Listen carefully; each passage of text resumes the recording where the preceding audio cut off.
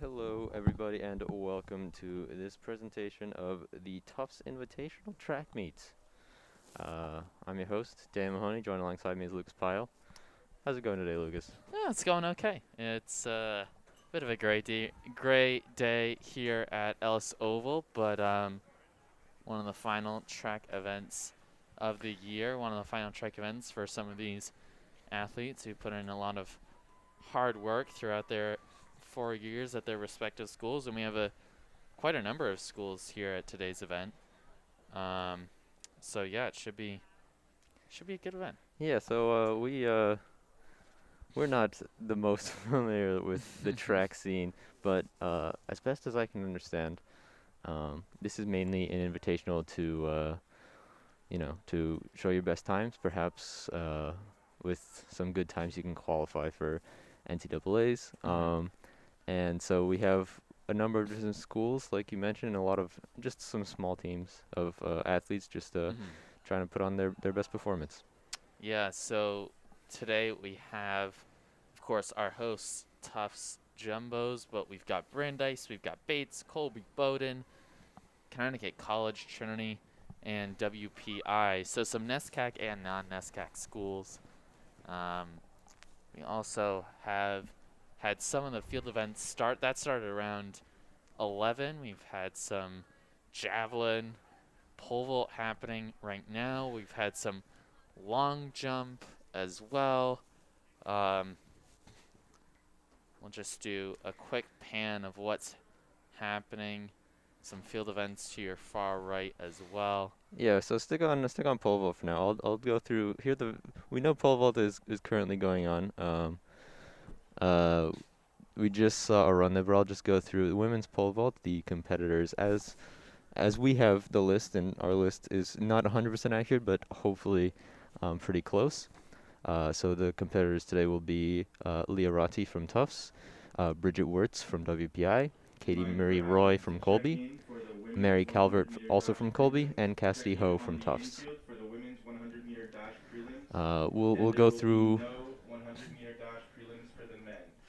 We'll go through a few of the other field events just as we talk about them. But the track events will also be starting soon. I believe the first one, 100-meter dash prelims, will be starting in about 10 minutes. Looks like high jump happening as well to our left. As we just meanwhile just saw a clear there on the pole vault side. But yeah, let's see. High jump. It looks like, I believe. Yeah, you can pan over to. Is it men's? I believe so. Okay, yeah, men's are scheduled to be first. So let's see. On the men's side for the high jump, let's see. Our competitors today include uh, Joshua Tai from Trinity, Harry Reinecker Found from Tufts, and Quinn Trent from Bates. So just the three competitors there. We'll also just go through the field events that already happened. So starting at 11 was the javelin, hammer throw, and long jump. So I'll go through those rosters. We don't have any results, I believe, from those yet, but I believe at the very least the first set are finished. So the women started for the javelin and the long jump. The men started for the hammer throw. I'm not sure if both, and then after those finish, they switch. Not sure if both have been completed yet, but I'll just go through all the rosters now anyway. So first, for the women's javelin, competing from WPI, Elizabeth Maticoli. Also from WPI, Victoria Carrero. From Bates, Ellie Strauss. From WPI, Abigail Calistra. From Tufts, Leah Ratti. From Trinity, Dalia Galante. And then three more from Tufts, Jen Ratti, Sydney Spivey, and Aphrodite Georgiadi. So that was for the women's javelin. On the men's side, the javelin includes two competitors from Bates, including Zach Smith and Liam Byrne, as well as three competitors from Tufts, Nick Carnes, Ben Stein, and Billy Wang. I think also starting soon, we've got starting at 12:15 the 100-meter dash prelims for the women. I don't know if those watching could hear over the intercom, but the 100-meter dash for the men's has been canceled due to, I think, just the number of runners. I think we were told that there were some scratches, so they're going straight to just one final race. Right, yeah, so that'll be coming up a little bit later, but yep. So just the women's prelims will be.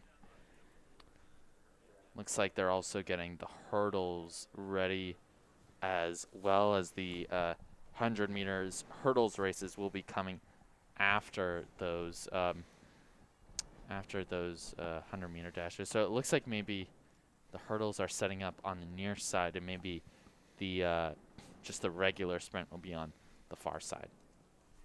Ah, okay. And so in the back of your screen, you might be able to see the hammer throw back there. It's very difficult to see from the press box, as we see another clear there for, I believe, a Colby pole vaulter. But I'll go through the hammer throw competitors. So on the women's side, let's see. Women's hammer throw from WPI, Skylar Barthelmes. From Bowdoin, Emma Hargraves. From WPI, Allison Klockner. From Bates, Genesis Paulino. From Tufts, Gabriella Pearl. From Bowdoin, Belinda St. Louis. From Trinity, Camilla Zagadlo.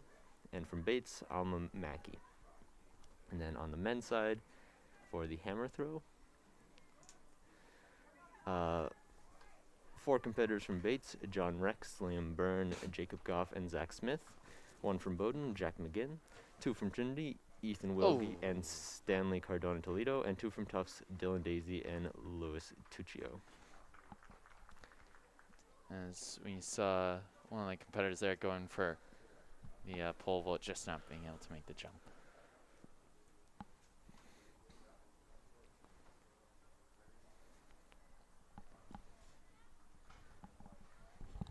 Daniel, I don't know about you, but in terms of maze, this seems like one of the colder maze that we've had here, at least since I've been here going to Tufts. I feel like by this time the temperature starts to pick up, but pretty cool, low 50s kind of day, which is nice. Don't get me wrong, Yeah. but If it was sunny, it would be nice. yeah. But unfortunately, the clouds keep it a little cool. Yeah, it's finicky. Last weekend, it was really great. It was, yeah. There's a clear for the Tufts competitor on the pole vault. But yeah, so it's up in the 70s, and today it's like 50. So, Yeah. but that's how it goes. And that is how it goes. I think it's raining tomorrow. Yeah. Meanwhile, around the NESCAC, there's a lot going on. It's the Going end on. of the spring season, so there's finals. Just not too far away. There's the Quarter mile away? Sure, is yeah. that- Ish. Yeah. The baseball at the baseball field, Huskins Field, I At think. Huskins Field, yeah. Tufts taking on Amherst. I believe it's 2 games today, and if one team were to win both games, they would win the NESCAC championship. So, yeah, I think hopefully we see a good result from that. I think there was also some tennis happening. Wesleyan playing Tufts in Connecticut. Softball. Tufts is also playing in the championship. I forget if it's against Williams. Yep, that's at Williams. So also a best 2 of 3. Yeah. So Tufts in a lot of championship games, which is great to see, of course. Yep. Yeah, very exciting. And of course, with a shortened spring season because of COVID, there have been some changes. So, many of those normally would be larger tournaments, but instead are just a finals for lacrosse instead of an 8-team tournament. And then for the baseball, softball, it's instead of having a 4-team mini tournament type deal, it's just a best 2 of 3 series between the top seed from each division in the NESCAC East and West. As it looks like the sprints will be happening actually on the near side. They've taken off maybe they were just sort of practicing the setup for the hurdles, but that's good because that means we can actually see the clock. I remember last week we were here when they're on the far side. I think they changed because of the wind, but the clock, we just could not see it. And we hadn't set up the clock on our scene yet. So yeah, that will be getting underway soon, looks like. Yes. Looks like it'll be going underway about right now. It's 12:15. All right. So we have, as pardon for the sort of post that's kind of blocking a bit of our view right here, but it looks like we've got some Tufts competitors. Bates, Trinity. We've got Yeah, so I'll read out the list if kind of get college in there as well. yeah, okay, I'll give you the rosters. Let's see. Starting from the best seed time, we have 15 competitors from Bowdoin, Kian, Benjamin from Colby, Sade, Here they go. Greenidge. Oh, They're about to go. all right. Well, it looks like the first prelim. I'll get back to the list in just a second. We've got 6 competitors out there. And they're off. Oh, sorry about that. I forgot to start our clock. Very close race towards the end. Looks like the Colby competitor will be taking the lead. Just there. Very close at the end, but about a 12-second finish for those top 2 runners. Checking on the infield for the 100-meter hurdles for women and the 110-meter hurdles for men. These are the finals. Checking on the infield for the hurdle finals. So I believe that was Melissa Lindsay out of Conn College on the inner lane, and then either Sade Greenidge or Sabria Merrifield out of Colby. They had that was on an outside lane there. I'll just go through more roster. Devin Hiltonen from Brandeis, Katie Nippert from WPI, Catherine Pollock of WPI, Emma Buckley from Trinity, Jessica Martin from Tufts, Arden Tanner from WPI, Alice Cockrum from Bates, Olivia Steiner from Tufts, Anna Tuatu from Brandeis, Camilla Samuel from Tufts, and Kate Kneebone from Trinity. So I believe... Yes, okay, so we only have, in this second of only 2 prelims, I believe 5 more? Yeah. So that's only 11 total. There were originally listed 15 on our list, so there are a few not ending up. Scratches. Yeah.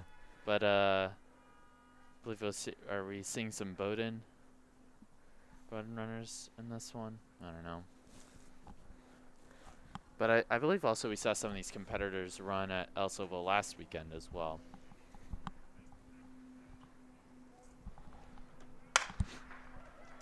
All right, and the second prelim is off. Clear favorite there.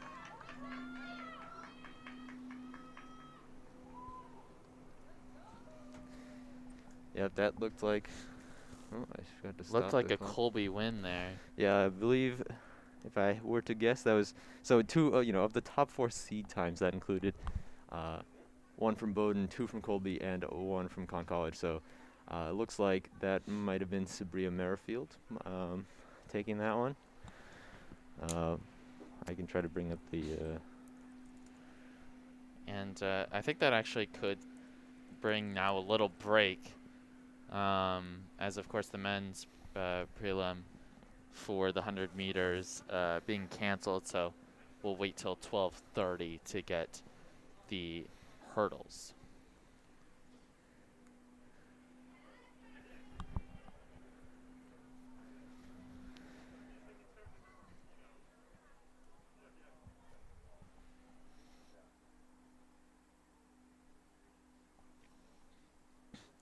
And as they're setting up the hurdles, in the meantime, we can still look back at the pole vault happening over on our far right.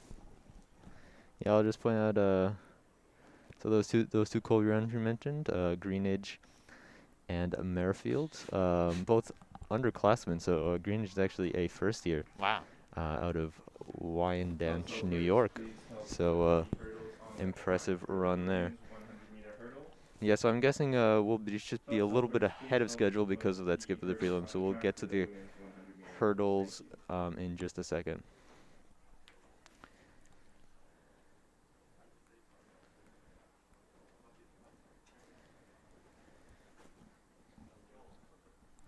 All right. In the meantime, I'll go back and read some more names. If you want to, Luke's pan over to the long jump real quick. I believe they've been doing that. I'm not sure if any runs are happening right now, but that started earlier today, and I'll just go through who ran in those.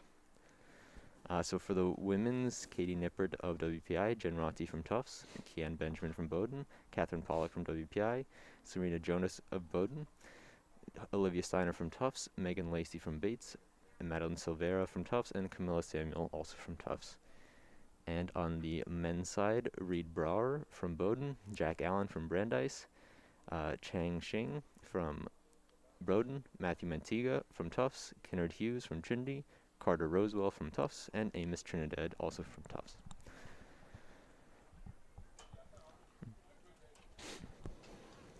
Actually, now it looks like the... Okay, no, I can still see the official there, and the officials have got the yellow jackets. That's the only way I can tell which events are actually happening if the officials are doing things. Although, so my guess is actually that the long jump is done, but it's the triple jump now happening over there. I haven't actually seen it, so I can't confirm, but that would be my guess as the hurdles are being set up now. And I think javelin also continuing, as we saw a hefty throw there from Tufts.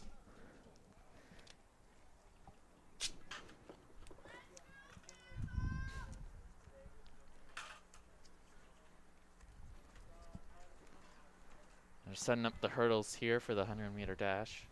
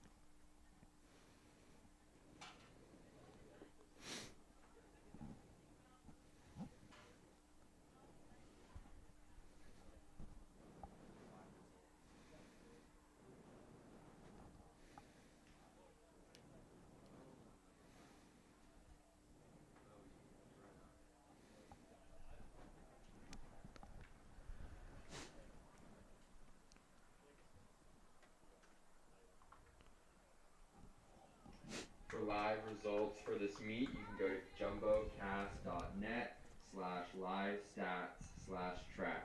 That was jumbocast.net/live-stats/track.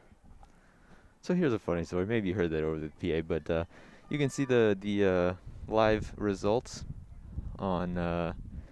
They're linked from at least from the Tufts Athletics page and the track and field schedule. But as you saw, the URL is jumbocast.net/livestats/track. And the funny thing about that, Lucas, as we are part of JumboCast, but that is not our website, nor is it our previous website. We are currently at tuftsjumbocast.com. We used to be at just jumbocast.com, but before that, we were at jumbocast.net. That was long before we were here, but I think more than 5 years ago. I don't really know why it is still the track meet that has, or the track team that has access somehow. And that's where they have the meet stats, but that's very interesting. We've got some stats for, it looks like, is looking to see who came out on top. Looks like Bowdoin just nicked it in the women's 100-meter dash prelim in the first heat, and in the second heat, Colby took it comfortably. That's impressive. We actually have results very soon after last week, and we didn't have results for anything for hours. Yeah, it looks like we're getting the results, and we do have some results in for the other events as well, which we can look at later. But right now, we are into the women's 100 hurdles. Yeah, so I see on the roster there are 16. So I'm not sure. It's not prelims, so there won't be a finals. But I'm guessing there will be 2 runs because there are 16 competitors, so or at least 16 listed. Let's see, do we have 8? Looks like we do. All lanes are filled right now. Looks like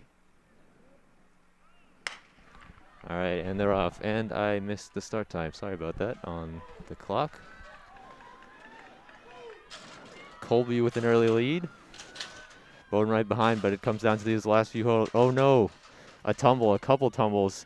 And the top 3 looks like one Christina Speliakos from coming through in Colby. third Unofficial. Christina Speliakos. My time's a little bit off there on our clock. Sorry, we're we're running a 2-man crew trying to keep track of everything, and it's quite difficult. But it looks like 2 Bowden runners came in 2nd and 3rd. If I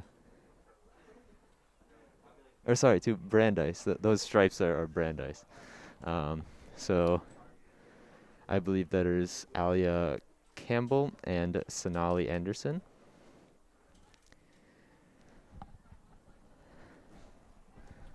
As we'll set up for another one.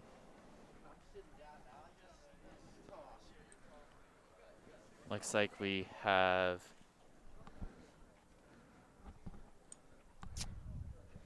Aphrodite Georgiada for Tufts, Cassidy Ho as well, and Sarah Polone, Yes, if I and Sydney Spivey. oh nice. Okay, the website actually has pre-set up things for that. I'll look from there instead. That is much more helpful since it has lanes. Of course, I can try to figure out the lanes based on their seed times, but that's a little too much thinking for me. So we'll be set for section 2 of the women's 100-meter finals. I will reset the clock and maybe even start it on time. But so yeah, the favorites in this one in lane 4, Elise Martin of Bowden, and in lane 5, Megan Stagnani from Colby. Those are the top 2 seed times of this section. Here we go. Tufts Very maybe have a even lead, so it's far. very close. Looks like Martin in Colby lane had to 5. stop. Oh no. Tufts, maybe they could take it here. Stumbled on the second to last hurdle. And I think in the end, I think it was Elise Martin of Bowden in lane 4. yeah. Looked out on top, and then in lane 6, Sarah Poloni of Tufts. Or Polone, perhaps. Yeah, unfortunately, looked like Stagnoni from Colby had an early lead, but ended up stumbling Yeah. in lane 5 there around the middle hurdles.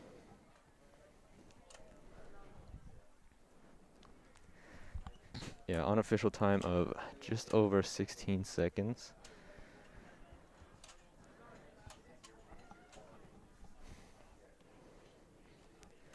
And I'll just go back to just full.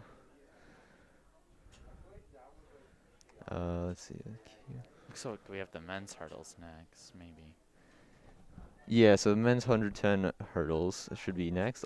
But I'll give full results from the women's 100-meter dash prelims, which you saw just a bit earlier.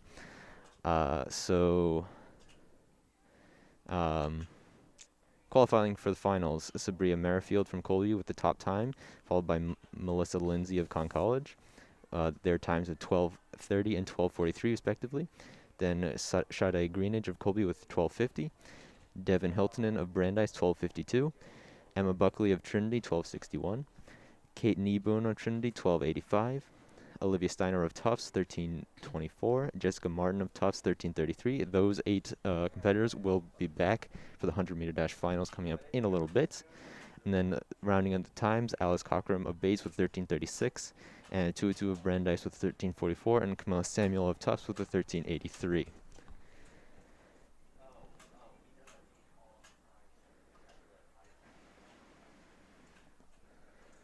So that nice. They have those little Q's next to their name. Love that. Yeah, and the queue for the qualifying.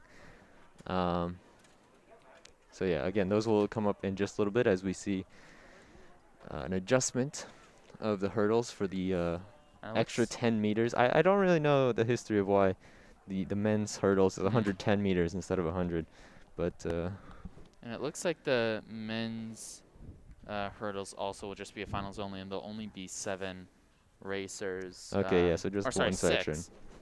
Looks as if from lanes 2 to 7, Aaron Boblis of Brandeis, Nicolas Fiorenza from WPI, Oliver Thomas, WPI, Anthony Algieri from WPI, Liam Cotter from Colby, and Jack Glosey for Tufts.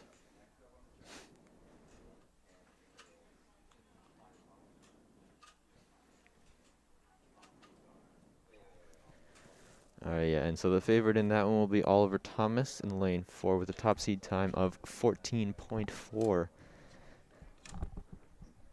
next up on the track, we got the men's finals for 110 hurdles. Everyone head on over there.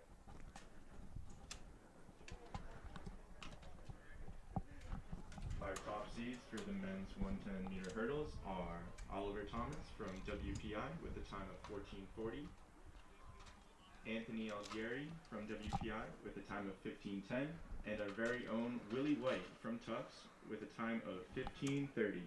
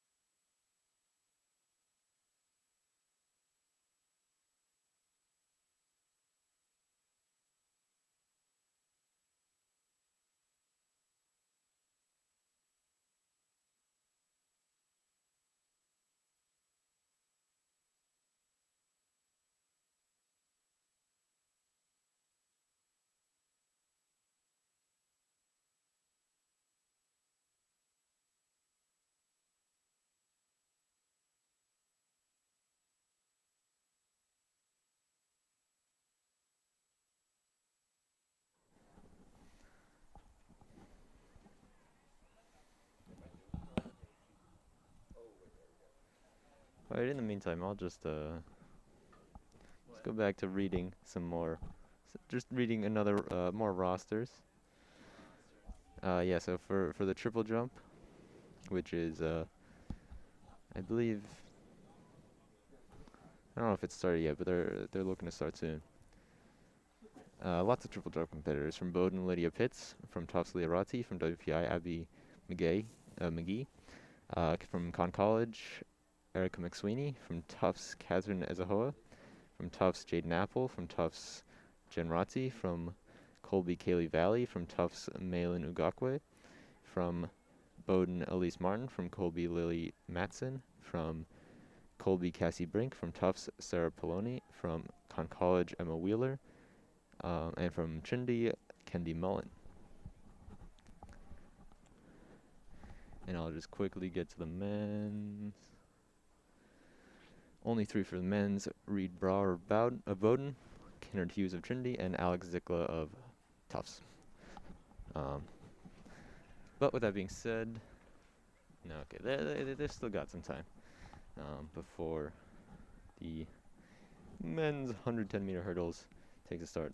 I'm going to try to put up this thing so I can see a little bit better.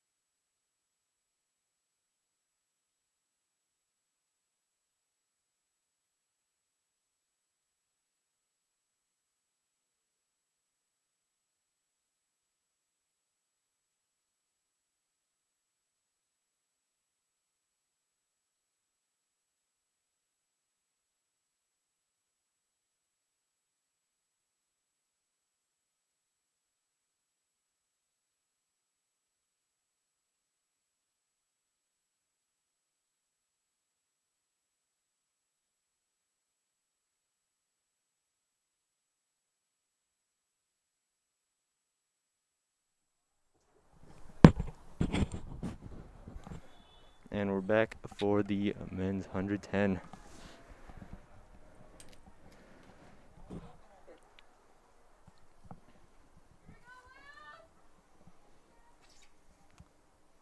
Looks like Brandeis, WPI, Colby, and Tufts.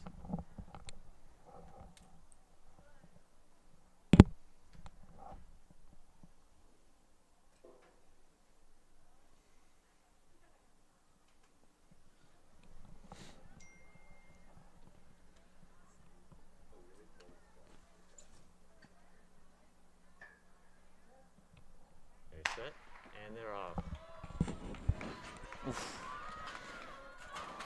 With the humongous lead in lane 4, that's Oliver Thomas. He was certainly the favorite. WPI, a good run so far. Thomas cooks us up towards the end, but still maintain a significant lead. Sweep for WPI with our winner, As again, Oliver Thomas. I was a little late on stopping the clock that time. It's easy to forget, you know, especially when there's only 15 seconds start to finish.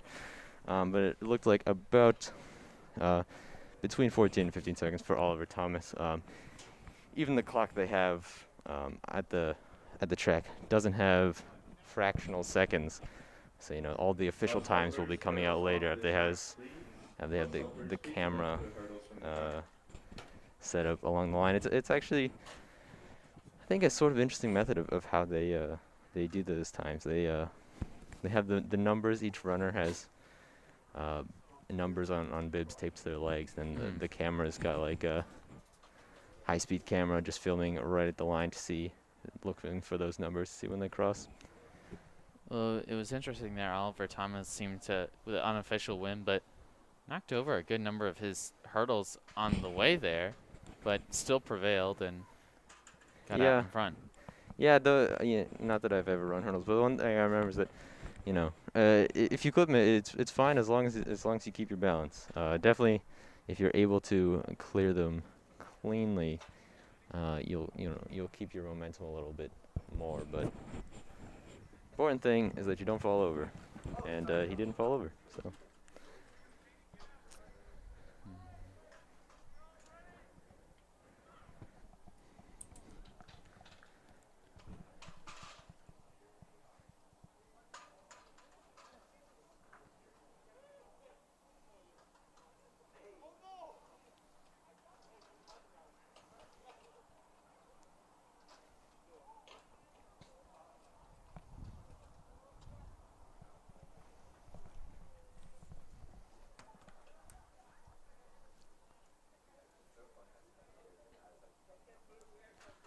So we have the results come in for the women's 100-meter hurdle.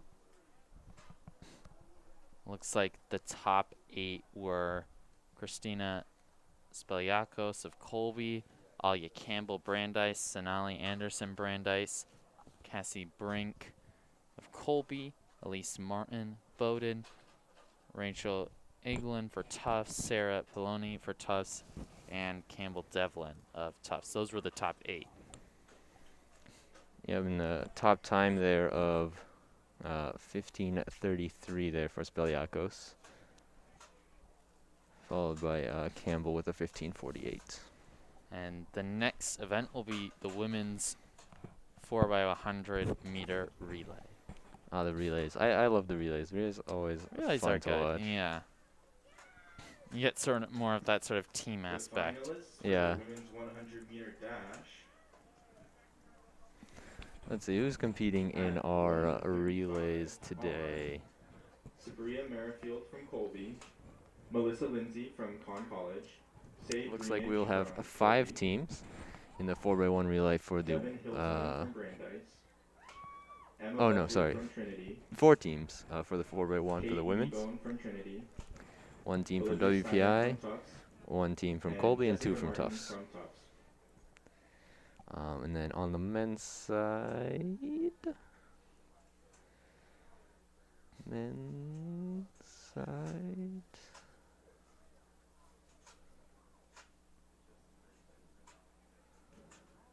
I don't see it on the men's side.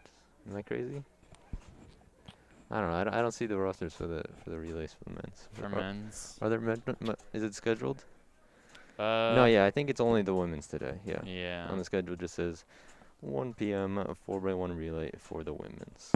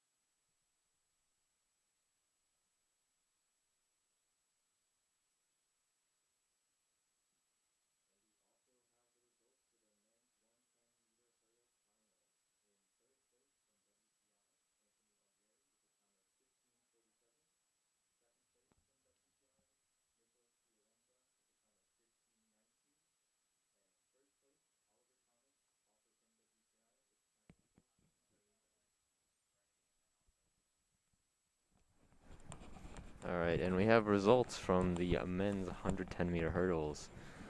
So the clear winner, Oliver Thomas, finished with an official time of 14:77.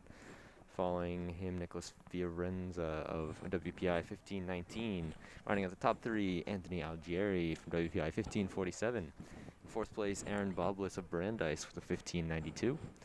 Followed by Liam Cotter of Colby with an 18:73. And finally, Jack Cloyce of Tufts with a 20:42. So I believe we have a bit of a break in terms of the track. The relay is not scheduled to start till 1. I'm guessing it'll start a little before then, but I think it'll still be a bit as teams get set for that. So let's see, what haven't we talked about? We haven't talked about the shot put. Let's see. Can we see the shot put from over here? It's behind on our left, those trees, I think.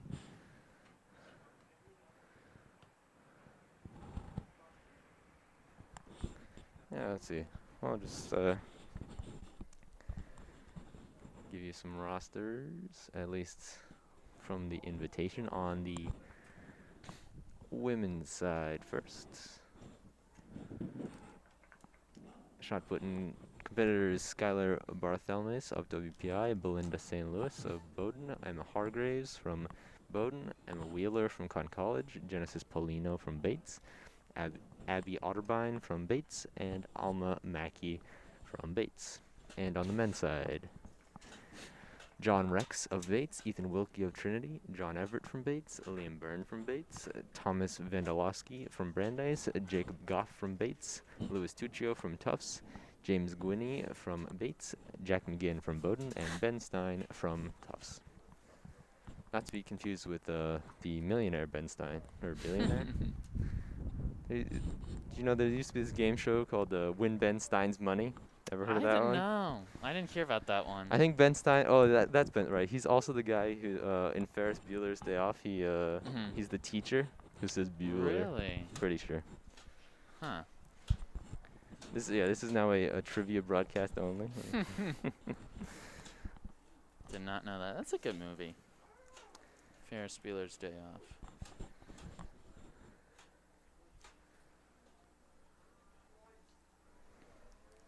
Apparently, according to Wikipedia, he began his career as a speechwriter for U.S. Presidents Richard Nixon and Gerald Ford. That's pretty cool. Wow. As far as I know, unrelated to Tufts competitor Ben Stein, but you never know.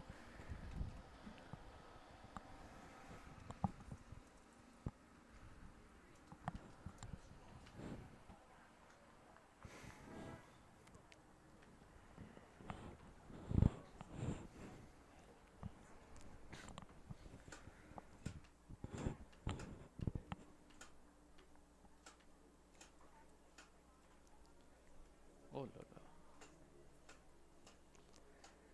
Let's see. I'm just gonna look at these times. So yeah. So unsurprisingly, Colby is the. Oh no, sorry. So Colby is not actually the top seed, even though WPI with the top seed time for the 4x1, with the legs of Catherine Pollock, Janelle Knight, Vivian Evans, and Arden Tanner.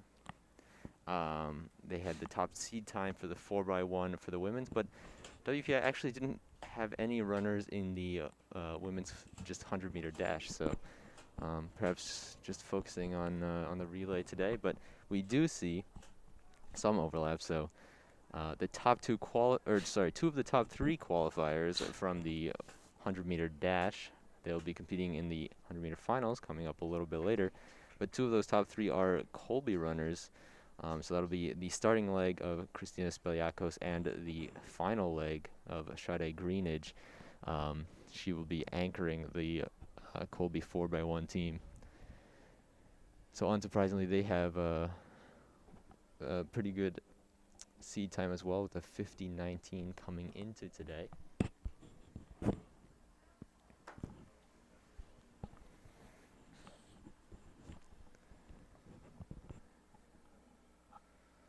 Reminder to check in for the women's 400-meter dash.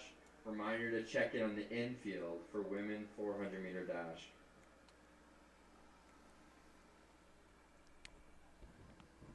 just a quick update on sports happening in the NESCAC area.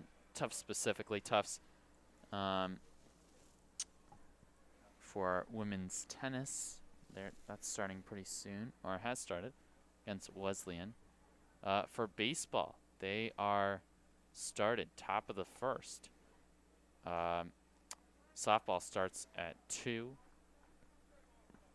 And that's about it for Tufts sports.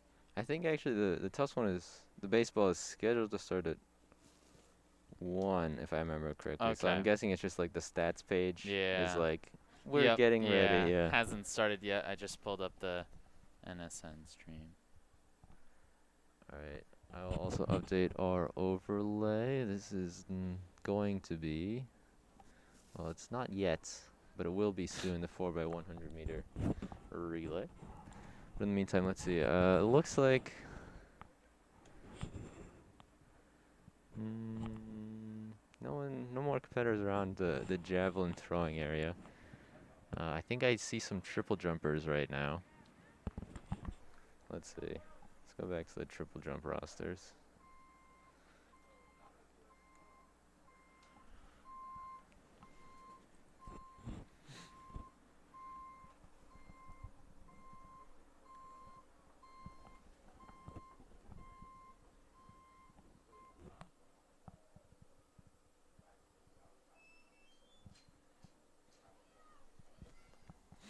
Lucas, could you pan just a bit over to the triple jump?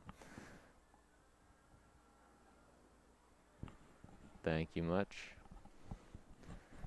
So I believe just running there, one of the Colby competitors got 3 choices: Kaylee Valley, Lily Matson, or Cassie Brink. I'm not quite sure who that was. It's much more difficult to tell. Of course, we're far away, and they don't have. I don't think they have the numbers the way the runners do. So.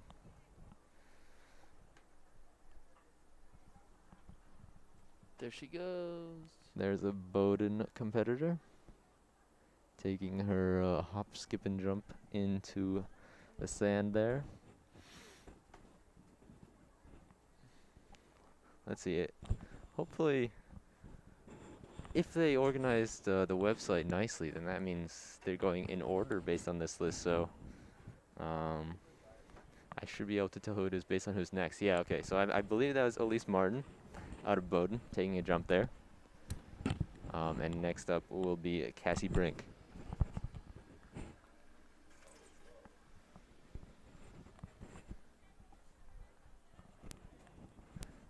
There goes Brink. Oh, nope. Didn't quite get her footwork right. Ends up stepping on the line, I think.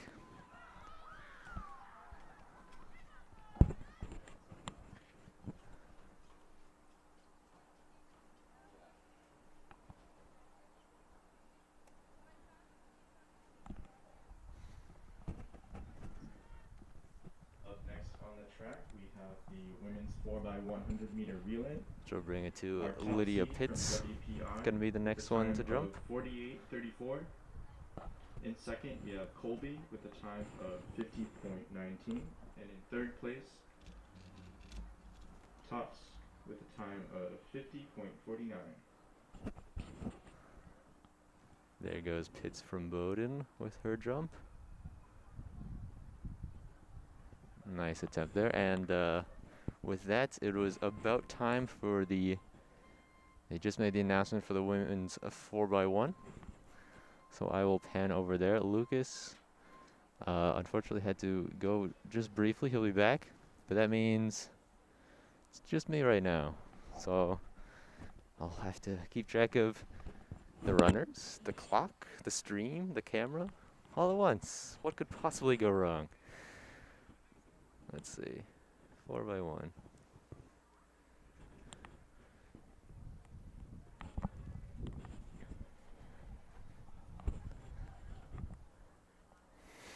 You know, just looking around, it looks like the men's pole vault is going on now. Or no, I believe they're just warming up for that.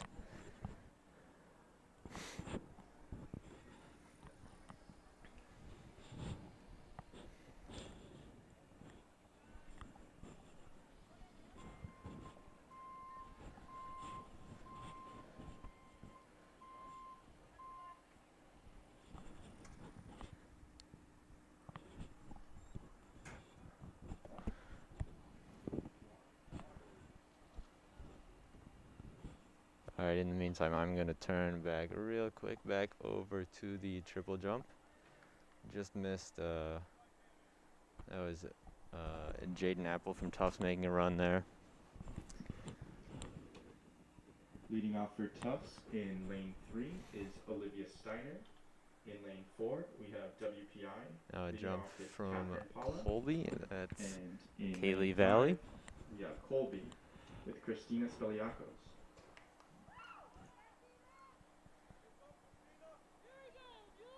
All right, now I actually think we're starting the 4x1. I'll at least go back to the rosters for that. So WPI in order for the legs, starting off with Catherine Pollock, Janelle Knight, Vivian Evans, and finally Arden Turner. For Colby, the legs will be led off by Christina Speliakos, Sabria Merrifield, followed by Katie Marie Roy, and anchoring with Sade Greenidge. Tufts 18 in lane 3, that'll be, sorry, that's technically Tufts B team, but they'll be the ones in lane 3. No, just kidding. I lied again. Tufts A team was technically in lane 3, with the first leg of Olivia Steiner, followed by Catherine Azahoa, Camilla Samuel, and Camille Damas. And in lane 6, the Tufts B team, led by Madeline Silvera, Fielding 2 4x100 meter women's teams. Leah Ratti, Jen Ratti, and anchored by Luana Machado. All right. So I'll try to start the clock when they start, but I apologize in advance that I probably won't be able to stop it when they finish because I'll be moving over the camera to follow them as they go around.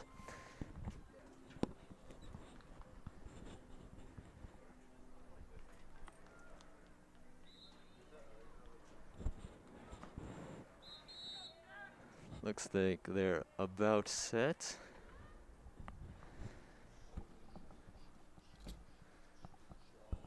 Again, in lanes 3 through 6, that's WPI, the favorites with the top seed time in lane 4. Checking on the infield for men's 400 meter dash. Checking on the infield for men's 400 meter dash.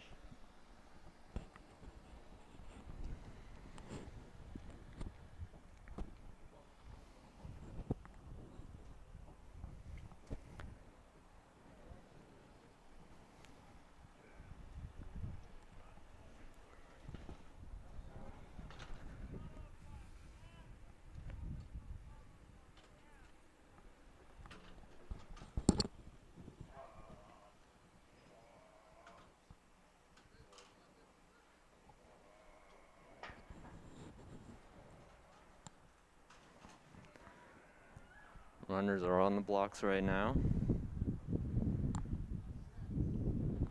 And they're set, and they're off. And I missed the start time. But there they go. First leg, it looks like And that's the start of WPI with the early lead. We'll watch the first transitions. Looks like they all made it. Now for heading to leg 3. Another few handoffs there. Looks like no drops, which is good. WPI taking more of a lead now, as we expect, in lane 4 there. So they hand it off to their anchored leg. It'll be close between WPI and Colby.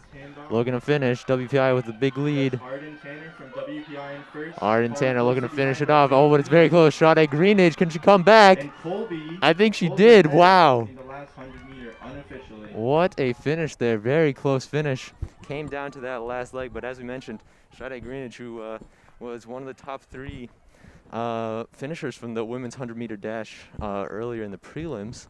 That's what you have on the anchor leg for Colby, and she certainly proved her worth there. It looks like she managed to come back and finish with the top time here today of the 4 teams.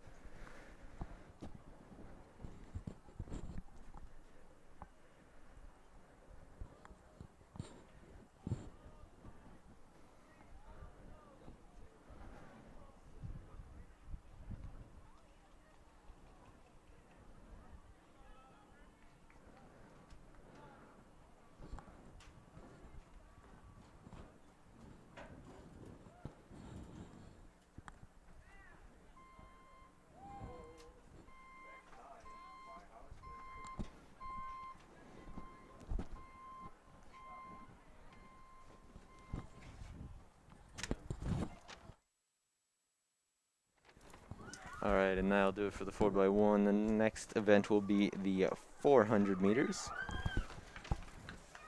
First the men's, and I see Colby celebrating, so it looks like officially they did come in with that best time there. We'll see when the results come in, but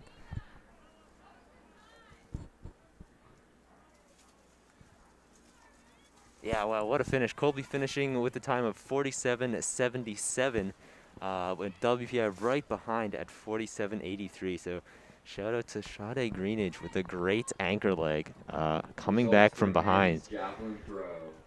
And then rounding out the other teams, Tufts A team finished with a time of 51:97. Tufts B team finished with a time of 52:64. Zach Smith with a throw of 49.64 meters. In first place with a throw of 50.50 meters from Bates, Liam Byrne.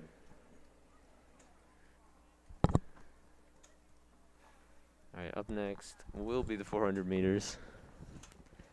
But I think it'll be a few minutes. So we will take a quick break, and we'll be right back.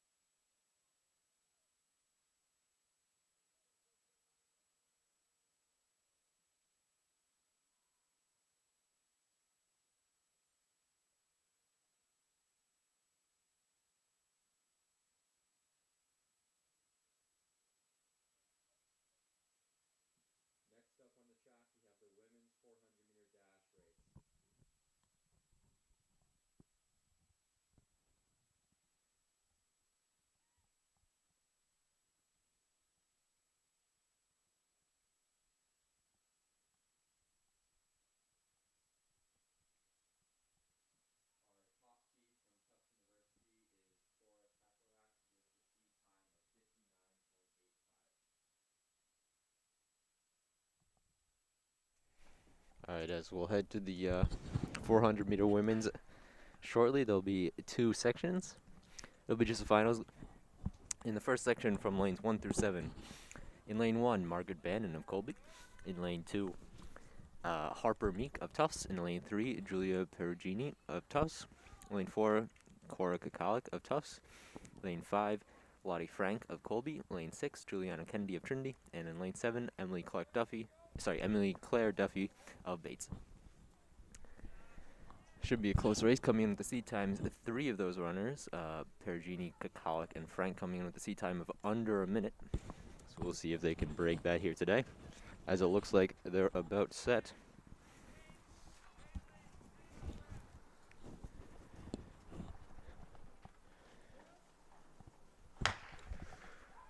And they're off.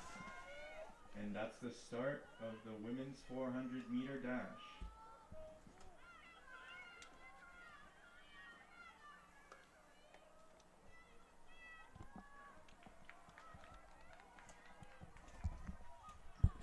Last starts for Cora and Julia Perugini from Tufts University. As they hit the halfway point, and looks like Kakalik looking pretty good. Looks like Lottie Frank in lane 5 also with the early lead. As they come around the back turn. Pulling ahead on the curve. Frank in lane 5 looking pretty good. And it's Perugini actually ahead for Tufts, but Frank just running away with it. The large lead into the last 50 meters or so. trying to finish off strong. Perugini of Tufts falling behind now in second. And with an unofficial time And I of believe just the about 59 second seconds will be from Lottie Colby Frank. with the win. Following that, very close between Perugini, Kakalik, and it looks like Kennedy in lane 6 coming up. Also making it very close for the next couple of finishers.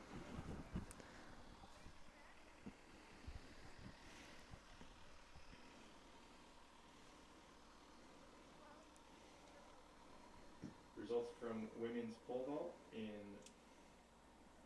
tied for second place. We have Katie Marie Roy from Colby, 3 meters.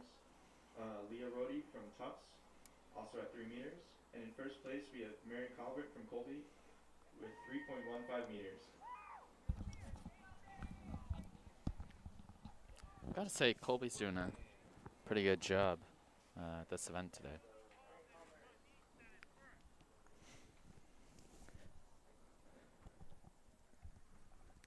Yeah, took out the win there in the 400. And there will actually be a second section here of the 400 since couldn't quite fit all the competitors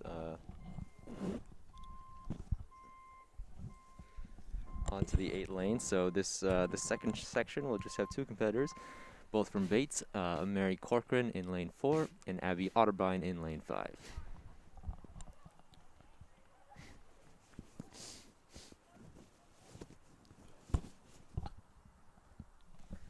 I will reset the clock.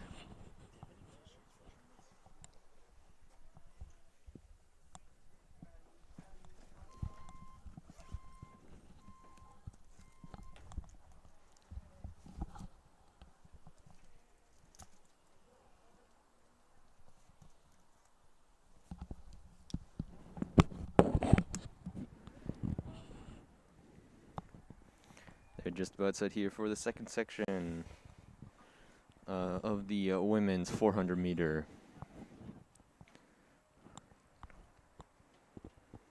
Interesting. Corcoran looks like not starting on the blocks, but Otterbein will be.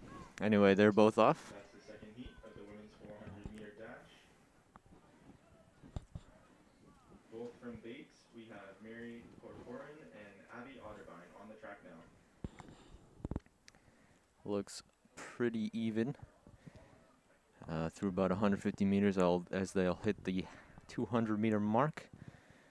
Just a sec. Coming to the turn.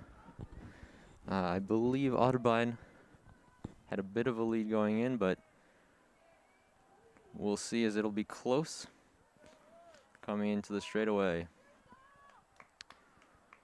Looks like Corcoran will be in the lead in the inner lane. So they head into the final 50 meters. Corcoran looks like she'll be able to finish it off. She finishes with a time of, unofficial time, about 1:01:3 or 1:02. Again, nice race from both of those competitors.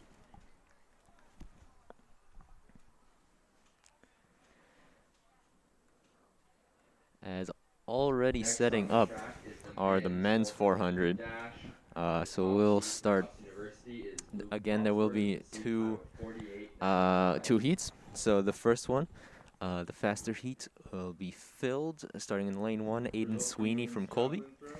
In lane 2, Justin In first Giacobi place, from we have Trinity. Elizabeth Manicobi Lanes from 3 through 8 will Indiana all with be a Tufts time of members. In lane 3, 34.9. Alex Lemieux. Second place In from lane 4, Bates, Luke Alexa Botsford. In lane with 5, a Andrew Campbell. 35.22. Lane 6, Joshua And Kersley. first place Lane from 7, Tufts Jack is Leah Hirsch. Rohde with a And distance lane of 8, 36.58. Vincent Avalone. Congratulations. So we'll be setting up for that in just a second. We do have more results from the field events coming in. I'll get to those as we find the time. There are a couple field events still going on. You might be able to see as we turn around, as we follow the 400 runners. You can see the triple jump still happening in the middle of the field. I believe the men's pole vault also going on right now. Let's see, the high jump, I think, also happening. There's a lot of things happening. It's hard to keep track. Yeah. Discus, in theory, should be going on over on the far side to our right. Now, I believe the hammer throw should be done. But yeah. We're getting ready for that men 400-meter dash. Yeah, 400's a great distance. Yeah. Probably my favorite to watch. You probably can't sprint all the way, but Yeah. it's still. Have to find that balance. Yeah, and we'll see. Who can get the right pace and finish strong. And it's just a quick 1-minute race. These top seeds, for Tufts. The top seed, Luke Botsford, should be the favorite. Seed time of 48.95. Very impressive. Everyone else right about the 50 to 52 second mark. So we will see, but that'll be Botsford in lane 4 to watch out for. Tufts have 5 competitors in this race. So hopefully, doing it by the maths, maybe. Yeah, just by sheer volume. Just by sheer odds. volume, the odds that hopefully get some people in the top half, and then there'll be 3 competitors in the second section. But here we go. They are about to get started. Yep, they are on the blocks.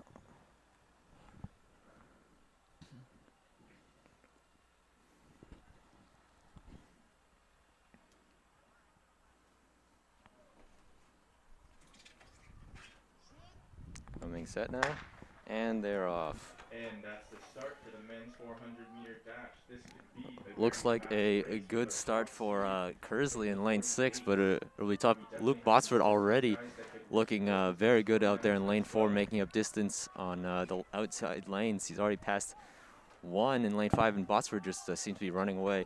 Looks like also lane 3, Alex Lemieux looking pretty good through the first half of this race as they go to Botsford the going back ahead with turn.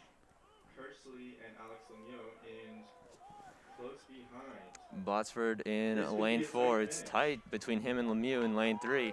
I think Botsford still has the lead, but we'll see as they push towards the finish.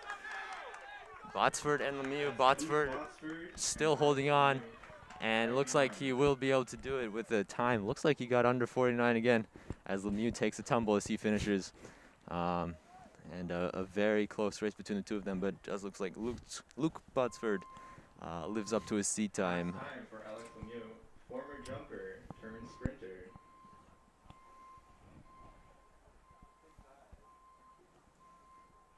I think a strong showing there from Tufts in general.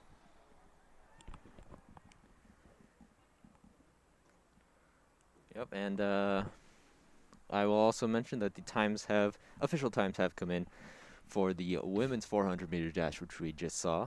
So as we saw from Colby, Lottie Frank coming out with the win with a time of sub 1 minute, of 59.32 for her. Followed up by from Tufts in the second spot, Julia Perugini at a time of 1 minute and 0 seconds, 0.89. Third place, Corica Kalik, also from Tufts, 101.02. Fourth place, Juliana Kennedy of Trinity with a 101.14. In fifth, Margaret Bannon of Colby with a 101.62. In sixth, Mary Corcoran of Bates with a 101.73. That was from the second heat. In seventh place, Harper Meek of Tufts with a 102.43. In eighth, Emily Claire Duffy of Bates with a 102.70. And rounding out the competitors, Abby Otterbein of Bates with a 102.81. So well done to all of them, and especially to Frank for the win.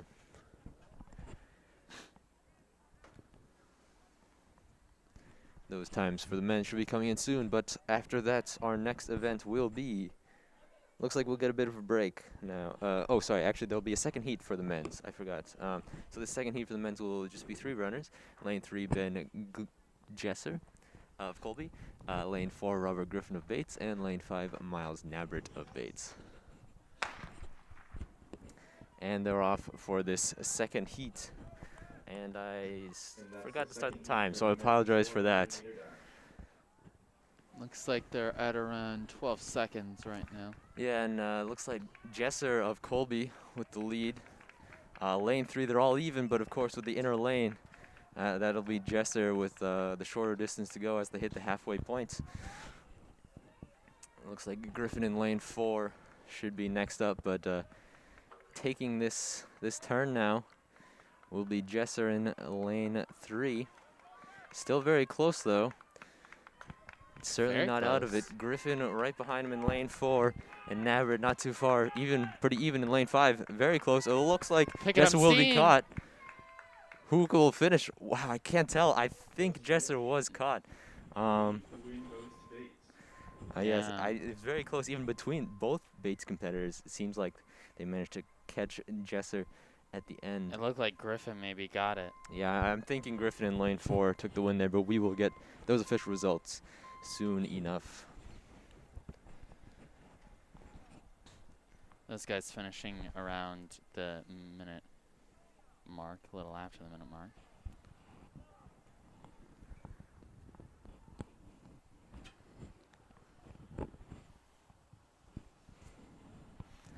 All right, and with that, I think we have a bit of a break. The next event is not scheduled till 1:35. Long jump. And from Bowden, I'll go over some results from some of the field events. second place from Brandeis, We'll see what I Jack have. Allen with a distance of 6.77 meters. So for the And women's third place javelin, from Bowden with a top distance 3 of Leorati of 6.91 Tufts meters. with the win of distance of 36.58 meters. Second place, Ellie Strauss of Bates with a 35.22. And third, Elizabeth Maticoli of WPI with a 34.09. That's for the women's javelin throw. What other results we have? We have the men's long jump. Win goes to Reed Brower of Bowden, distance of 6.91 meters. Second place, Jack Allen of Brandeis with a 6.77.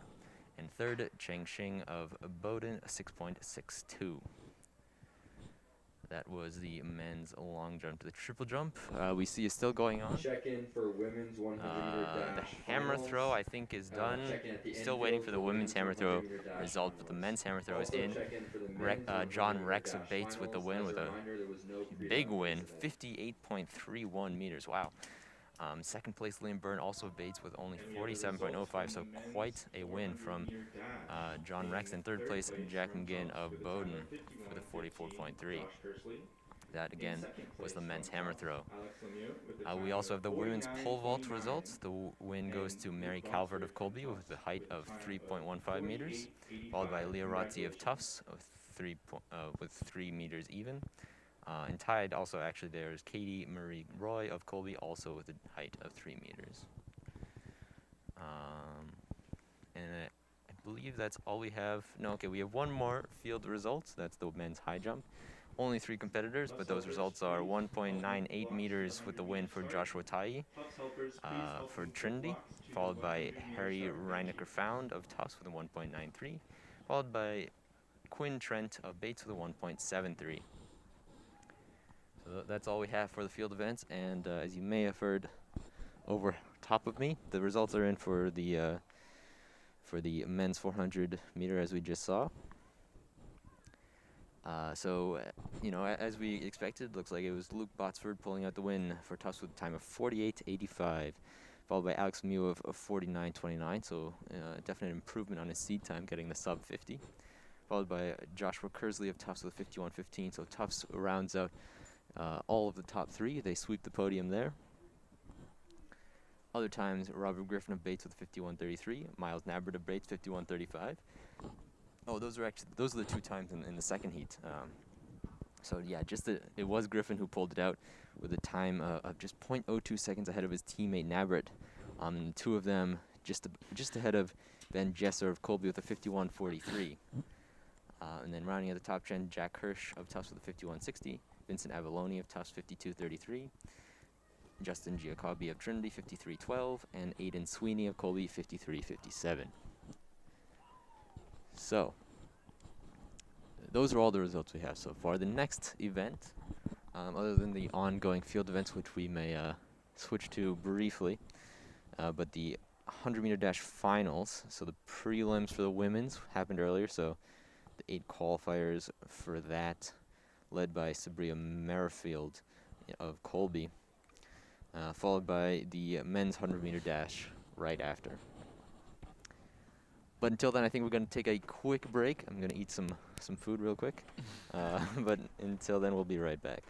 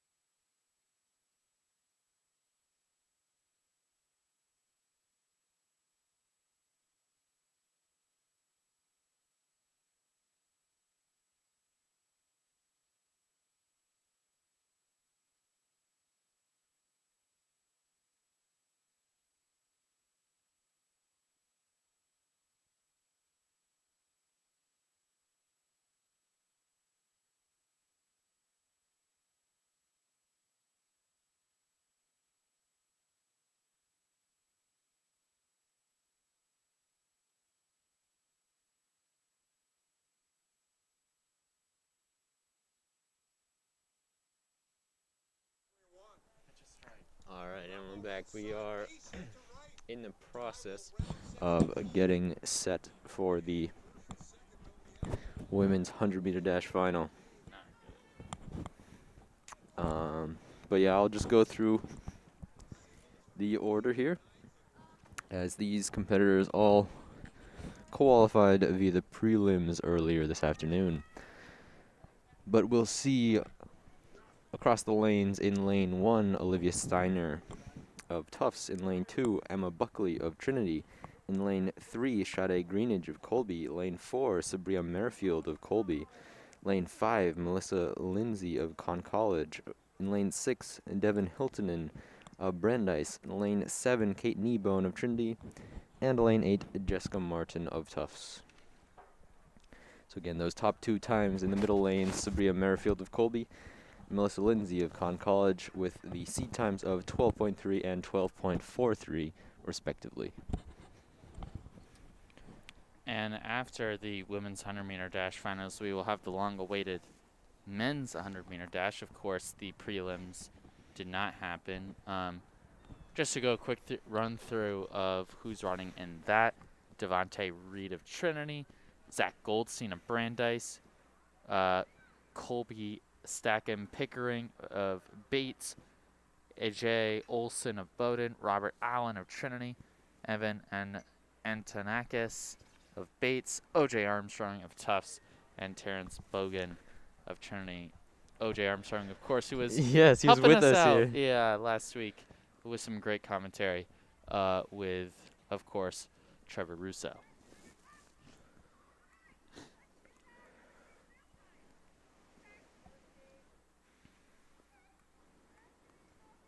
Just a quick update from around the block and other sporting events that are happening. Tufts men's baseball playing right now. They're behind 2-0 to Amherst.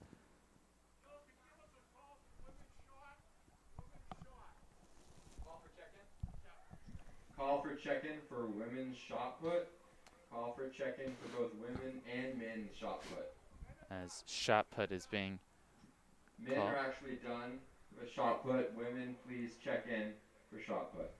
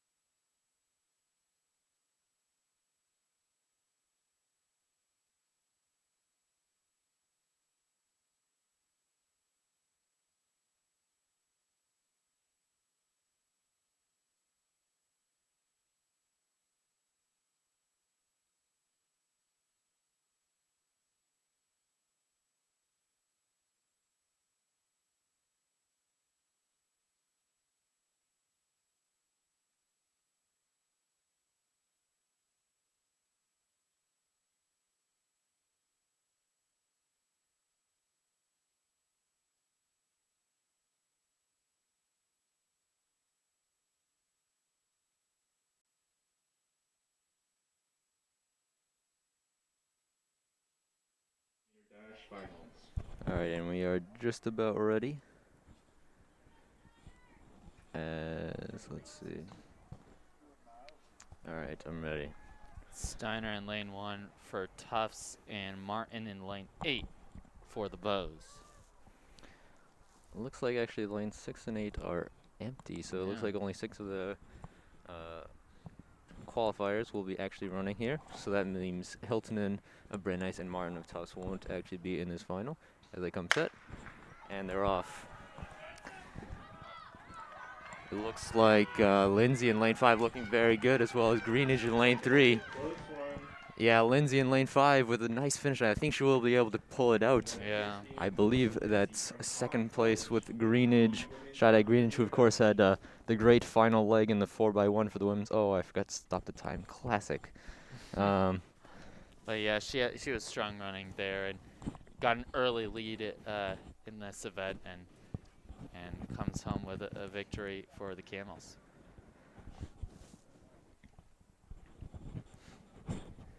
Yep, those are the quick races. We'll get the official times in just a second. But yeah, again, well done to Melissa Lindsay, who qualified as the second seed time in the prelims earlier in the afternoon, and unofficially took the win. AJ Olsen is the top seed from Bowdoin with a And seed time as of we head to the 10:69. men's, I'll go through the lanes. So in lane 1, Devontae Reed of Trinity. Lane 2, Zach Goldstein of Brandeis. Lane 3, Colby Stecken Pickering of Bates. Lane 4, AJ Olsen of Bowdoin. Lane 5, Robert Allen of Trinity. Lane 6, Evan Antonakis of Bates. Lane 7, our favorite, our choice, OJ Armstrong from Tufts. And in lane 8, Terrence Bogan of Trinity. Those top seed times coming from AJ Olsen with 10:69. So we'll see what he can do.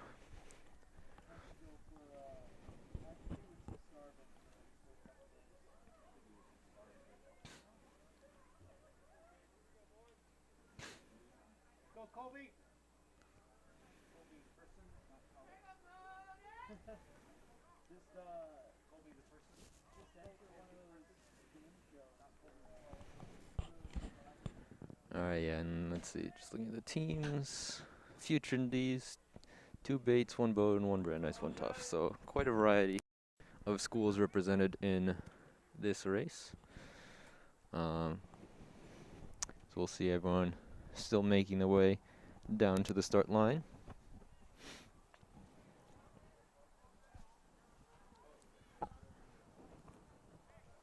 Looks like field events are maybe done to our left, but to our right could still be happening. Yeah, they did just call over the loudspeaker for a check-in for the women's shot put, so I'm guessing that hasn't happened yet. But I might guess that it also hasn't started. The triple jump, I believe, is still going on. There are quite a few competitors in that. I think 16 on the women's side. It looks like I see another runner about to go. So the triple jump's still going on. Men's pole vault as well. And I'm guessing the discus is also still going on.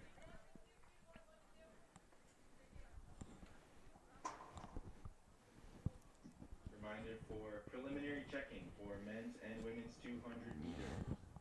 If you've not checked in by 150, you will be scratched. Reminder for preliminary check-in for men's and women's 200 meter dash.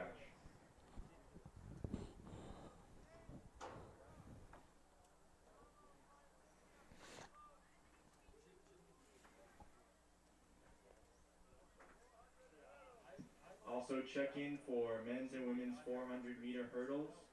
Check in on the infield for men's and women's 400 meter hurdles.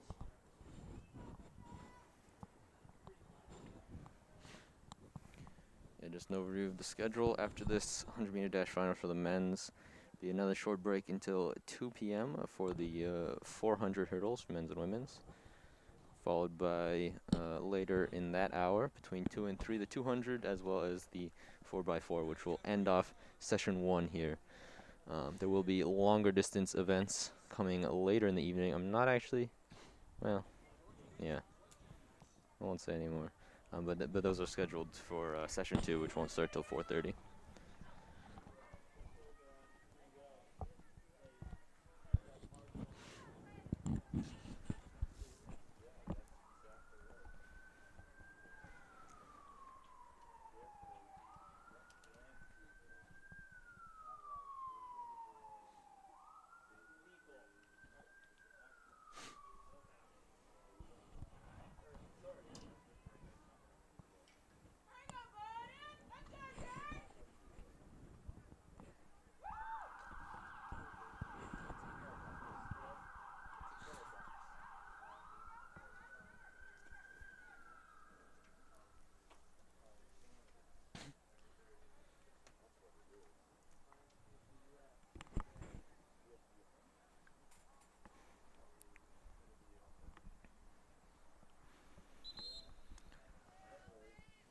All right, looks like we will get underway with the men's 100-meter dash in just a second. I don't see a runner in lane 2, so I think that's Zach Goldstein and Brandeis not actually running in this race, but we will see the other 7 competitors.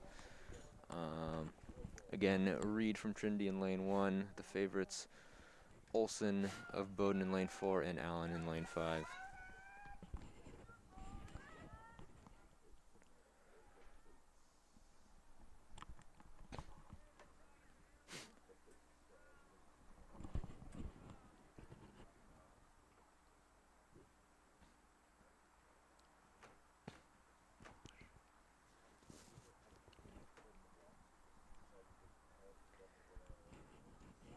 They're going to get set, and they're off.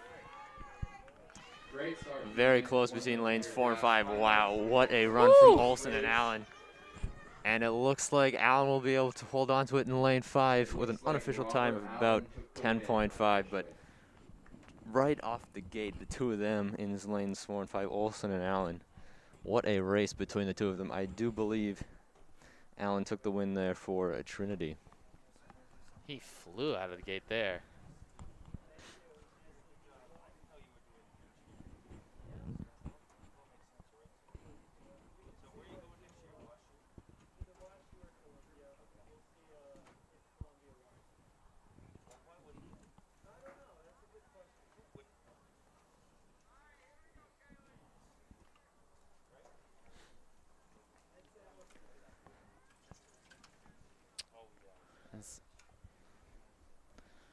Those the results for the women's 100-meter dash.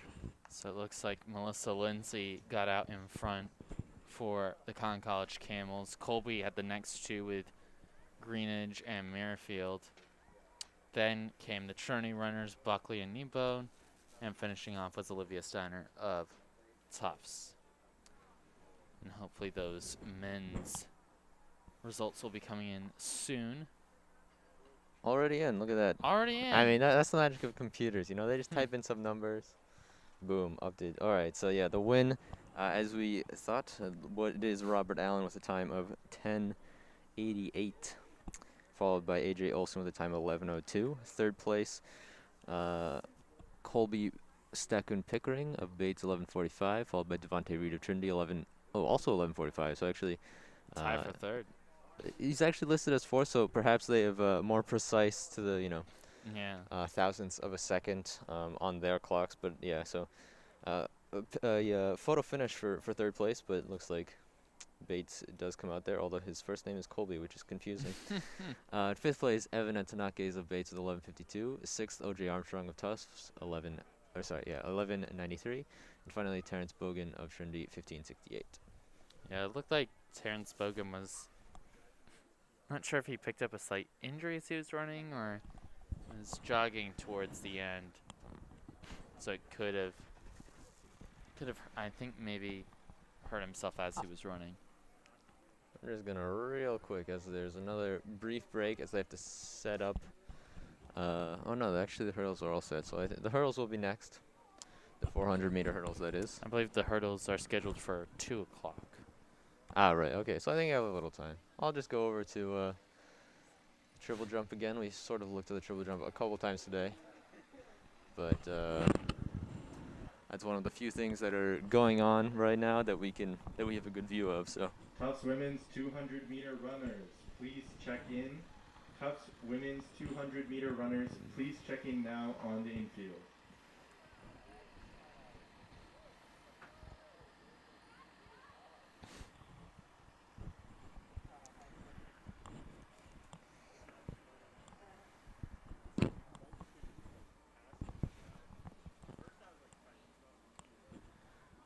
all right, yeah. So we're looking at the women's shoulder jump. I believe just jumping there, Abby McGahee of WPI. And we're gonna trust the website. So, yeah, so it looks like up next to jump will be Leah Ratti of Tufts. Let's see, where are my binoculars?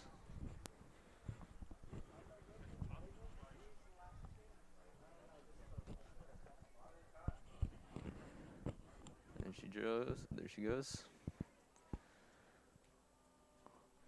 It looks like a very good jump there for Leah Ratti. Oh, unfortunately, I believe she raised the red flag, so it looks like she crossed the line. So that'll go down as a invalid jump.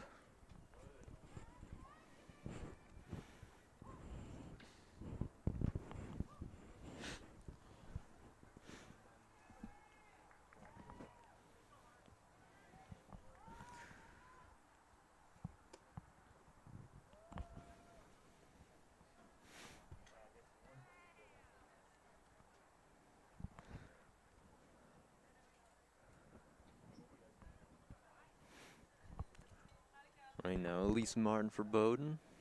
We'll see how she fares. Results from the women's Looked good to 100-meter me. dash finals. In third place from Colby with a time of Yeah, it will be 12:42 good, and Sabrina she'll get the Merfeld. measurement. So Second place also from Colby, doesn't step Sadie over the line. Greenidge with a Nicely time done of for her. 12:21. And in first place from Conn College with a time of 12:28, Melissa Lindsay.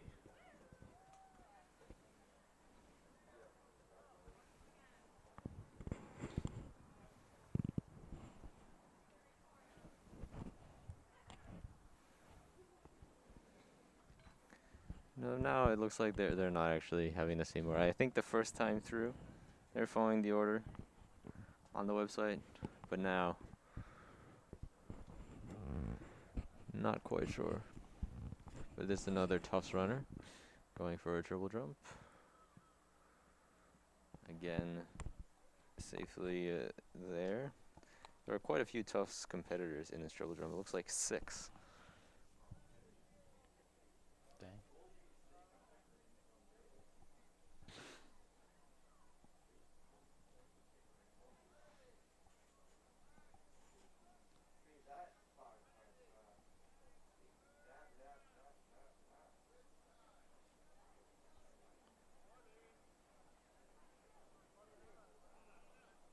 Results from the men's final 100-meter dash.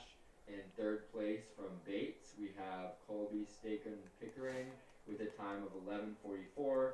In second place from Bowdoin, we have AJ Olson with a time of 11:02. And in first place from Trinity with a time of 10:88, we have Robert Allen.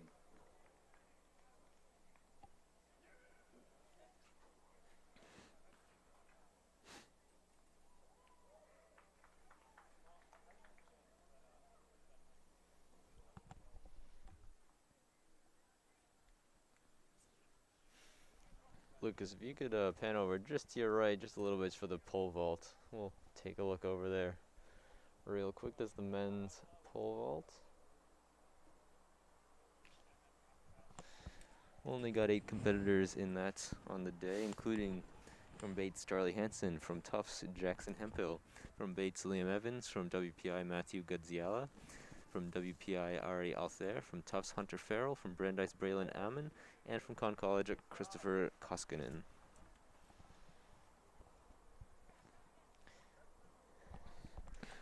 This looks like it'll be Braylon Ammon from Brandeis taking his leap.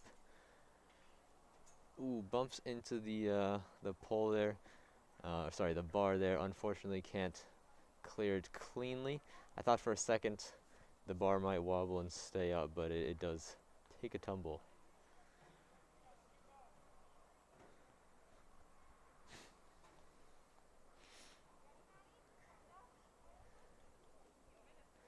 That bar is quite high. Pole vault is incredibly impressive. I can't imagine how you Yeah. get your body up that high in the air. I'd be just terrified of the pole that you have to sort of plant in the ground or wherever it can go. Yeah.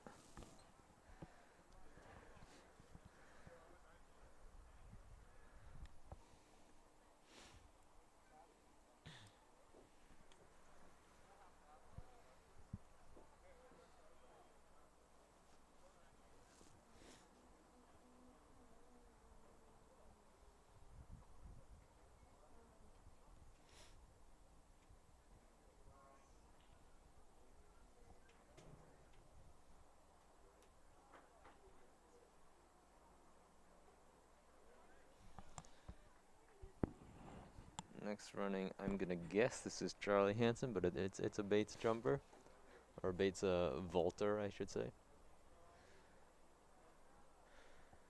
As they reset the bar.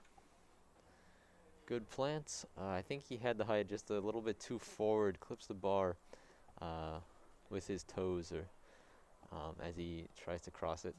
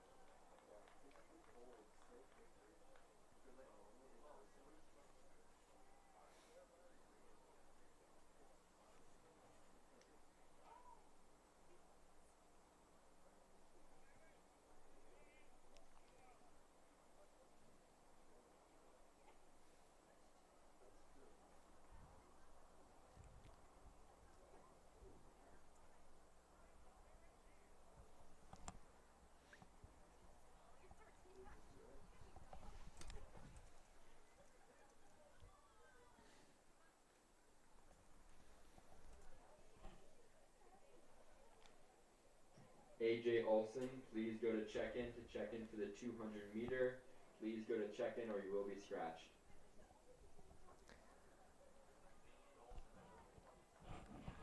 As we just saw, the first of the WPI competitors had to abort his vault.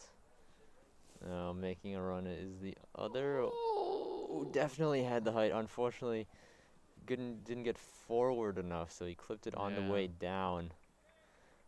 But he certainly had the height. Given another, not sure how many strikes he's on so far, but given another couple of chances, I think he has a good shot of clearing that one.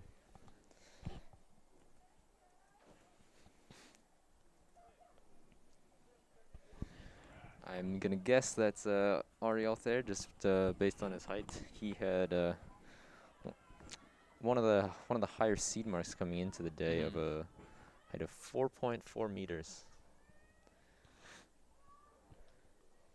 As I believe this is gonna be Hunter Farrell now making a jump.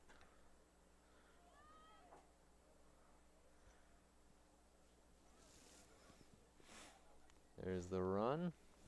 Good plants. Oh. Just barely. Again, for a split second, I thought the bar might wobble but not fall down like a weeble. But it did just enough movement for it to come down.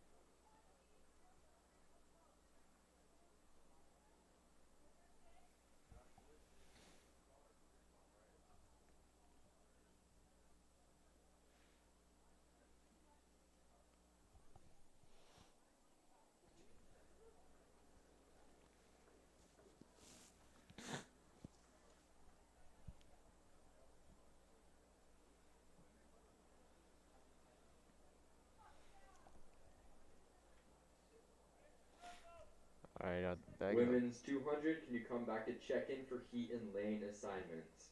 Women competing in the 200 meter, can you please come back to check in for heat and lane assignments? Another WPI run. I believe this is Graziella. Oof. Again, had the height, didn't get forward. Very nearly came down in front of the mat. Ended up just coming straight down on top of the bar.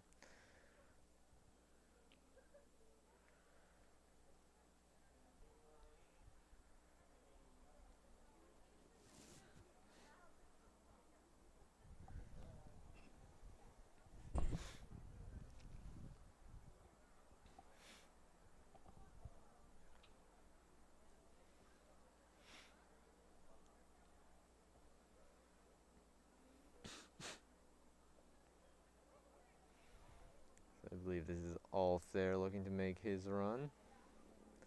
This is at least his second attempt at this height. Again, haven't following it completely. Oh, again, height's there, but ended up springing the bar on the way down.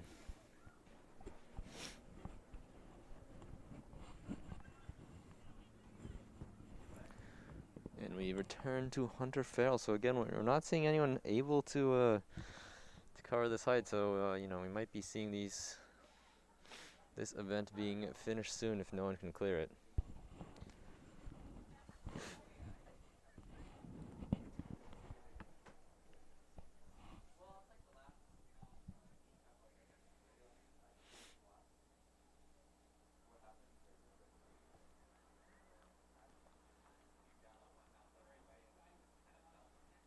Here he goes. Good approach with the plants. Again, very close. Can't quite contort his body in the right ways to get over.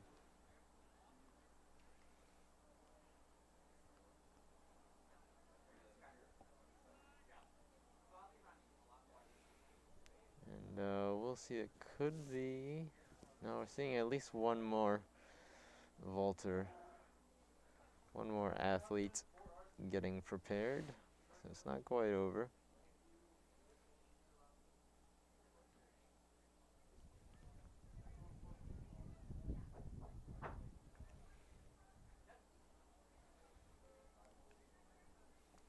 Here's Bates.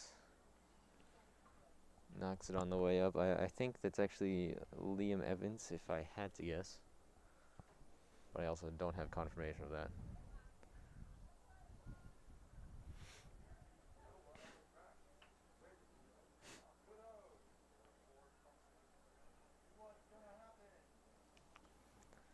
Looks like we are getting set a little bit for that 400-meter hurdles. The hurdles are all set up. They've been set up for a little bit now. I think they will probably be starting to our right-hand side. Yeah, we see a few competitors in the air to set up, to line up for it, but not quite yet. See if it should be the last attempts here for the vaulters. The 4 remaining competitors in it. Here's Gaziala. And Hey, he well clears it. done. The first clear we've seen at this height. Well done, I believe, to Matthew Gaziala again. Could be Ariel there. Don't really know. But so far, unless anyone cleared that height before we started watching, he will be the only one so far. Moving on, as these will be the last attempts here for the other competitors, having already received 2 strikes at this height. Next up on the track, we have the women's 400-meter hurdle finals. Our top seed from Tufts in lane 4 with the All time there of looking to match his 1:04.72. teammate. Unfortunate, has to bail out. Didn't get the plant he needed. And that will end his day on the vault.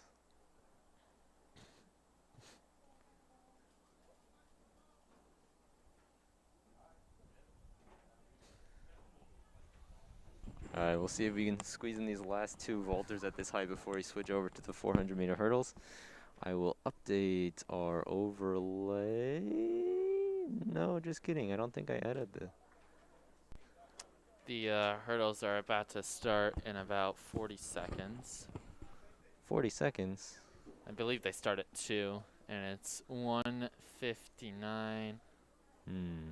right now, so Yeah, but nothing ever starts on time. we'll have to wait and see about that. Let's see. I just want to see Farrell. Let's see his 3rd attempt. This height on the pole vault. Gets over. Well done to Hunter Farrell. Clears the bar on his 3rd and final attempt, so he'll be moving on to the next height.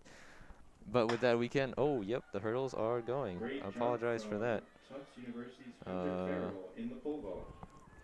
As the And that's hurdles the start are of the off. women's 400-meter hurdles.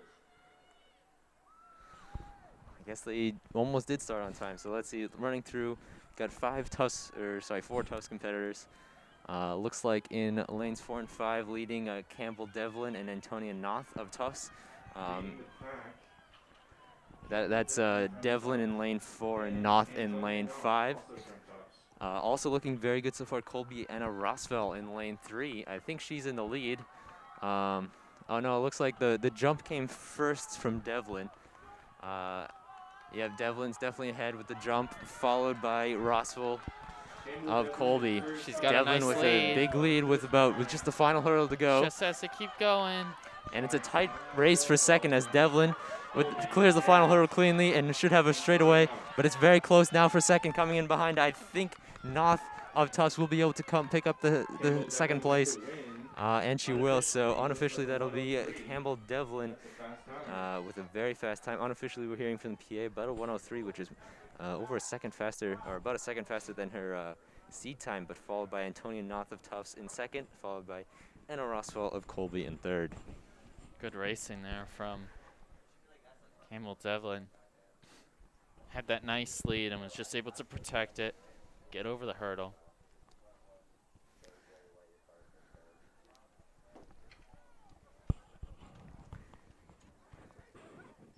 Really White, your car is being towed. This is last time. Last chance to get your car.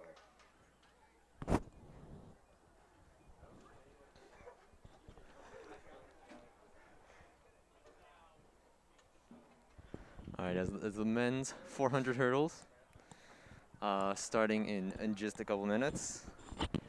I'm gonna keep an eye. I think it is now down to the final 2 competitors in the pole vault of Gadziala and Farrell. I didn't quite see if no, yeah, I think that should be it. So this should be at a new height. First attempt here from Gadziala. Can't clear. Oh yeah, sorry. Thank you for penning back over to that. I realize there's a lot going on. It's hard to follow with the camera, and we've got just the one camera, just the 2 of us here in the booth. And I'll keep an eye on the hurdle, so hopefully I'll be able to start the clock and give you guys a clock time as they're running around. Tufts helpers, please raise the hurdles for the men's 400-meter hurdles. All right, okay, so they have to raise the hurdles to the men's height first, so that'll be another minute or 2. Drew Svoboda, please go help raise the men's hurdles. Drew Svoboda, please go help raise the hurdles to the men's height. Thank you.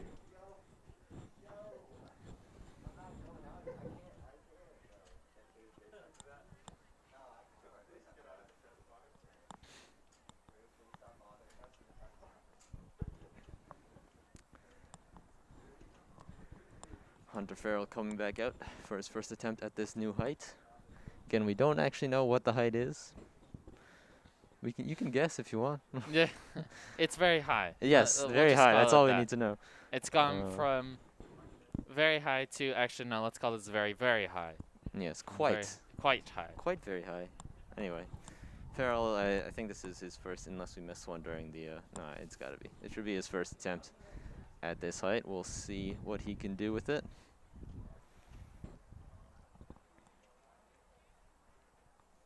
Up next on the track is the men's 400-meter hurdles. The top seed from Good Trinity plant. with a seed Oh, time of very close to getting over. 55.81 is Kai Balin. All right, and yeah, okay, we're still waiting on the hurdles to be set up. but I'll just go through. Well, no, I'll hold off for a sec. See if we can sneak in one or two more vaults or vault attempts.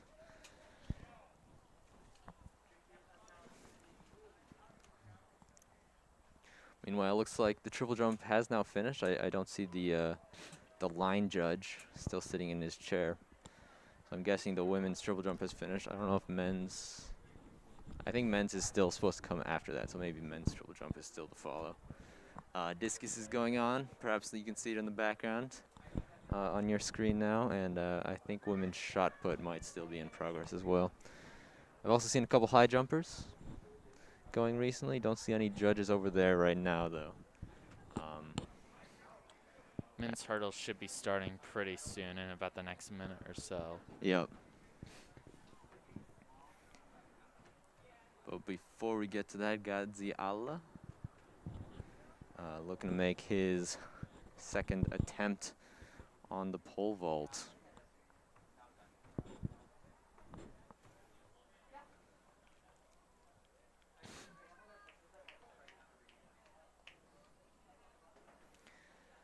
He's got the run up. Good plant, great height, unfortunately. Does clip the bar, so that'll be his second strike at the height for Gadziala.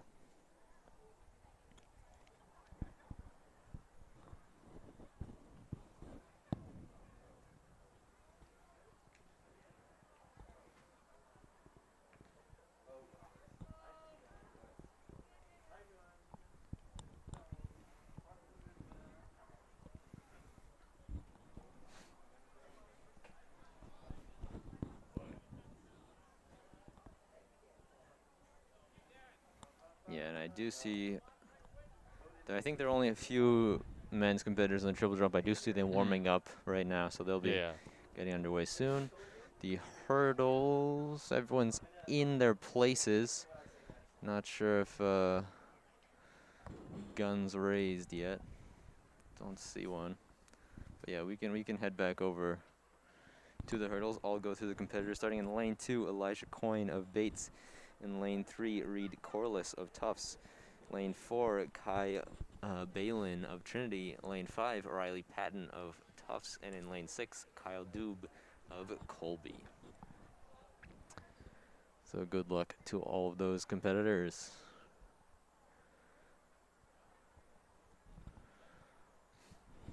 I'll try to remember to actually start the clock on your screen this time.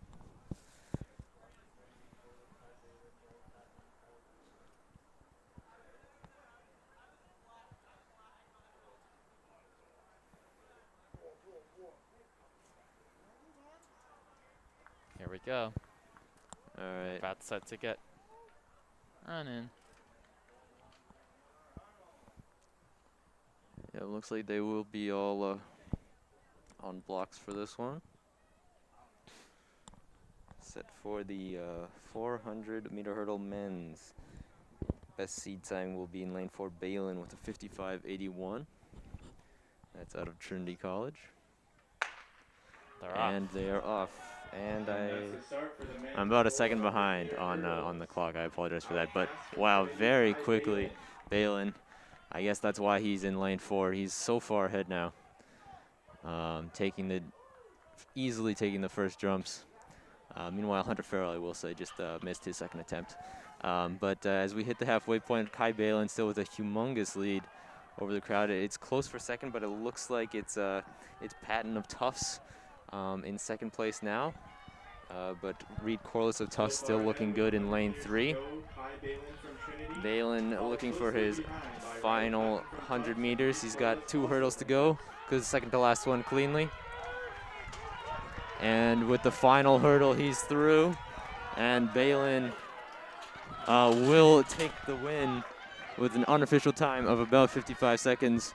Coming in second, even though he clipped his last hurdle, is in lane 5, Riley Patton of Tufts, followed by Kyle Doob of Colby in third place. That was a really impressive race there for Balin. All right, real In quick, second since I place think from this is their final Tufts attempt, if you could pan back with a over to the time pole of vault. Oh, 105.72, he had to Antonia abort Knott. that jump. And Didn't in make the first run though. place So, from um, Tufts with a time of 103.26, Campbell Devlin. Congratulations. and perhaps you could hear it. I'll get to the women's 400 meter hurdles results in just a second after this vault here from Gaziala. This should be his last attempt at this new height. You do it third time's the charm. Oh, not quite. Again, ends up falling almost straight down. It's always scary. Bus helpers, please help Um, remove hurdles from the track. But all right, so And the then once all results hurdles are moved, from the bring 400 meter starting hurdles for the blocks to start women's. for the In 8th 200 place, meter Emily dash. Murray from Tufts with a 1:17.10. 7th, Yanni Alapa from Brandeis, 1:09.75. 6th, Emily Sverik of Tufts, 1:09.37. And 5th, Lydia Harris of Brandeis with a 1:09.08. And 4th from Bates, Maddie Lee, 1:08.37. And then in 3rd place from Colby, Anna Roswell, as we saw, in 1:06.30. In 2nd place from Tufts, Antonia Knott with a 1:05.72, but a very impressive time. A second better than a seed time, a full second, more than a second actually. Campbell Devlin of Tufts with a time of 1:03.26. Ah.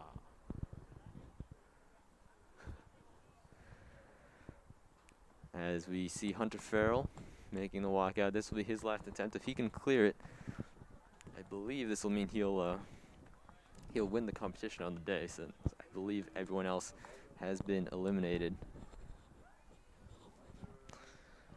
But this will be his last attempt, Hunter Farrell. If he doesn't clear, he'll still end up tied for first with Gadziala of WPI. Here he goes. Oh, unfortunately, plan didn't work out for them. Had to just fall off to the side. But that'll do it for the pole vault on the day.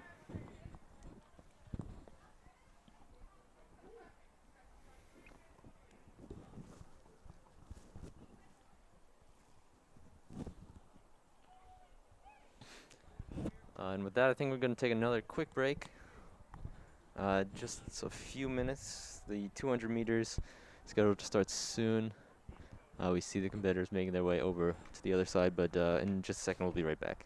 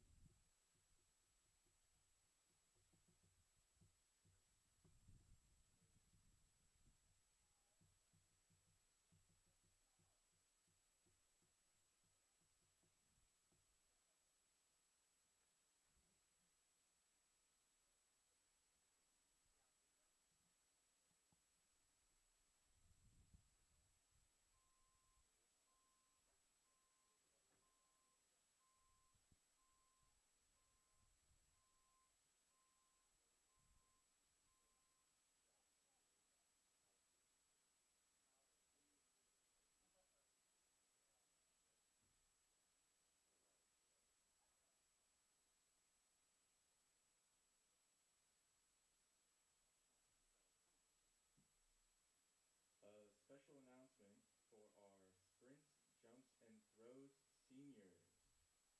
This is the last meet many of you will be running, and we'd like to warm-heartedly thank all of you for your dedication this season.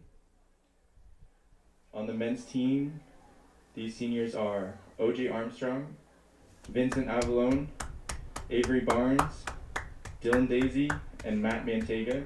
Thank you all so much. And on the women's team, Emily Murray and Olivia Steiner. Thank you so much. A round of applause for the seniors.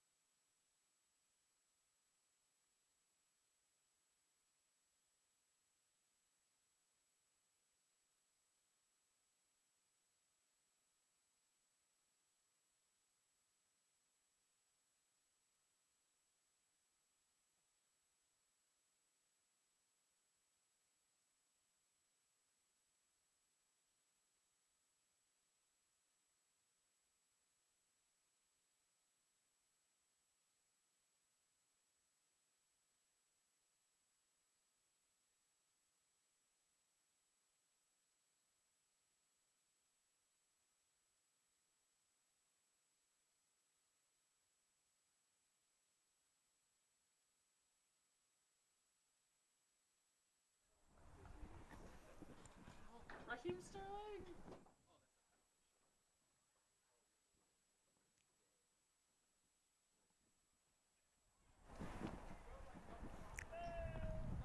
Next up on the track, we have the All women's right. 200 The meter women's dash.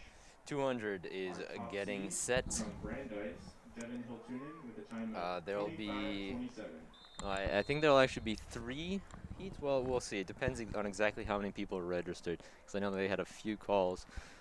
But in this heat,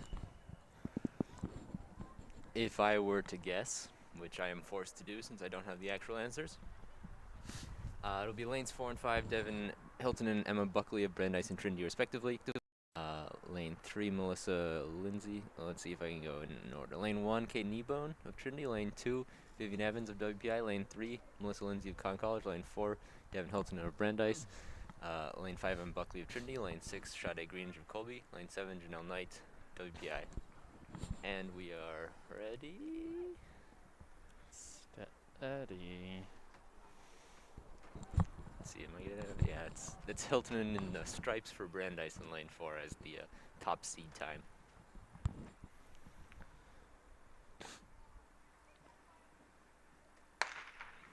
They're off. And they're off. It's a good start there, I think, from Vivian Evans in lane 6. Yeah, okay, my lanes are wrong because I don't really know, but it looks like it's a very close race. Actually, Conn College. Hilton and falling behind in lane 5. It's Trinity. Emma Buckley with the lead, but very close with behind is I think that's Melissa Lindsay in lane 3, but it will be, I believe, in lane 5, Emma Buckley with the win, Emma Buckley from Trinity. followed by Melissa Lindsay of Conn College, and couldn't quite see after that, but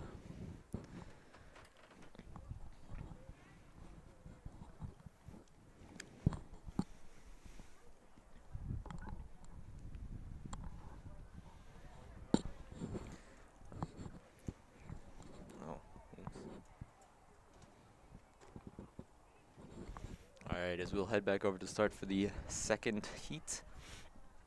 Or the second, they're not really heats. This is the finals, just the second session. Or the second, whatever you want to call it. This one will have some Tufts competitors. Again, we don't have the exact, let me think. There are two Colby and the other one,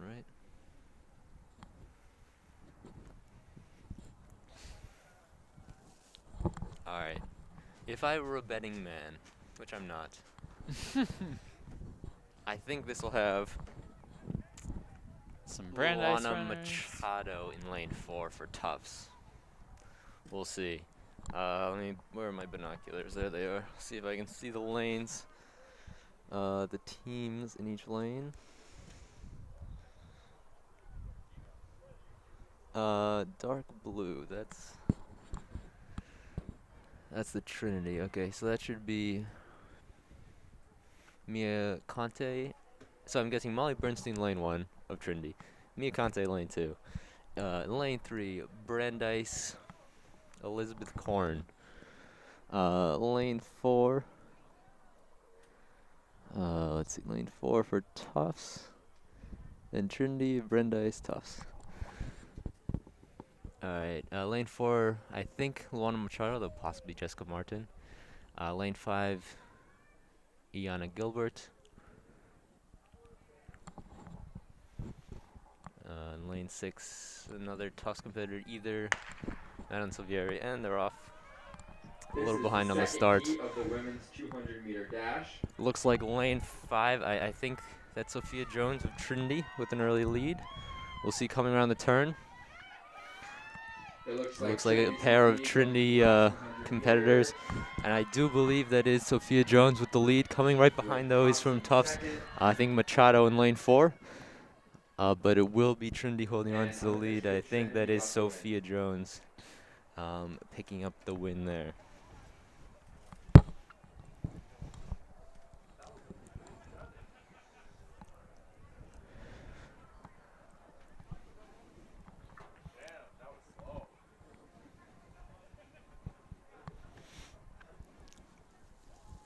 It's always hard to tell when we don't know how many of the preliminary people who are listed to be running actually checked in. Yeah. Because originally 19 are people listed on the schedule, which would mean 3 heats, but we only saw 2. I think there were a total of 15 competitors, 8 in the first and 7 in the second. AJ Olsen with a time of 21:42. As we move to the men's will again have 2 heats, I think. We're almost set with the events here for section 2 of or session 1 of track events.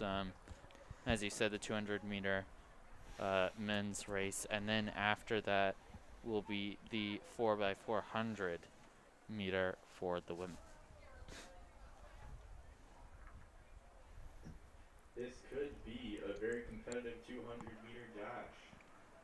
AJ Olsen in first and close behind freshman Luke Botsford from Tufts with a seed of 21:92, followed closely behind by Robert Allen from Trinity and Alex Lemieux from Tufts as well. Alright, let's see if I can get these lanes this time.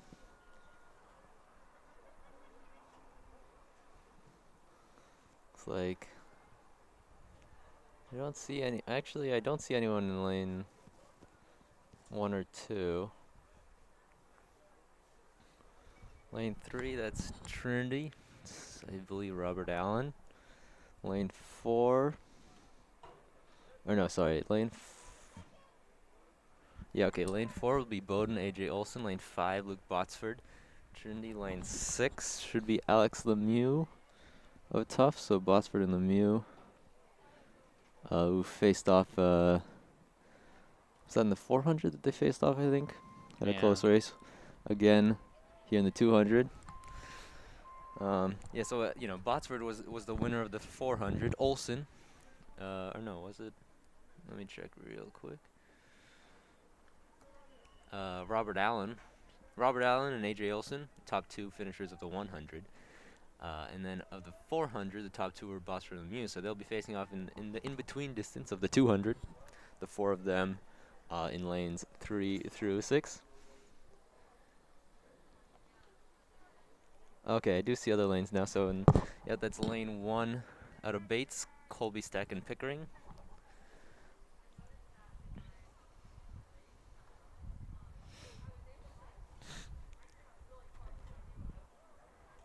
Lane 2 looks like. Well, I'll come back to lane 2. Lane 7 and 8, 2 more Trinity competitors. That's Darren Warren and Benjamin Trotter. Yeah. OJ Armstrong was listed, but I don't see him out there, so I don't think he's. I think he's been scratched from this race. Lane 2, that's a brand nice competitor. That's Jack Allen, not to be confused with Robert Allen of Trinity. Okay, yeah. I think that's all. That's all of them. Mm-hmm. So lane 1, Bates, Colby, Stack, and Pickering. Lane 2, Jack Allen. Lane 3, Robert Allen. Lane 4, AJ Olson. Lane 5, Luke Botsford. Lane 6, Alex Lemieux. Lane 7, Darren Warren. And lane 8, Benjamin Trotter. As I will reset the clock here. And we'll get started. The favorite is going to be Olson with the top seed time in line 4. Of course, Olson and Allen. It was Allen who took the 1 in the 100. And they're off. And that's the start of the men's Nice start, it looks like, from 200 Lemieux, as dash. well as Lemieux with a Olson. fast start. And here they come around the turn, and it's going to be Olson in the lead. In lane 4, followed by Lemieux in lane 6. It's very close. Can Lemieux catch him? Not sure if he'll be able to. Oh, I think he might have in the end in lane 6. It's very close between Lemieux and Olson. See you later what the results are. Really close between AJ Olson and Alex Lemieux.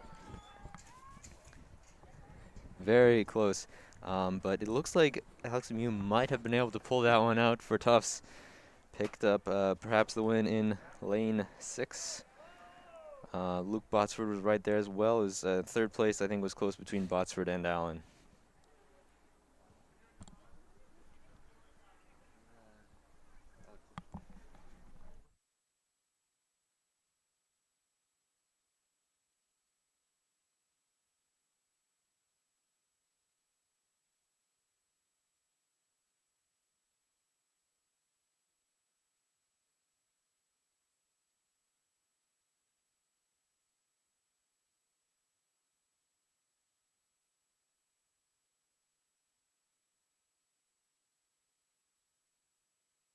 In second place from And I'll go through the results are in. From the women's 200, the men should be coming in just a sec. We'll see who pulled that off between Lemieux and Olson. But the top 8, starting 8th place, Margaret Bannon of Colby with 26.97. 7th, Sophia Jones of Trinity with 26.91. 6th, Kate Kneebone of Trinity, 26.24. 5th, Devin Hilton of Brandeis, 25.98. 4th, Vivian Evans, WPI at 25.79. Third place, Janelle Knight, WPI 25.48, and a very close finish. Pulling it out was, in fact, Emma Buckley who got the win of Trinity with 25.19, followed closely by Melissa Lindsay of Conn College with a 25.23.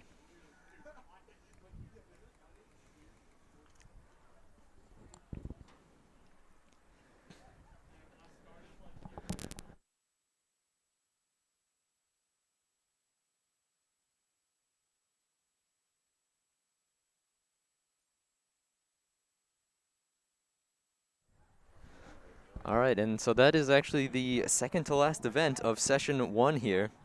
All that'll be left before our break will be the 4x400 meter relay, a very exciting event. Oh, sorry, there's a One more heat for the 2, 200. yes, for the men's 200. Don't have the names for this one. I believe this is Vince Navaloni of Tufts for one. Oh, there's a false start from Bates. I think that's Evan Antonanquez with the false start in lane 4. And they'll redo it. Lane 5, I believe, is Trinity's Lucian Ducret II. Results from women's high jump. In third place, Aphrodite Giorgiani from Tufts with a height of 1.58 meters. Gabriella Grattan from Trinity with a height of As we'll 1.6 see, meters. And from Colby, the judge will be Margaret talking Johnson to the with false a starter, height Antonanquez. of 1.74 meters. Yeah, I think he will be disqualified, unfortunately, for that false start. So this is a two-man race. This has turned into a two-man race. Unfortunately, you hate to see that, but that's how it goes. Just got a little too anxious there on the blocks, as now it'll be just two to go. This will be between, I think, Avalone and Ducret.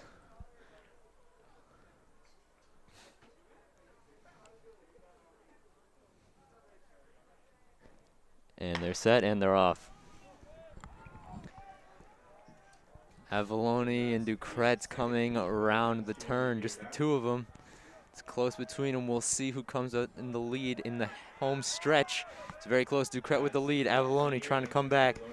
But it looks like Trinity's Ducret II will be able to pull off the victory in this second heat with an unofficial time of about 23 seconds.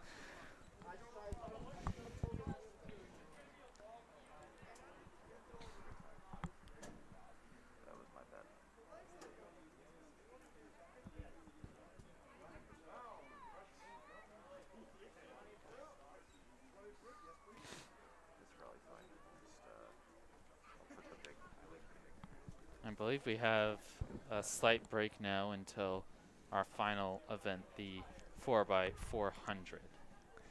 Yeah, what time is that one scheduled for? 2:55. Interesting. Okay, so yeah, we'll have a little bit of a break. I'll stick on because I believe they'll have results for the men's 200 in just a minute. But otherwise, we'll be taking a break very shortly. I think a couple things are still going on. We have a couple more results in. I'll look for those from some field events. Men's triple jump still going on. I think men's discus also still going on. Let's see if I have my schedule fell over, so I'll have to go reaching for that one.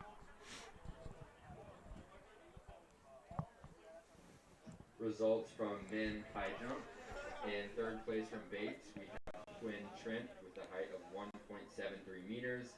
In second place from Tufts, we have Harry Reinecker found with a height of 1.93 All right, meters. let's see. I And don't first remember place exactly from which Kennedy results with a height of 1.98 meters. I already We mentioned, but have I don't think I Joshua had mentioned Knight. these. So the women's long jump results. Winner comes in for Jen Roddy with a distance of 5.24 meters of Tufts. 200-meter Ian Benjamin. In In third second, place Ian from Benjamin of Tufts Bowdoin with with a time of 5.07. Third place, 21:79, Luke Megan Lacey, Bossert. also In 5.07. second place from Tufts with a time of 21:70, Alex Lemieux. And Let's in see. first place from Bowdoin with a time We of have 21:66, long jump, triple AJ jump, Olsen. Congratulations. women's triple jump. First place, Leah Ratti of Tufts, 11.68. Second place, Lydia Pitts of Bowdoin, 11.43. Third place, Jaden Apple of Tufts, 11.41. We were watching some of those earlier. From the women's hammer throw, first place from WPI, Skylar Barthelmes of 50.59 meters. Second place, Emma Hargraves of Bowdoin and with 43.75. And first place, Allison Klockner, WPI of 39.8 meters. Men's hammer throw, I think I already mentioned the win went to John Rex of Bates. The pole vault, I already mentioned. The men's pole vault results not in yet. Discus not in yet. The women's high jump is in. Shard Johnson of Colby with the win, 1.74 meters, followed by Gabriella Gratton of Trinity, 1.63, followed by Aphrodite Georgiati of Tufts, 1.58 meters.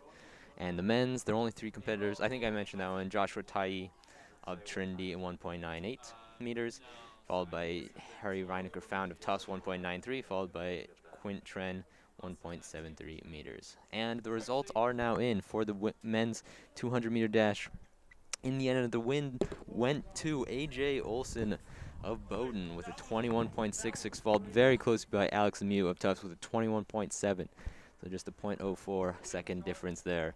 Third place, Luke Botsford of Tufts, 21.79, followed by Robert Allen of Trinity with 21.97.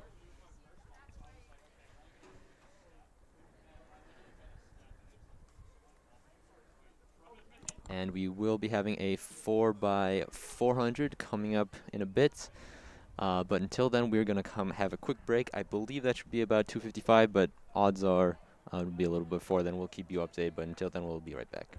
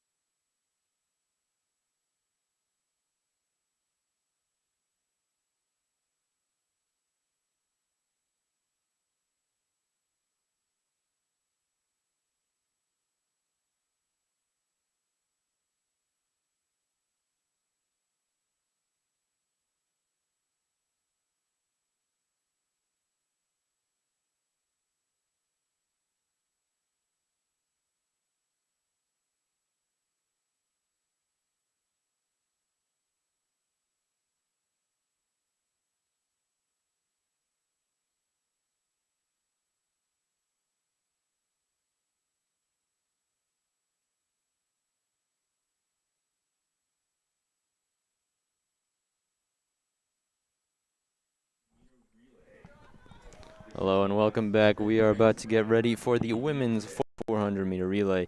This will be the final event of this session 1. There will be a significant break. There will only be a women's, no men's 4x400 meter for whatever reason, but also would like to mention for the men's 200 meter, as we saw a very close race, pulled out the win for Bowdoin, but Alex Lemieux, despite coming in second, did set the record for Tufts for the fastest Tufts 200-meter dash. So congratulations to Alex Lemieux. And we will be getting to, let's see, the women's 4x4. The 4 teams will be, let's see, do we have 5 teams? We do have 5 teams. Brandeis originally, they hadn't been, they weren't there for a sec, but in lane 2 will be Brandeis, lane 3 Colby, lane 4 Trinity, lane 5 Con College, and lane 6 Tufts. We'll start off with just the first leg, so that'll be Yanni Lapa from Brandeis, Anna Rosval from Colby, Kendi Mullen from Trinity, Michelle Gutowski from Con College, and Julia Perugini from Tufts. I'm looking at maybe for Tufts, sort of that 4th runner, Campbell Devlin, who had a first place finish already in one of the races today, bringing up at the back for the Jumbos to finish off their relay. Yeah, let's see. Devlin won the 400-meter hurdles, but also in the 400 dash, it was the winner was Lottie Frank, who we'll see in the second leg for Colby. And the second and third were both Tufts members. I believe there was Perugini and Kakalik. That'll be legs 1 and 3 for Tufts. Interesting, legs 1 and 3 for Tufts competed in the 400 dash, while legs 2 and 4 for Tufts competed in the 400 hurdles. So we'll see. But the winner of that 400, as you mentioned, was Lottie Frank, who will be the second leg from Colby. Another one that I'm interested in looking at, Emma Buckley of Trinity. She had a good race earlier this afternoon. And they're off. In lane 2, we have I actually only see 3 runners. Okay, so we have Michelle Gutowski from Con College. We got Con College out there, Brandeis. yeah, so I think I don't see a Trinity or a Tufts. So this will. Yeah, the clock's a little bit behind, but that's all right. You know, it's a longer race, so Con let's College see. off to a good start. Is it Trinity? Yeah, Trinity's in lane 4. Okay. Yeah. So yeah, so it's Brandeis, Trinity, Con College. So no Colby and Tufts. Excuse me. But yes, we do see Trinity with Kendi Mullen in the first leg taking the lead for the Bantam squad. Brandeis has a bit of work to do to catch up in this race. Yep, and the handoffs will be to Juliana Kendi for Trinity, as well as Mary Rusnick for Con College. We'll see how the handoffs go. Kendi takes off first and picks up the baton. Both transfers looking good, and all 3 are now through. So the first leg are complete, as we now see Iana Gilbert for Brandeis, Juliana Kendi for Trinity, and Mary Rusnick for Con College on the track. Still very close, keeping pace are Trinity and Con College. Let's see how they did. Yeah, Juliana Kendi came in 4th place in the 400 dash earlier. So a good leg here for Trinity, as trying to extend the lead, but not giving her any room is Rusnick right behind. It's neck and neck at the moment. You see Trinity getting a little bit of separation right now. Brandeis still pretty far behind.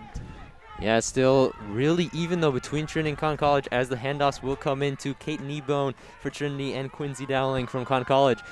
And they are right even in the 1-2 lanes. Let's see who makes a handoff first. Wow, right even, but I think coming out earlier will be Con College. So Con College with Quincy Dowling taking the lead for the 3rd leg. She put on the afterburners right at the end, the extra bit of energy in the tank, and puts the Camels now in a good position. Yeah, and Brandeis right behind with Ali Campbell, with a lot of room to go, but really it's a 2-woman race. Wow, making the move now for Trinity is Kate Kneebone deciding right before the 200 mark of her leg, saying this is the time. She's trying to extend this lead and really give her anchor leg a significant cushion. The anchor legs will be Emma Buckley and Erica Sweeney. But yeah, but look at Brandeis coming behind our director, pointing this out. And Brandeis is Yeah, so we'll see Kate Kneebone with a But significant lead in Con College. Dowling falling off a bit as the fight for yeah, second. Yeah, it looks like Dowling just can't quite push to the end, but now with a humongous lead for Trinity, it'll be Emma Buckley with the final leg as the final baton pass for Trinity. and We'll get through. she's off to a really strong start, Buckley, and it's really theirs to lose at this point. She's got such a big lead. In Con College, who were close in this race in the first two racers, now suddenly all the way back in third, but closing in on second. Yeah, it's a big fight for second now. Con College did on falling behind, but now it's Erica McSweeney for the anchor. Has already caught up and will be passing Brandeis now. It's Devin Hiltonen, who I think is more of a short distance run. I'm not quite sure about that. But yeah, it'll be Con College and Erica McSweeney passing back into second. But this race has been all about Trinity and Emma Buckley with what a lead. Now coming in for the final 100 meters, finishing it off. She has kept this lead, pushing on. Final stretch for Buckley. Not even close, as the Bantams will take this one. Yeah, with lots of room to spare, Buckley will finish for a time of an unofficial about 4:02, as it's very close. And now for second, it looks like Hiltonen coming back from behind from Brandeis will actually take second place back. And that's Devin Hiltonen with the kick at the end. I think Well, I think Alia can give a lot of credit for Brandeis' Alia Campbell. I think she did a really good job to get them back into that position to help get second place. Yeah, and I think so. Yeah, definitely a big comeback there from Brandeis, and also I did mention Devin Hilton ran the 200 earlier, and I think you saw that really more of a bit of a shorter distance, and really only in the second half ended up picking it up and bringing the second place back. But again, very well done to Trinity with Emma Buckley. Emma Buckley already won the 200-meter dash for the women's earlier, and now anchored the win. Unofficial time of about 4:02, a full second and a half, I would say, faster than their seed time of 4:03:41.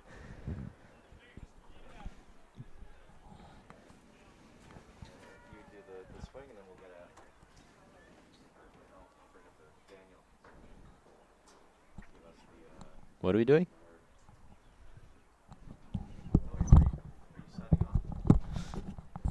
Sure. I mean, I'll also stick around for the second part.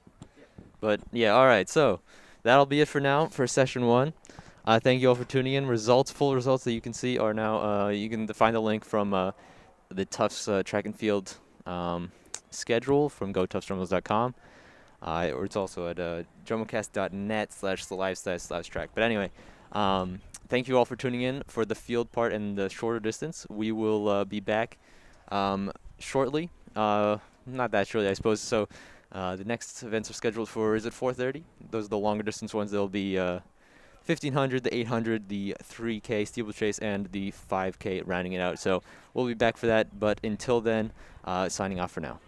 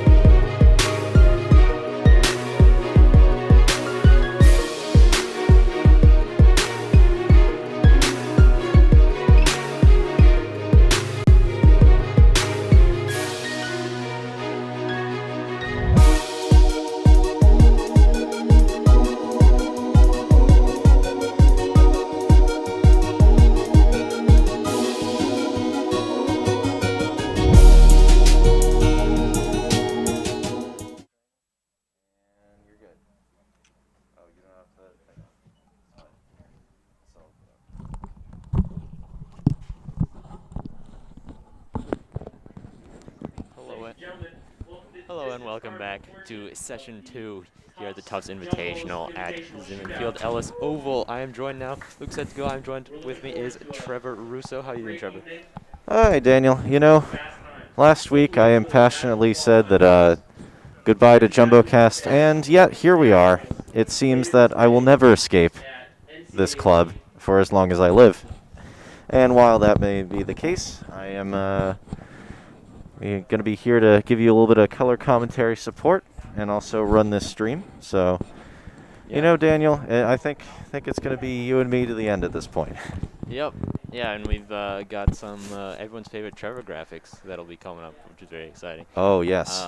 But yeah, so we'll be heading into not too many events left, just the long distance ones. So we'll be starting with the 1,500 meters in women's and men's, followed by the 800s, followed by the 3K steeplechase, and finally the 5Ks to round it out this evening. Yeah, and so now that we've got a bit of time, just going to pop up the first section of the women's 1,500. Of course, there's going to be two sections just because we got a lot of athletes coming today in this particular event. But right now, of course, the lanes are going to sort of blend together, as we know. But we'll just read them out for you. We've got actually, I believe, 21 women running in the 1,500 today. A good portion of them from Tufts in both the first and second sections. But we'll go from top to bottom here in Sydney Packard from WPI, Melissa Rowland from Tufts, Lexi Quinn from Tufts, Beth Anise from Bates, Tara Lowenson from Tufts, Andrea Bolduc from Brandeis, Anna Slager from Tufts, Natalie Hatton from Brandeis, Claire Traum from Bowdoin, and Sarah Mitchell from Tufts are going to round it out. And the best of those C times, a 4:31 from Sydney Packard from WPI. Very impressive time. As we see, the contestants will be lining up there. We'll be getting underway very shortly. That'll be Packard in the red with the number 1 bib.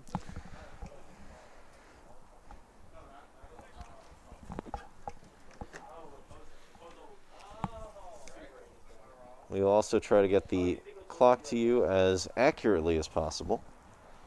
So we'll try to be ready on the start of the gun. It looks like the referee is actually giving a bit of a explanation so that no one false starts. We did have a false start earlier, I think, Daniel, in one of the men's races. I think it was the men's 200. There's a false start. All right. A lot of blue for the jumbos there, it looks like. Yep, 6 of the 10. 6? 5? 5 of the 10. I can count. 5 of the 10 runners in this first session, or section. Gun is up. And we're off. All right, I think I got that a little half-second late, so clock isn't going to be as accurate as possible, but right now it looks like the top seed is doing really well so far. Yeah, she'll try to just control this race. We'll see. You know, it's tough to lead this race wire to wire. We'll see how the pack behind her really decides to deal with it, but it will be Packard just jumping out to an early lead, and we'll see if anyone tries to bridge the gap or just stick together for now. Especially now, it looks like 4 Jumbo's athletes running right behind. So yeah, it's Rowland, then Lowenson for Tufts, then Slager, and then I believe that should be Quinn or Mitchell. I believe that's Mitchell. I think Quinn is actually pulling up the rear right now for the Jumbos. Of course, right now we're about a minute into the 4.5 minutes that Sydney Packard is aiming for. Yeah, I'm already getting a little more separation as Packard will be crossing over the 1/3 mark, the 500-meter mark, in just a second here. Yeah, she is absolutely pacing the crowd right now. I mean, almost going to open up half a bend over Rowland right now. Yeah, and good pace so far. That first 500 was in about 127. If I check the clock at the right time.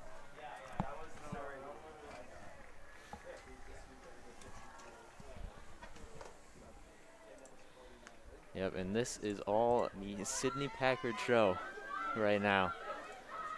It's now just over halfway. This will be 2 laps to go now. A solid lead on the field. We'll catch the rest of the pack. Now it's most of the pack still together. That's 4 Tufts, 2 Brandeis, and 1 Bowdoin runner in that next pack. And we'll see if anyone tries to pull away from that. But for now, it is just Sydney Packard, who's off your screen right now. Let's see, it's pan back over. There she is. Wow, quite a lead. Yeah, my God, she's about, I'd say, about 25, 50 meters in front. I know those aren't exactly close numbers, but this is an absolute devastation. And Melissa Rowland was only seated 5 seconds behind Packard. Yeah, all right, so with 500 to go, that'll be when she crosses here. See how her split looks. It'll be about 3:02 as 500 to go for Sydney Packard, as we'll follow the pack right behind. Again, now this pack is separated a little bit. It's now just 5, with again those 3 jumbos leading out front. I believe Slager and Lowenson are 2. I was looking at the wrong the wrong card. Those aren't. I have not been saying the right names.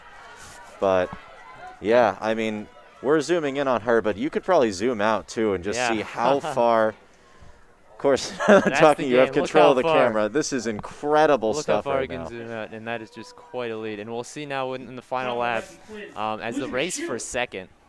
What makes a strong move down the second to last turn. We'll continue with Packard now with 200 to go now. See what kick she has at a 3:57 at the 200 to go mark. And there's the rest of the runners pulling away a little bit now. I don't have. All right, that's Lowenson now in second, trying for pull into second and actually making up some distance. Obviously, it is just Packard who will finish with the win easily, but a nice finish now from Lowenson. We'll see how Packard will finish now.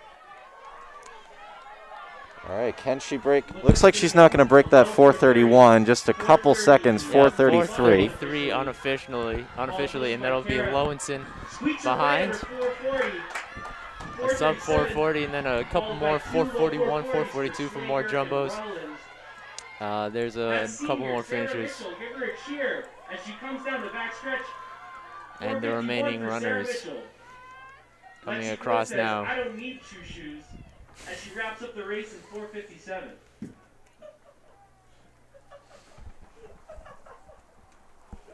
Yeah, one of the runners, I believe, finishing with only 1 shoe, according to the PA people on the right side. But that's the end of that race, and we will get those results to you as soon as possible. Yeah, I believe that's Lexi Quinn in the number 3 bib. Unfortunately, lost the shoe somewhere throughout the course, but still finished. That's what matters. But again,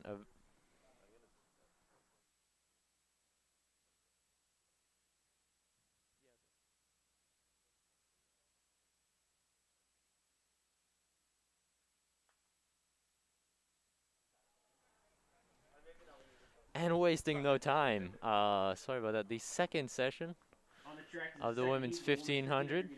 Featuring Tufts Jumbos, Rose Kits, Madeline Hub, Kendall Roberts. All right, I will try to read you those names in just a second as I zoom out so I can see the names, maybe. All right, in this race, at least listed as up for Vanessa Palela from Bates. Let's see. Emma Noel from Bowdoin, Megan Garrett from Colby, Rose Kitts from Tufts, Lizzie Reynolds from Brandeis, Hannah Nelson from Tufts, as we're still following. There we go. Looks like that's Colby runner Alicia Hober in the baseball cap, leading the field at 58. First 300 Carly in the race. Harris from Bates, Meredith Griffin from Colby, Kendall Roberts from Tufts, Madeline Huff from Tufts, and Isabel Maggioni from Trinity. As they complete their first lap, still very clumped, all mostly together, just a couple falling off a little bit on the back.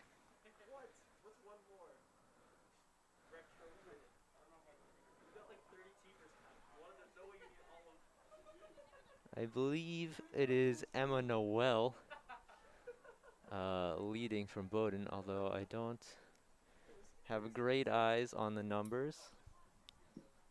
Holber maintains the lead, but was just overtaken by Bates athlete Vanessa Polella. And it will be now Paolela from Bates, moving, trying to get some separation now. Not a big distance, but we'll see if there's any reaction from the rest of the group. Paolela with a bit of distance as we approach the halfway point. This will be 2 laps to go, sitting at a time of about 2:20 for the pack, as Paolela holding on to that lead.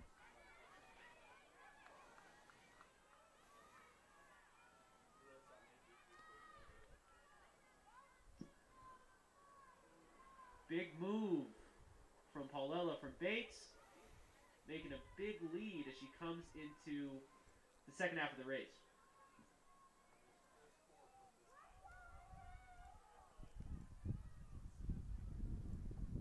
Still holding on to some distance, but the pack is not far behind. That pack includes quite a few jumbos, as well as members from a few different schools. Looks like a Brandeis, a couple Bowdoin runners. I don't quite have the names for you at the moment, but still lots of race left to go. As Paolela about hitting the 1K mark now at 3:22.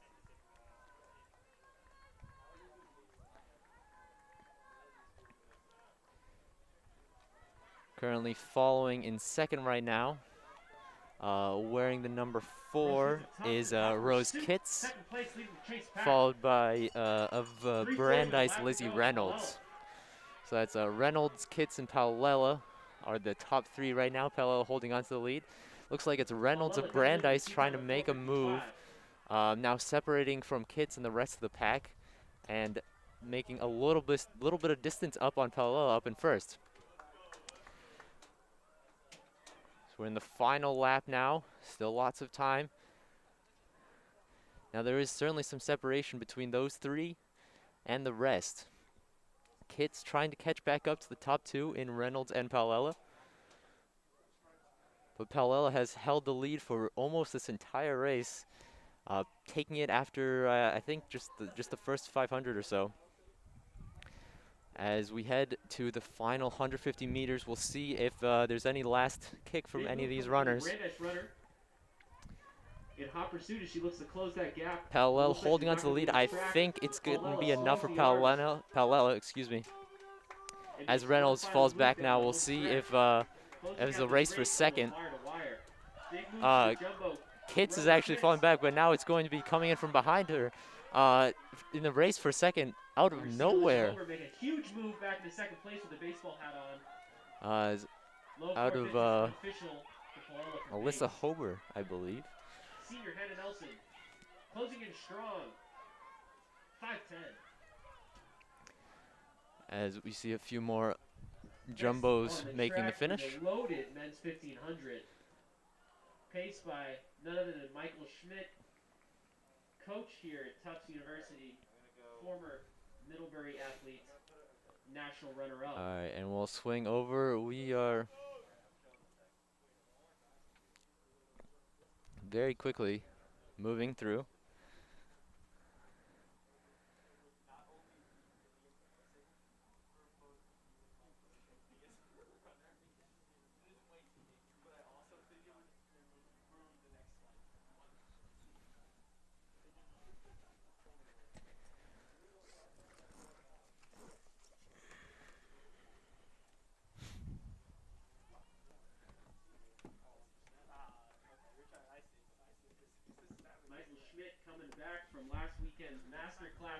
racing in the 5K,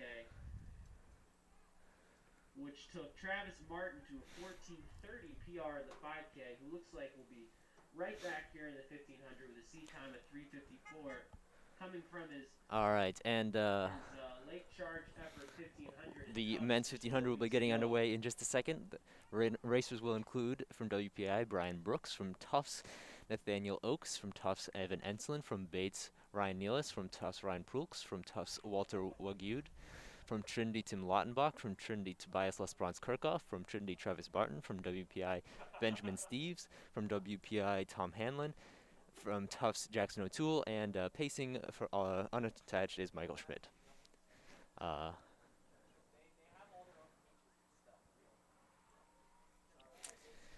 Let's see.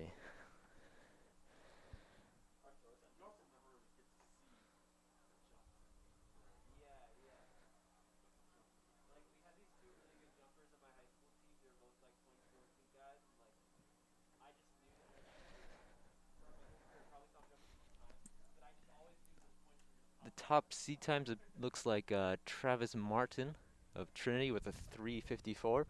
A few of these guys, a handful, do have seat times under the 4-minute mark. About half, I would say. So I'd be looking out for them. So that's Martin at a Trinity, Lautenbach at Trinity, and all 3 WPI competitors, including Brian Brooks, Steves, and Hanlon. Women's 800-meter run, please check into the infield. Your race will go off in 15 minutes. Women's 800-meter run, please check in on the infield. And the men's 800.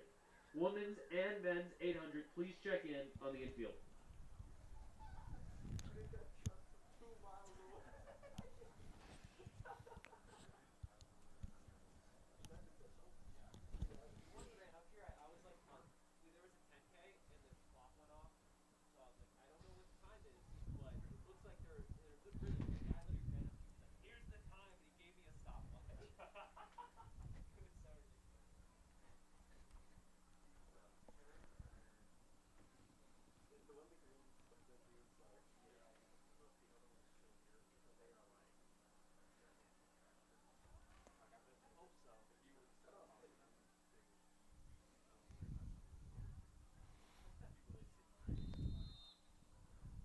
As it looks like we're about ready to begin.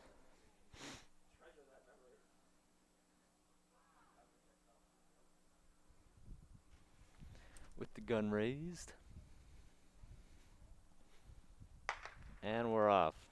Men's 1500 off. Just a reminder, Michael Schmidt, unattached coach from Tufts, will be pacing this field. Let me see, yeah, in the light blue we see Michael Schmidt will be pacing for these guys. Steves. So far all together. And Evan Enslin of Tufts.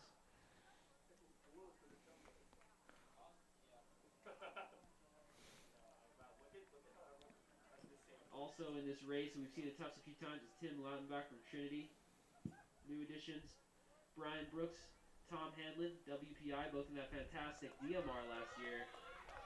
Jackson O'Toole, Evan Enslin, Ryan Crow of Tufts, as well as Walter Ragood and Nathaniel Oakes. Going out hot, 44 for Michael Schmidt at 300. Looked like a 44 low too. Doing a great job stringing out the field.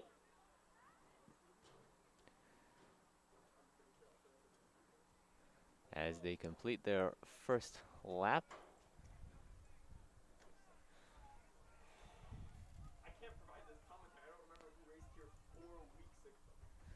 It looks like that's looks Martin like 60 seconds, 400. leading behind Schmidt, that is. 115 for 5. With Brooks right behind him from WPI. Evan Enslin from Tufts also right there, but all 3 WPI members right in that lead group.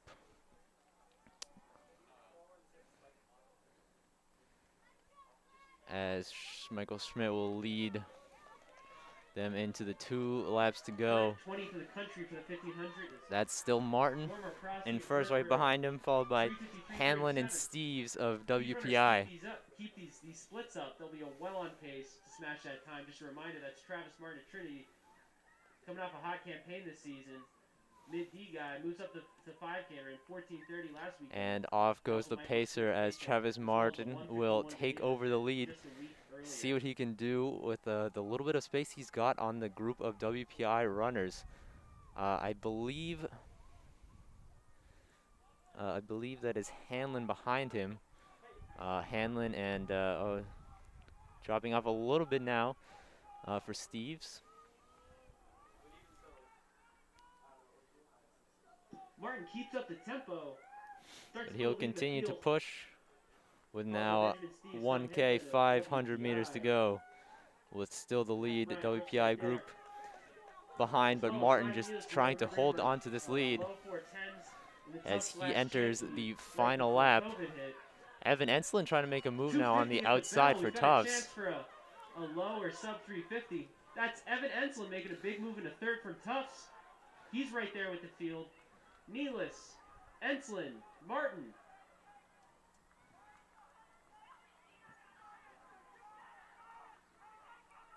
Looks like they're closing that gap a little bit. Yeah, trying to make a move on Travis Martin. It's Enslin and Steves Enslin responds, charges back. as they now pull away WPI with 2 to go. from the Bates runner. It will be Enslin in second place right now, trying to catch up to Martin, but I don't think he'll have enough time. It'll come down to the last 100. Evan Enslin trying to make a move. Steves and Enslin fighting for first, but Travis Martin, this has been his race, 50 meters to go. as he will finish with plenty of room at a time about 350, right at 350, and Steves will end up in second, Enslin in third. For Enslin. Still under 4 minutes of a number of players. And the rest of the field finishes at about 4:05. And that's it. But what a run there from Travis Martin, picking up the win. He came in with a 3:54 on his seed time, but certainly improved on that. Just over a 3:50 if I were to guess by my eyes. And a nice run there by Evan Enslin out of Tufts. Improves on his time.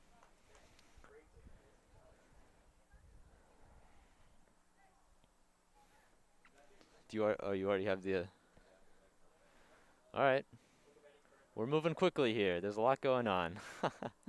Don't want to be here all day. So the second session be a little bit slower, but we have the numbers up. The racers will be Robbie Graham from Colby, Willem Goff from Brandeis, Walter Tebbets from Brandeis, Josh Lombardo from Brandeis, Patrick Nero from Tufts, Nick Stathos from Bates, and Gabe Coffey also from Bates.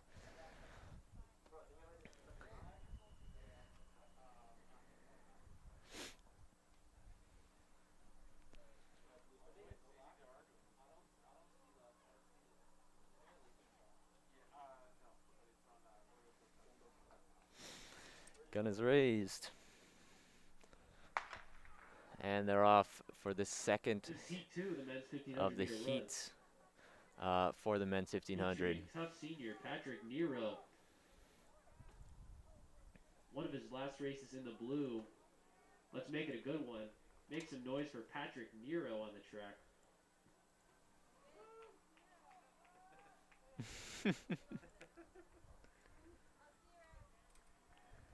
As we're still all together through the early stages of this race. Leading the pack is going to be Robbie Graham out of Colby, followed by Patrick Nero, senior out of Tufts.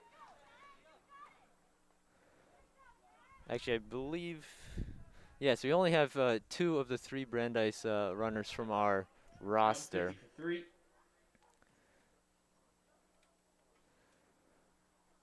It's just a tight pack. Patrick Nero moves into the lead takes it over the Colby athlete, 1500 meter PR over Graham out of Colby. Take that down today. We'll see who looks to make a move first here in this race.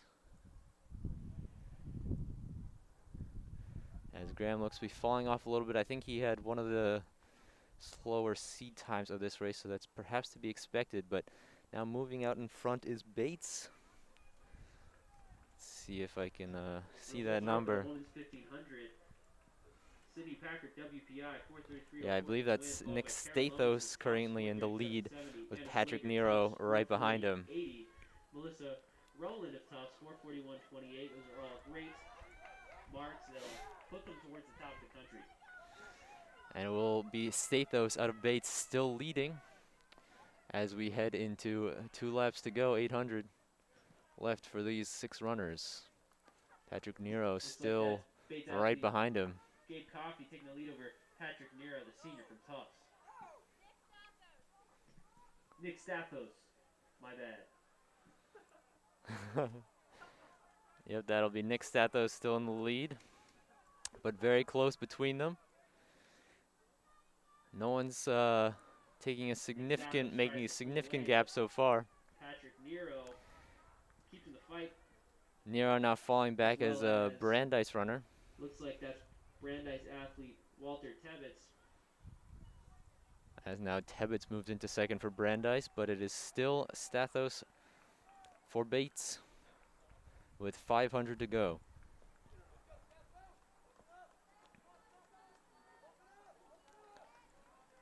Stathos Spreading out a little bit. coming up on a lap to go. It's time for the final lap here in the men's 1500, heat number 2. 3:02. Stathos trying to hold on. With a lap to go. Let's see if he can kick Tebbets hard, make his play under 4 and minutes. teammate Coffey not far behind, with Patrick Nero still in the mix.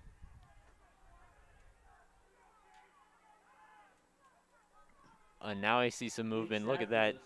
The junior from Bates. Just making up all the distance, pulling away from Nero, as it's back to a group of 3 with 2 Bates runners leading. That's Coffey and Stathos. Tebbets right behind, and Nero trying to push up into that top 3. As there's just 150 meters to go, still anyone's game. Very close between the top 3 and Patrick Nero trying to hold on. Looks like it's Tebbets making a move on the outside for Brandeis. See what he's got for the kick. And I think he's just going to pull it away. What a move there from Tebbets. And then it's a race for second between the 2 Bates runners. I believe it will be Coffey pulling out second. And the leader will be Tebbets with about a 4:05, followed by Coffey and Stathos and Patrick Nero pulling in fourth. As well as Patrick Nero, the senior from Tufts.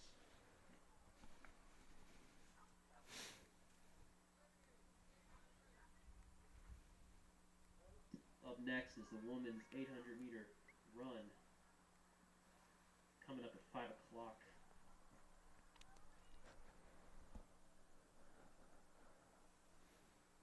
Well done to all those runners. Unofficial times.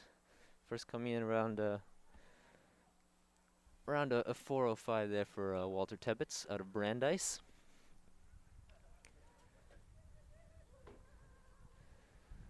We'll get those official times to you as soon as we get them here. As up next, we'll take just a couple minute break, as we will have the 800-meter runs coming out soon, starting first with the women's and then followed by the men's. See, I believe, yeah, there'll just be 1 heat for each of those. 8 runners in the women's, 7 runners in the men's.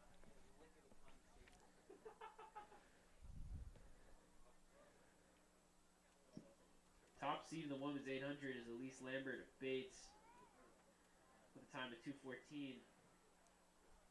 Followed closely by Hannah Nealon of Tufts, 2:15, after a great season for her in the 800. And then a contingent of WPI mid-distance runners with seeds of 2:16 and 2:17. That's Elise Deschusses and Laura Dufresne.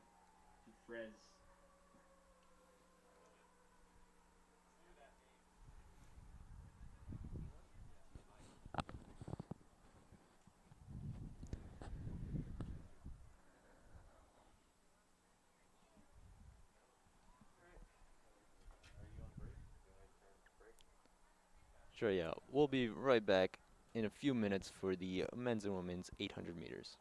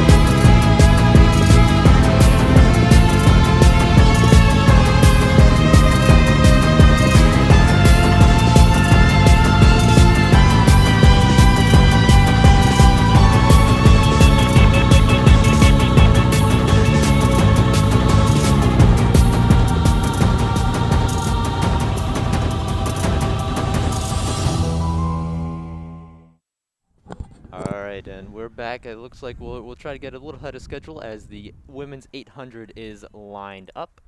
We'll go through the order. In lane 1, Laura Dufresne from WPI. In lane 2, Hannah Nealon from Tufts.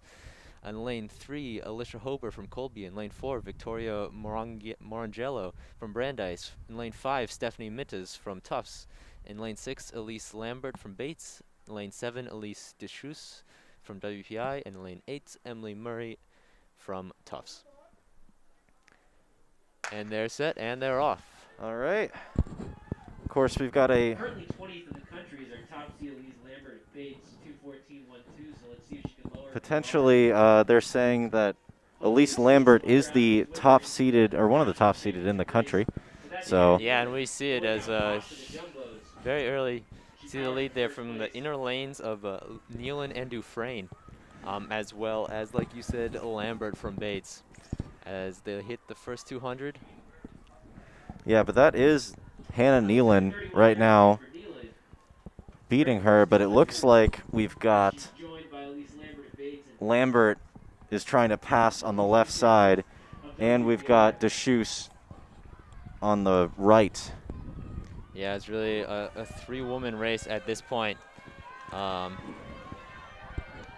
this is Dufresne, Nealon, and Lambert are the three through the first lap, looking at about 106, crossing all pretty much together. It's currently still very close, but Lambert trying to make a little bit of distance as we head into this this second lap. We'll see what Dufresne and Nealon can do to hold on. Yeah, right now WPI holding third and fourth with Deschus and Dufresne. But the distance is growing for Lambert, pulling away. Certainly not over as the final 200 begins. They make the turn. Final turn, we'll see if Nealon can make a move for Tufts in second. Lambert puts her head up and starts to find that final gear. Yeah, it looks like, to me at least, Nealon is trying to get a bit of a kick, but I don't know how much left she's got in her. She seems a bit tired, and I think based on the stamina alone, I think Lambert's going to take this all the way. Yeah, Lambert, the distance is growing even more, and she will be able to pull it out. And distance in second as well, that'll be 2:13, 2:14 for Lambert. Not far behind is Hannah Nealon from Tufts, about a 2:16, followed by Dufresne, about a 2:18. Deschus will come in fourth for WPI, followed by Stephanie Mittas, I believe, as the last couple of runners for the 800 women's come in at about a 2:30 time. Morangiello and Murray. And so that was a good effort there by Nealon to try to pace it, but at the end of the day, I think Lambert really saved her speed very well. You could see that she really, unlike the other two runners in second and third, she was able to keep herself level, and just overall great result for Bates as we head into the men's 800.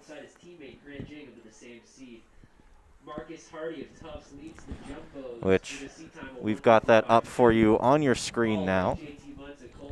All right, so the lanes as we have it, we'll see if they these 7 runners are in fact the ones that line up, but we have it as in lane 1 for Tufts, Colin O'Sullivan. Lane 2, Andre Campbell also for Tufts. In lane 3, Owen Glover from Bates. In lane 4, Aiden Lewis from Tufts. In lane 5, JT Munns from Colby. In lane 6, from Brandeis with the lead seat time of 1:55 flat, Jacob Grant. And in lane 7 with the 1:55.22 seat time, not far behind, from Tufts, Marcus Hardy.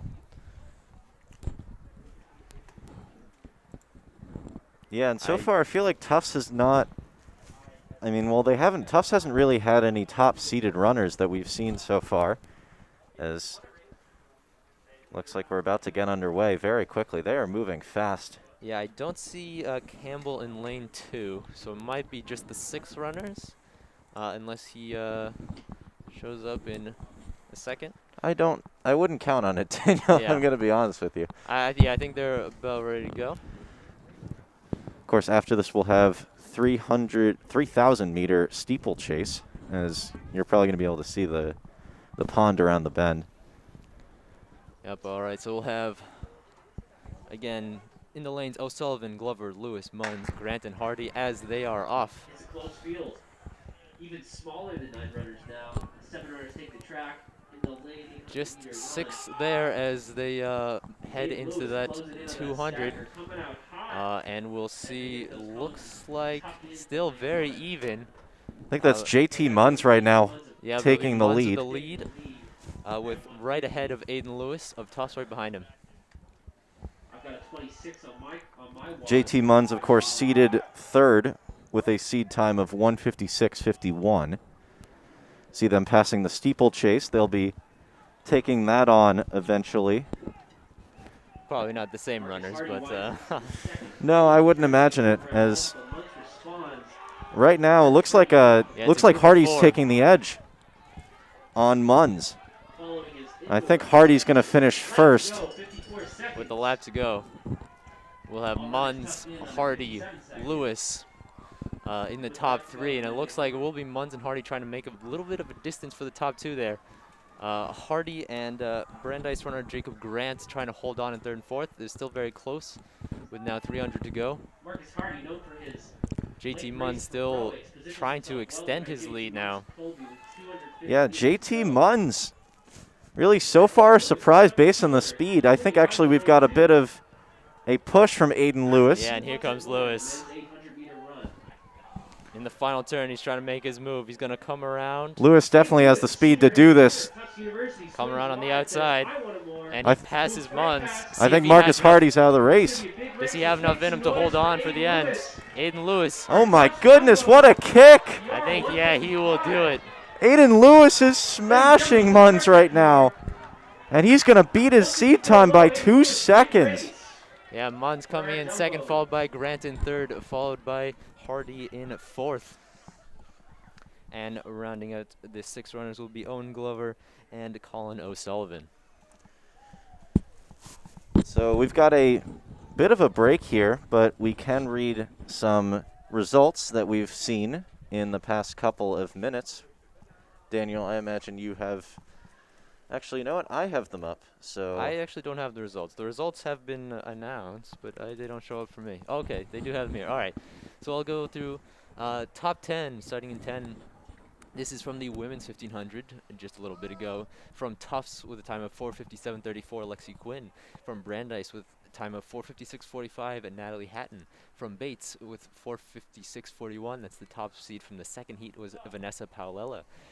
In 7th, Sarah Mitchell from Tufts with a 4:51.69. In 6th, Claire Traum out of Bowdoin, 4:45.22. In 5th, Andrea Bolduc of Brandeis, 4:44.37. In 4th, Melissa Rowland of Tufts, 4:41.28. 3rd, Anna Slager of Tufts, 4:40.80. In 2nd, Tara Lowenson of Tufts, 4:37.70. But the winner, Sydney Packard, as we saw, a very impressive run from her WPI with a 4:33.04. That's the top 10 from the women's 1500. Now let's go over to the men's side. Top 10 from the men's 1500. Tobias Lesbrance Kirchhoff out of Trinity with a 4:03.47 came in 10th. Walter Wargood of Tufts, 4:02.40. Jackson O'Toole of Tufts with a 4:80.87. The top 7 all hit the sub 4-minute mark. First with Tim Lautenbach in 7th from Trinity with a 3:59.54. Tom Hanlon of WPI in 6th with a 3:56.90. Brian Brooks of WPI with a 3:54.59. Ryan Nealis of Bates with a 3:54.35. Evan Enslin of Tufts with a 3:54.01. Benjamin Steves of WPI with a 3:53.37. And winning with a very impressive run from Travis Martin out of Trinity, 3:50.18. So well done to all those runners. Yeah, Evan Enslin, I think, really had that kick in the 1500 from what I remember, where he just really turned it on at the end. Really impressive stuff. But I think, Dan, you do want to throw it to a break while we wait? Yep, we'll get some more results for you, and we'll be back with a 3K steeplechase.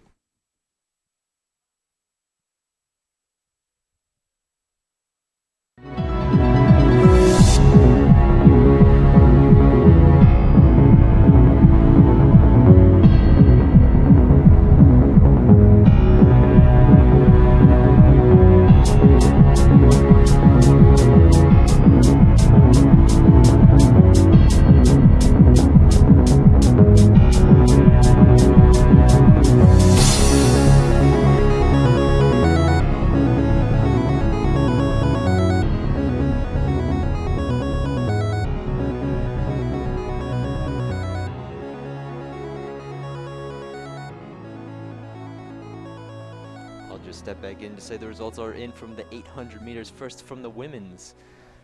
Wait, you on now? Oh, I didn't turn.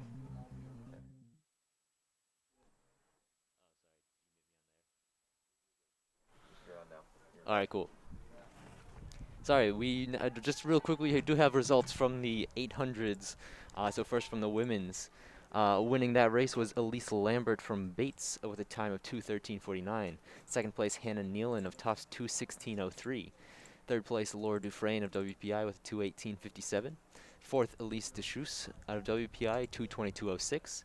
Fifth, Stephanie Mittaz of Tufts, 2:22:86. Sixth, Alicia Hober of Colby, 2:26:23. Seventh, Victoria Morangiello of Brandeis, 2:30:02. And finally, Emily Murray of Tufts with a 2:31:40. That again was the women's 800-meter results. Then on the men's side, the winner, Aiden Lewis out of Tufts with a 1:54:27 with an impressive kick at the end there. Second place was JT Munns out of Colby with a 1:56:07. Third, Jacob Grant from Brandeis, 1:57:48. Fourth, Marcus Hardy of Tufts with a 1:59:69. Fifth, Owen Glover of Bates with a 2:59. And sixth, Colin O'Sullivan of Tufts, 2:04:71. Again, those are the results from the two 800s that we just watched. And we'll be back in just a sec for the 3,000-meter steeplechase.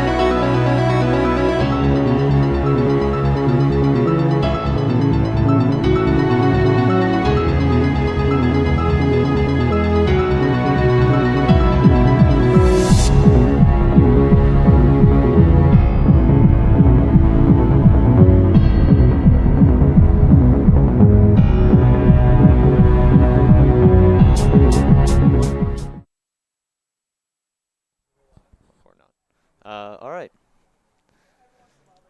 We're back, getting ready for the 3,000-meter steeplechase. The runners in the women's side, there will be 8 competitors. They include from Tufts, Taylor Roddy; from Tufts, Kate Bidgood; from Bates, Jordan Wilson; from Bates, Chrissy Amon; from Bates, Rowan Hassman; from Trinity, Emma Sternberg; from Bates, Frida Kicklighter; and from Colby, Julia Hopley. They'll be getting underway shortly, still getting set over there on the far side.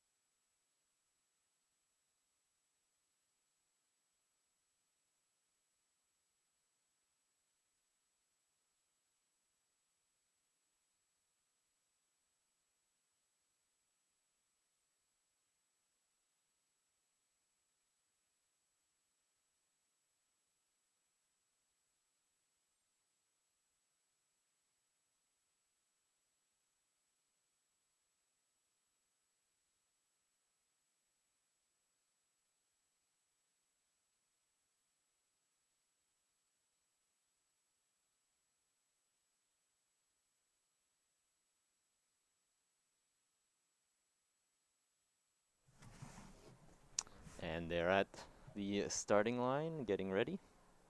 Top seed is Kate Bidgood out of Tufts with a seed time of 11:56:29. So we'll keep an eye on her. She'll be wearing the number 2 bib.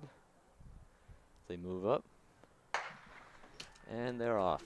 And we're off to a start to the women's 3,000 meter steeplechase.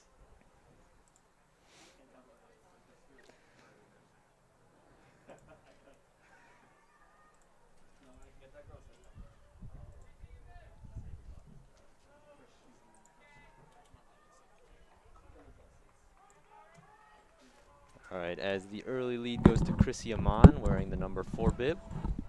We'll see what she can do with this lead. That's Chrissy Amon with an early lead from Bates. Followed by... Second is currently Julia Hopley out of Colby, followed by Kate Bidgood. There you see on your screen now, falling just behind as the Amon faces the first obstacle. Seems like everyone able to make it over that one cleanly.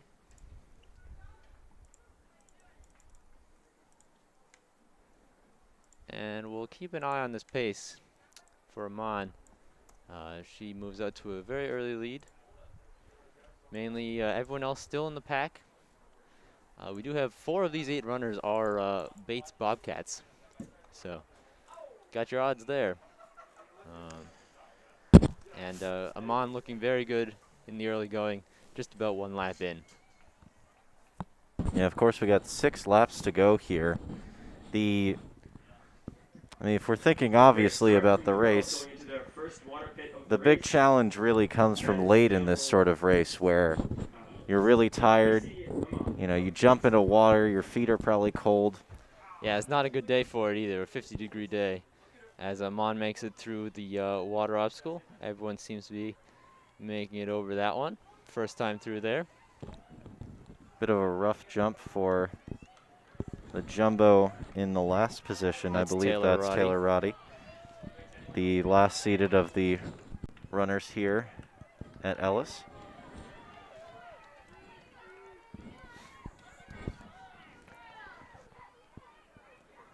Yep, and so now they cross that 6 laps to go mark. Only 3 runners actually running in the men's section of this event, which is interesting. But I guess, you know, it's hard to find people to run this sometimes, just how challenging it is, I'd imagine. Yeah, it's not the most popular, you know, compared to the 1500 and the 5K. You don't get as many steeplechase runners in general, I feel. But we do see generally still, you know, obviously very early on in this race still. Amon holding on, but very competitive as the group currently led by Kate Bidgood of Tufts, not far behind.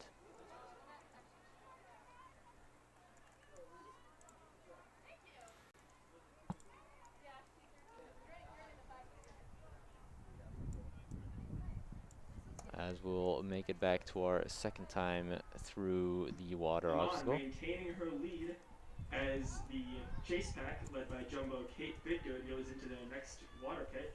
The chase pack has consolidated and has been A moving bit of a steadily tumble through the there. race.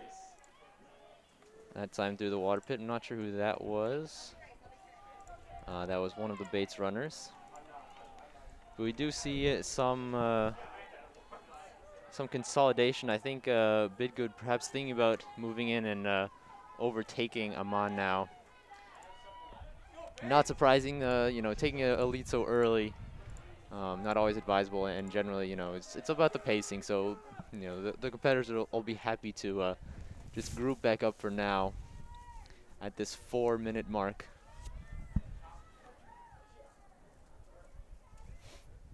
That is the 1K mark that they just passed with 5 laps to go. That means 2,000 meters to go of this 3,000.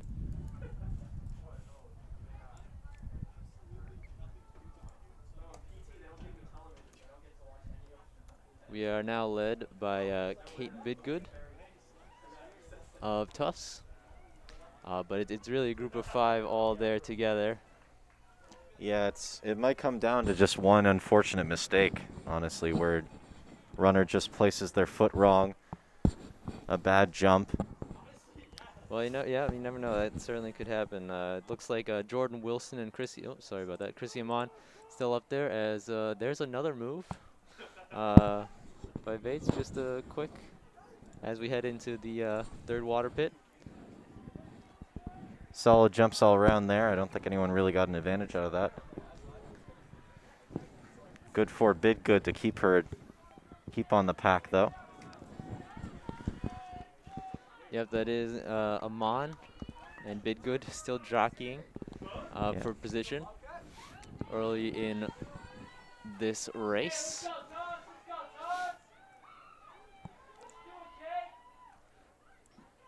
Men's and women's 5K, please check in. Yeah, one of the interesting things is kind of how they decide to go over. You know, some people just jump right over. Some people kind of skip off the top of the steeplechase, the steeple itself. I would imagine that positioning when there's a crowd of runners near you is really important as well, where you might look to see Bidgood try to cut off a couple of the Bates runners as well.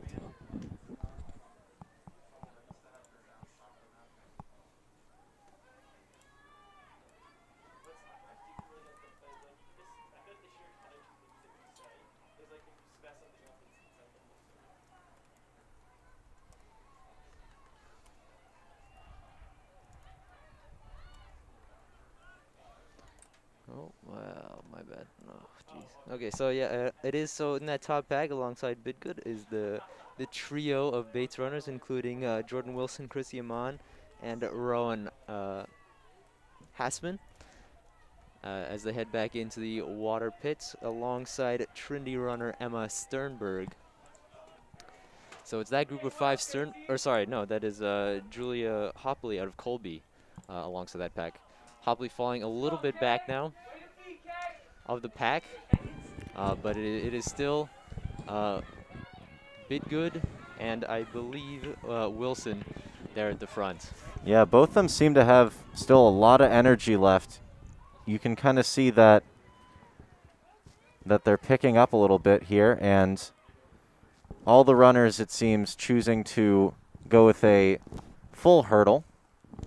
It would seem that the strategy is that you save your energy by just trying to skip off the top in the early laps and then getting the full hurdle later on, trying to preserve that strength. And it looks like all the runners here have actually picked up a decent amount of speed from where they were in the beginning of the race.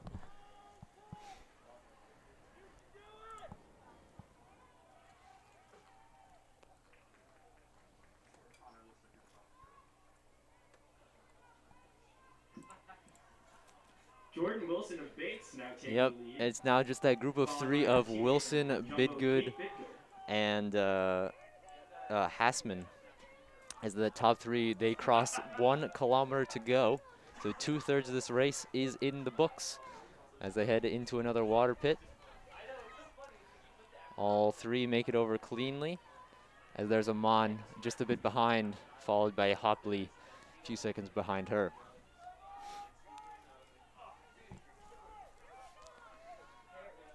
Moving ahead now, it's still the group of three with Bidgood just alternating with the lead, sticking together with the pack. We'll see who makes the move of these three between Hassman, Wilson, and Bidgood.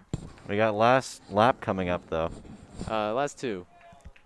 Last two. Yeah, this is the final 800 now.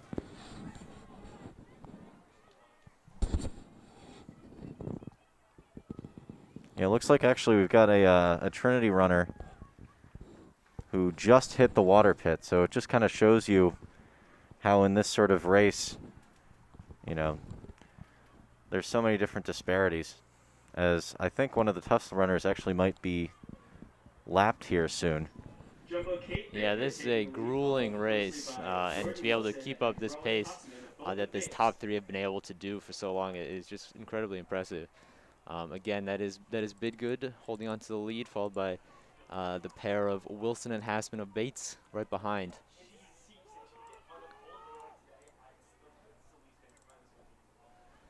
As they'll move around to their second to last water jump of the afternoon. All three, oh, a bit of a stumble there, not much. I believe that was Jordan Wilson still holding on, but Bidgood, see what she can do in this final 500 meters. Currently followed second will be Jordan Wilson, as the three of them, Bidgood, Wilson, and Hassman, head into their final lap at a time of about 10:17.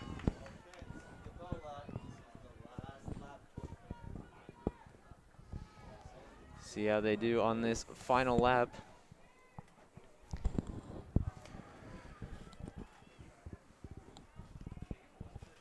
Now what I'm interested to see is I imagine the kicks will start to kick in, no pun intended, around that water pit to the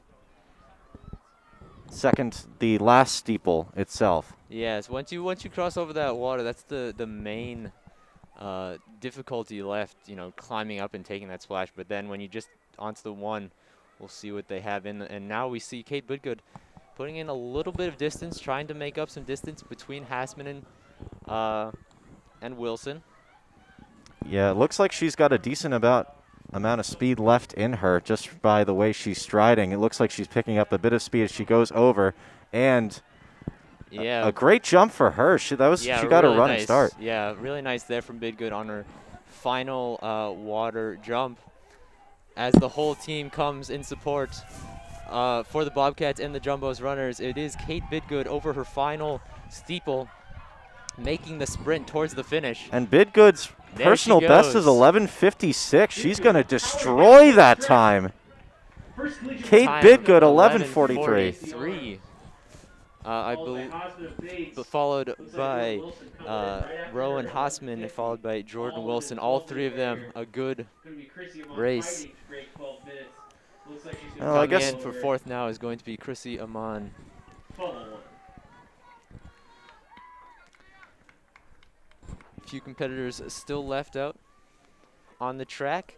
Coming in now is Julia Hopley out of Colby, finishing at an unofficial time of about 12:14. And we've got Frida Kicklighter coming in as well, a time of about 12:22. We'll have a pair of competitors still left on the court. Yeah, I believe that's Taylor Roddy. I think she still has an additional lap to go, too. I believe you're right. So we have Taylor Roddy coming in. And I believe With- this is her last lap. Yep, Emma Sternberg will be coming Sternberg. in from Trinity in just a second. Yeah, we'll switch over to Sternberg coming in her final kick now in this final 50 meters or so. And I don't think she's going to beat her seed time, but she will finish with a 13 minutes flat, a 12:59, excuse me. Yeah, just underneath there. So a nice finish there from Emma Sternberg.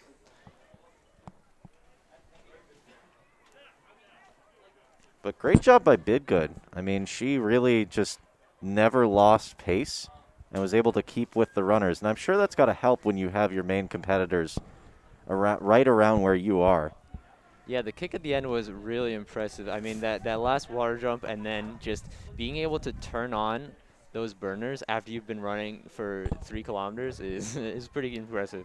And jumping over all those hurdles, finishing strong, ending up with a very nice time. Yeah, and what really did it for Bidgood was, as we were saying, that last water jump where Bidgood was able to land but in a semi-running position. So she didn't lose that much time on the jump itself, whereas Wilson and Hossman, they both sort of landed flat-footed, and that was really the area in which those two needed to pass Bidgood. They weren't able to do it. But here comes Taylor Roddy to finish up. Yeah, I think in addition for that final jump, it's not just the land. It's like the power, because when you're making that final jump, as we see the entire Tufts team cheering on Taylor Roddy, pushing her to the finish. Yeah, she's not going to hit her personal best here, but Roddy is going to stride forward for a strong 14:33. Yeah, and the other thing, so what I was starting to say about that water jump is just when you have, if by that time, everyone's of course very tired. You've run 2.5 kilometers by then. But to have the strength to not really be thinking about going over, but instead of going forward, like across the steeple, right? You're not just spending all that effort trying to jump and just climb over it, but really having that forward momentum gets you further through the water, gets you, holding on to more momentum, and that's how you could see that Bidgood really just had that strength left in her at the end to be able to do that and then finish strong. Well, Daniel, looks like we got another race here. Why don't you read out our very meager selection of competitors here? No means meager in a bad sense, just only 3 runners.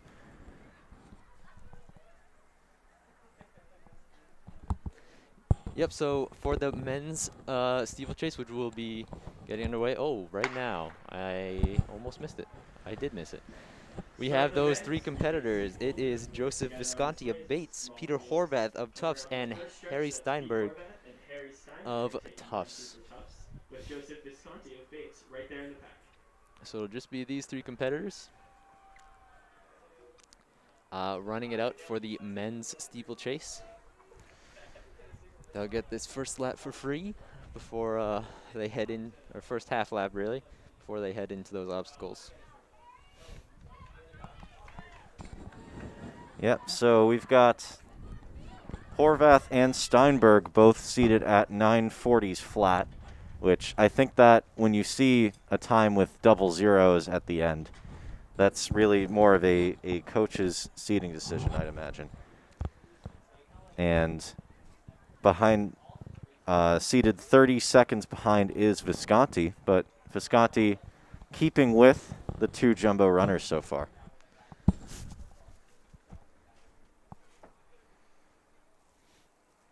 Yep, these guys I'm sure will be generally content to stay together for the majority of this race. don't think anyone will try to risk a move too early. So Well, we've got the results for the Tufts women's 3,000 meters. We will get those up to you on a quick graphic as these guys actually, we will get those results to you after the results of the men's 3,000 meter steeplechase. Doing a great job staying together as we come across the first water pit going into.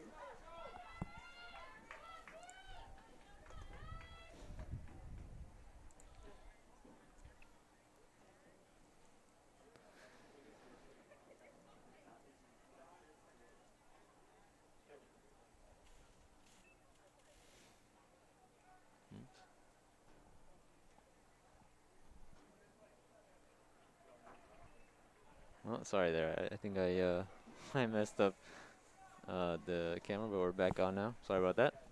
All good. Yep, still got Horvath sort of leading the pack, but again, all three of them very much close together.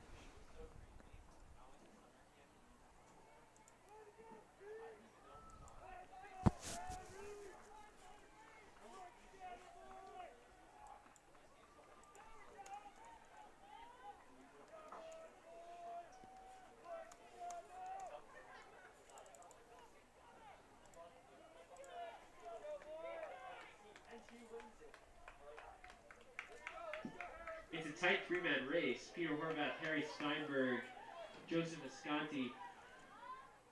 As the three of them have all traded the lead throughout this entire race. As Remember, they cross the Peter Horvath undefeated 1K in the mark, steeplechase this season after winning his season that's debut. 1/3 of the way through this race with 5 laps to go. We'll see if he can work together with his teammate Harry Steinberg. Both seniors live in the same house as they go after PRs.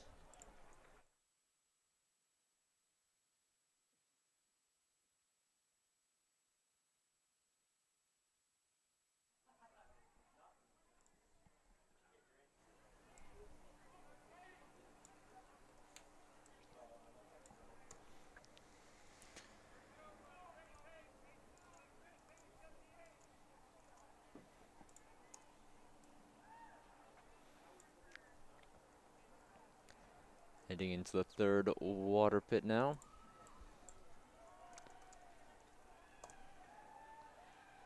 Climbing over successfully. Steinberg and Horvath, the seniors from Tufts, both have similar PRs in the 940s for the 3K steeplechase throughout their 4-year careers here at Tufts. So we'll see if they can take those times down and smash the 940 barrier.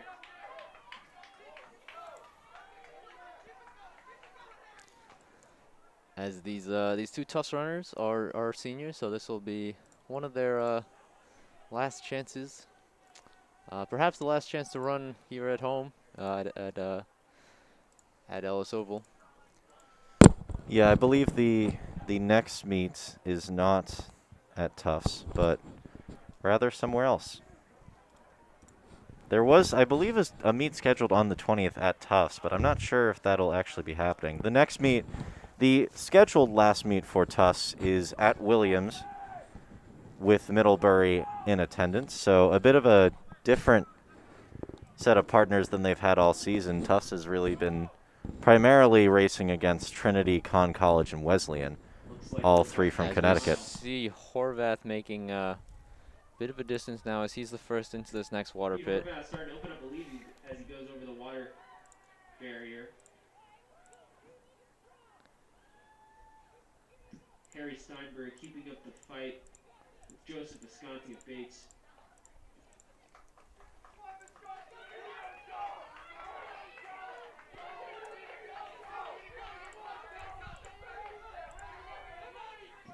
Three laps to go.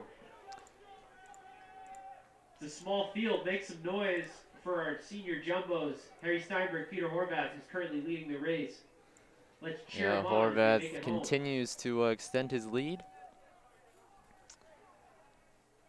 He's alone in frame right now. You can see the pair of other competitors not too far behind. Looks like that Steinberg positioning himself to make a move around Visconti, catching up with his teammate Horvath, but Horvath keeps on pulling Yeah, away. Steinberg trying to move past Visconti now.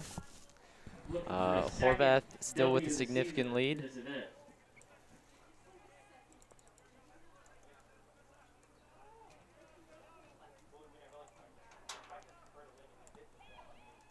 As that'll make it about 1 kilometer to go, so they are now 2/3 through this race as they cover the water obstacle another time.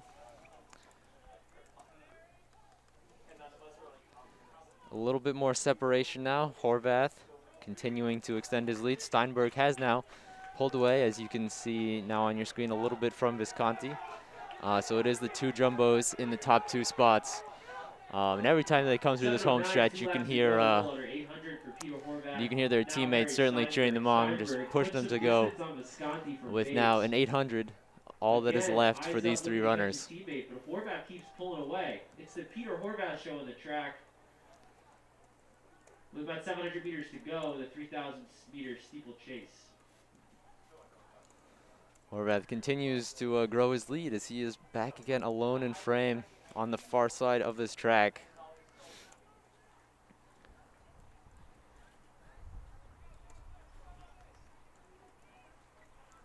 He crosses there, you see Steinberg falling a little bit behind, still a bit of a distance though, ahead of Visconti. Horvath already crossing over his second to last water obstacle.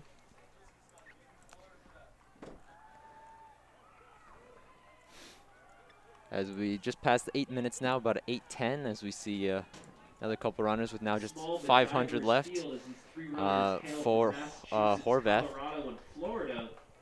Now back at the bottom of your screen, he's Peter just got Horvath, one Massachusetts more native, lap to go coming from Taunton, Mass. as he Making a big crosses move, coming the into 1 last lap to go mark with 8:27. 8:28 Remember, folks, PR is unofficially. 9:46 from his freshman year. Let's see if he can break that. We're getting word it is PR Looks like it's well within his 9:46. wheelhouse. Harry Steinberg, Certainly possible 8:37 from lap to go. Visconti Peter from Florida. Horvath. Steinberg and Visconti a little bit behind, but Horvath, what a lead he has achieved here. An impressive race from him, just continues to grow it, continues to push himself. Horvath, Steinberg, Jumbos digging With deep 2:50 to go now. in this small 3,000 meter steeplechase as they make their way home in this last Just lap. a couple more obstacles remain, including that last water obstacle coming up in the final bend. Here comes Horvath to the final water obstacle. We'll zoom out so you can watch him turn as the other competitors make their way to their final water obstacle. Here comes Steinberg. A few seconds, and he will cross into the Make water some obstacle as noise. here comes Senior Peter jumbo Horvath. Peter Horvath navigates his way over that last And the barrier. final push through the last 50 Tackles meters. full. Is he gonna be able to make it? through. What a time he has been able to put up. A 9:41 41 unofficially for Peter Horvath. That will beat his personal best. Here comes Harry Steinberg coming in now, trying to beat a time, get the sub 10. I think he'll be able to. A 9:55, and here comes Visconti, very close to the 10-minute barrier as well. I think he will be able to beat it just under the 10-minute mark. Under 10 minutes. Very nice race from all these runners, and again, well done to Peter Horvath for his college best with about a 9:41 there. I guess it always feels good to get that before you finally pack it up, right? Yeah, that's what senior day is all about. Senior meets. Yeah, so well done to those 3 competitors as we head into our final event of the day. It is the 5,000 meter for both the women's and men's. We do have results from the women's 3K steeplechase, as we saw Kate Bidgood with the win at 11:43.18 for Tufts, followed by Rowan Hassman of Bates with 11:45.59. Third place, Jordan Wilson of Bates with 11:51.12. Fourth, Chrissy Amon of Bates, 12:01.26. Fifth, Julia Hopley of Colby, 12:14.27. Sixth, Frida Kicklighter of Bates, 12:22.34. Seventh, Emma Sternberg of Trinity, 12:59.49. And finally, Taylor Roddy of Tufts with a 14:32.96. Those, again, the official times for the women's 3K steeplechase. The men's results are in. We do have the official times. Peter Horvath, the 9:41.18. Well done to him. Officially, that's 9:41.18. Senior Peter 9:55.37 Horvath. for Harry Steinberg. And like we saw, Winning just his under the second 10-minute speed mark win of the for season, Joseph Visconti out of Bates, a shaving 5 seconds off 9:59.64. his previous personal best. So again, Next up congratulations to all the those runners, especially Peter Horvath, women's for achieving 5,000 that meter run PB. in about 3 minutes. Yeah, as you just heard, we got the 5,000 meter for the women's in just a couple minutes, though. Always an exciting event. The top pacer for that is Tara Ellard from Bates. Got 3 Bates runners in that one, and 1 from Colby, 1 from Trinity, and 1 from Tufts. Yep, that will be starting in just a couple minutes, but until then, we'll be right back.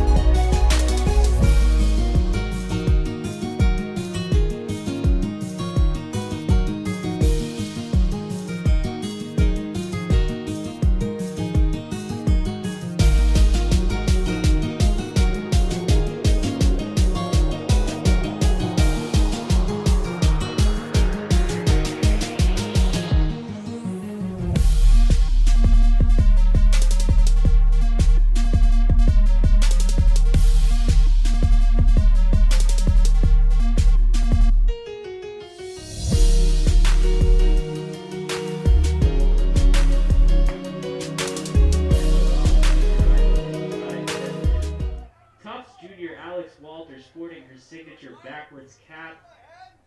Make some noise as she's the sole Tufts representative in this. And we're back for the 5K.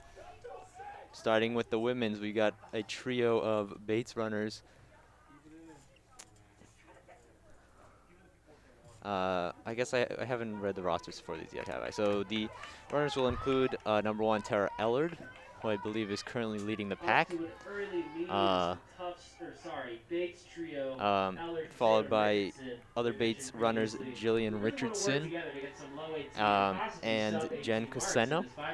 Also in this race from Colby, Katie Riley, from Trinity, Julia Berdulis, and from Tufts, Alex Walter.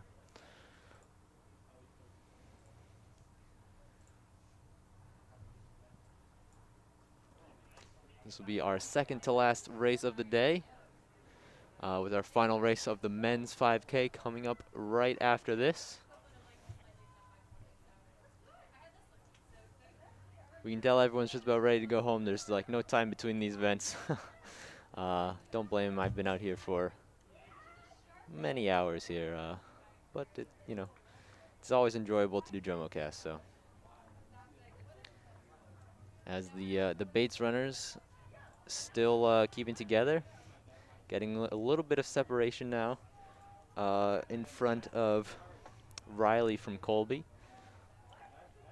But it will be, for now, Ellard, Richardson, and Coseno of Bates alongside Trinity athlete Berdulis.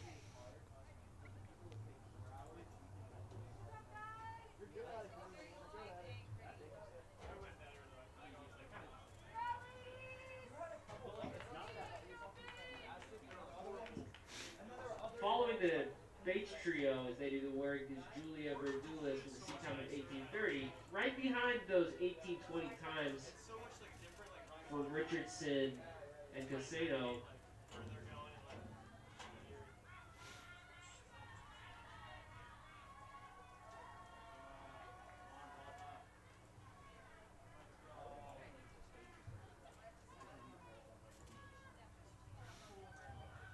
as you hear perhaps from our spot in the press box, as the runners come around towards this home stretch, you hear all their teammates who've all finished their races, since this is one of the last races going on today, cheering their teammates on, hoping for some good times and some good performances here.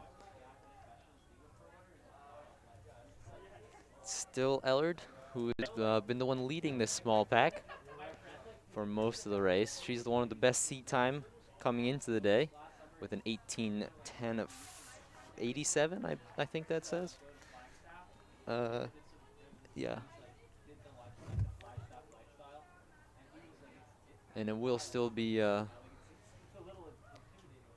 still everyone working together so far. But it is Ellard setting this pace out in front.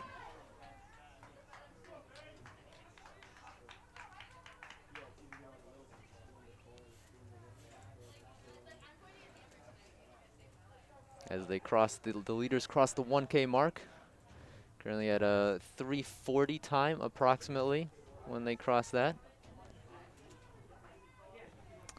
As you see Colby runner Katie Riley not too far behind. And here comes Alex Walter now crossing her 1K mark. And we'll move back over to the leaders real quick. Still the pack, but now pretty significant lead even on Riley in 5th.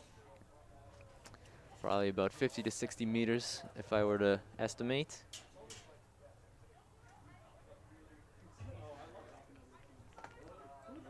Tara Ellard still leading this pack here. See if she'll trade out some of the work, you have these teammates with you. Perhaps working with them a bit as, the one leading the pack. But for now, it's just Ellard.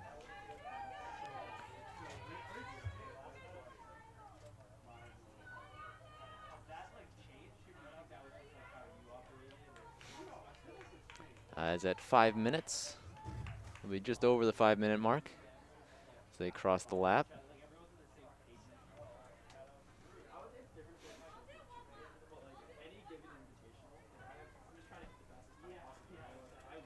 And there goes Katie Riley crossing her 9 laps to go mark.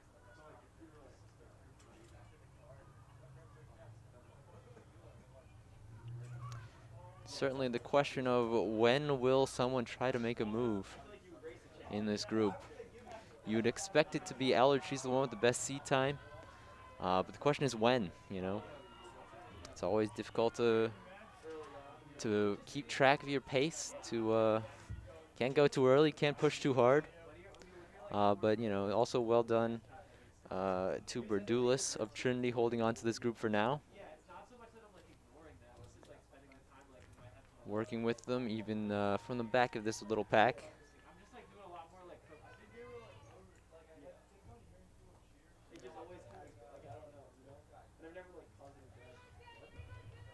Still a strong pack of 4 led by the Bates trio.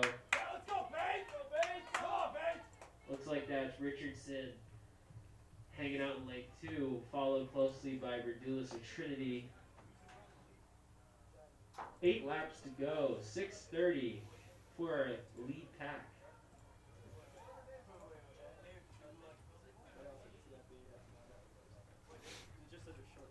Lead pack crosses the lap line at about 6:30. I'll try to keep track as they cross it the next time. And here comes Katie Riley. We'll pan over quickly to Tufts athlete Alex Walter coming in now for her 8 laps to go mark.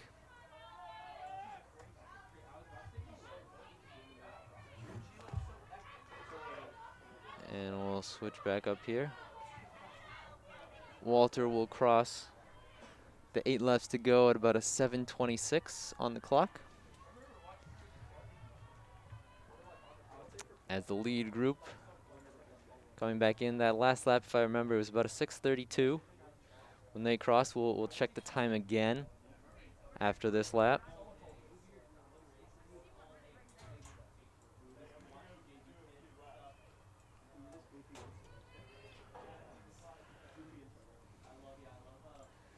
Still Eller leading the way for the group. They'll be right under 8. So about a 125, 75, or no, 77, 78 second lap, if my math is done correctly.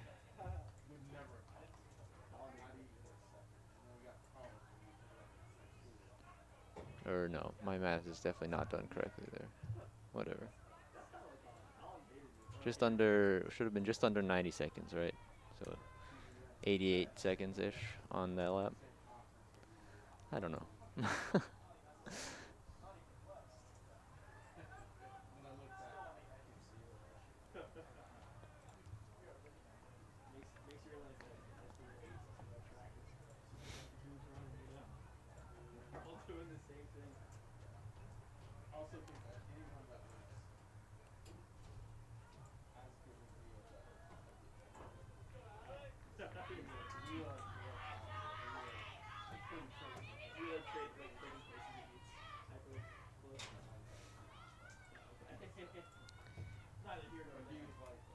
Here they come again as this lead group crosses the halfway mark.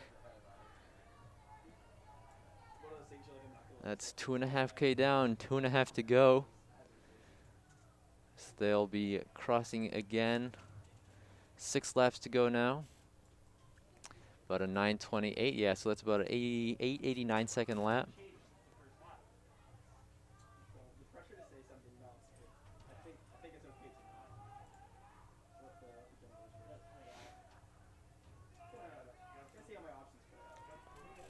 Katie Riley just passed her halfway mark at about a 9:43 or so.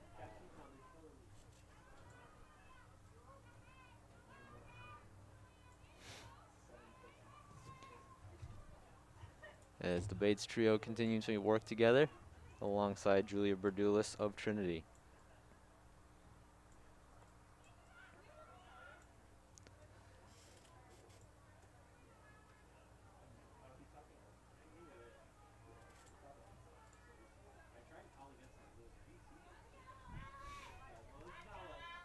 As Alex Walter will now pass her halfway mark. Time of about a 10:26.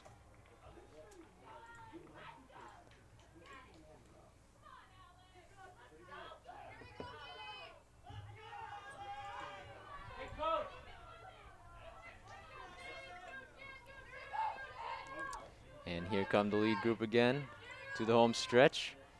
You hear the Bobcats team cheering on their athletes. Now crossing at a 10:58. So you have another 90-second lap there.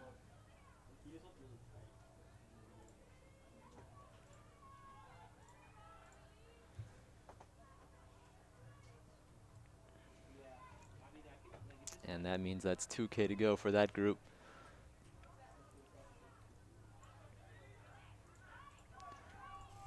Katie Riley now passing her 2K to go at 11:24.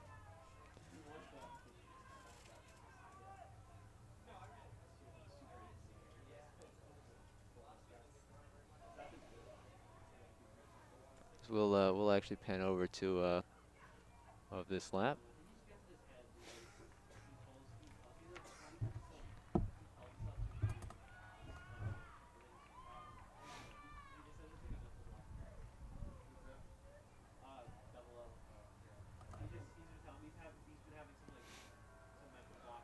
Zooming out real quick again, we'll go back to the lead group.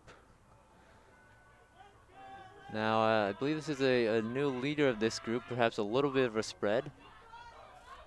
Now that they've already ran past, I don't see their numbers, so I'll check that in just a sec as Alex Walter will cross her 2K to go mark, while the leaders have just 4 laps, just a 1,600, 1 mile left.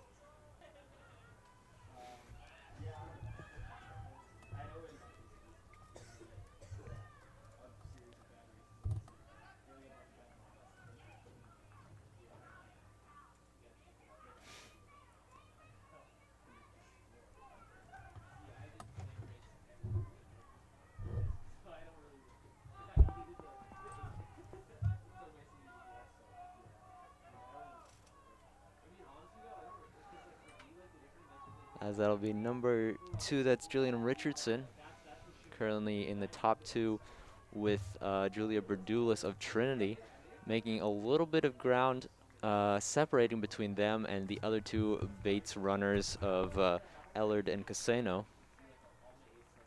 We'll see if that'll hold up for this final few laps.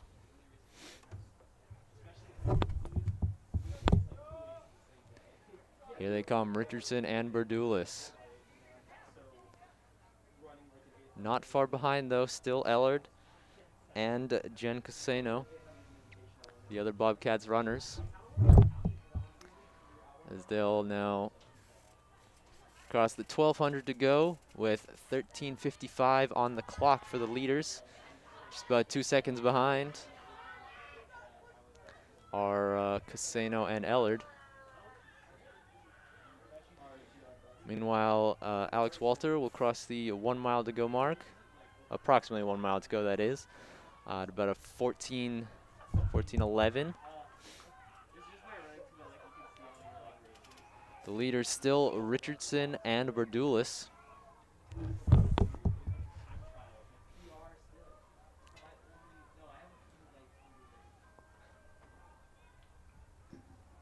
Let's make some noise. Tufts Jr. Alex Walter on the track in the backwards hat.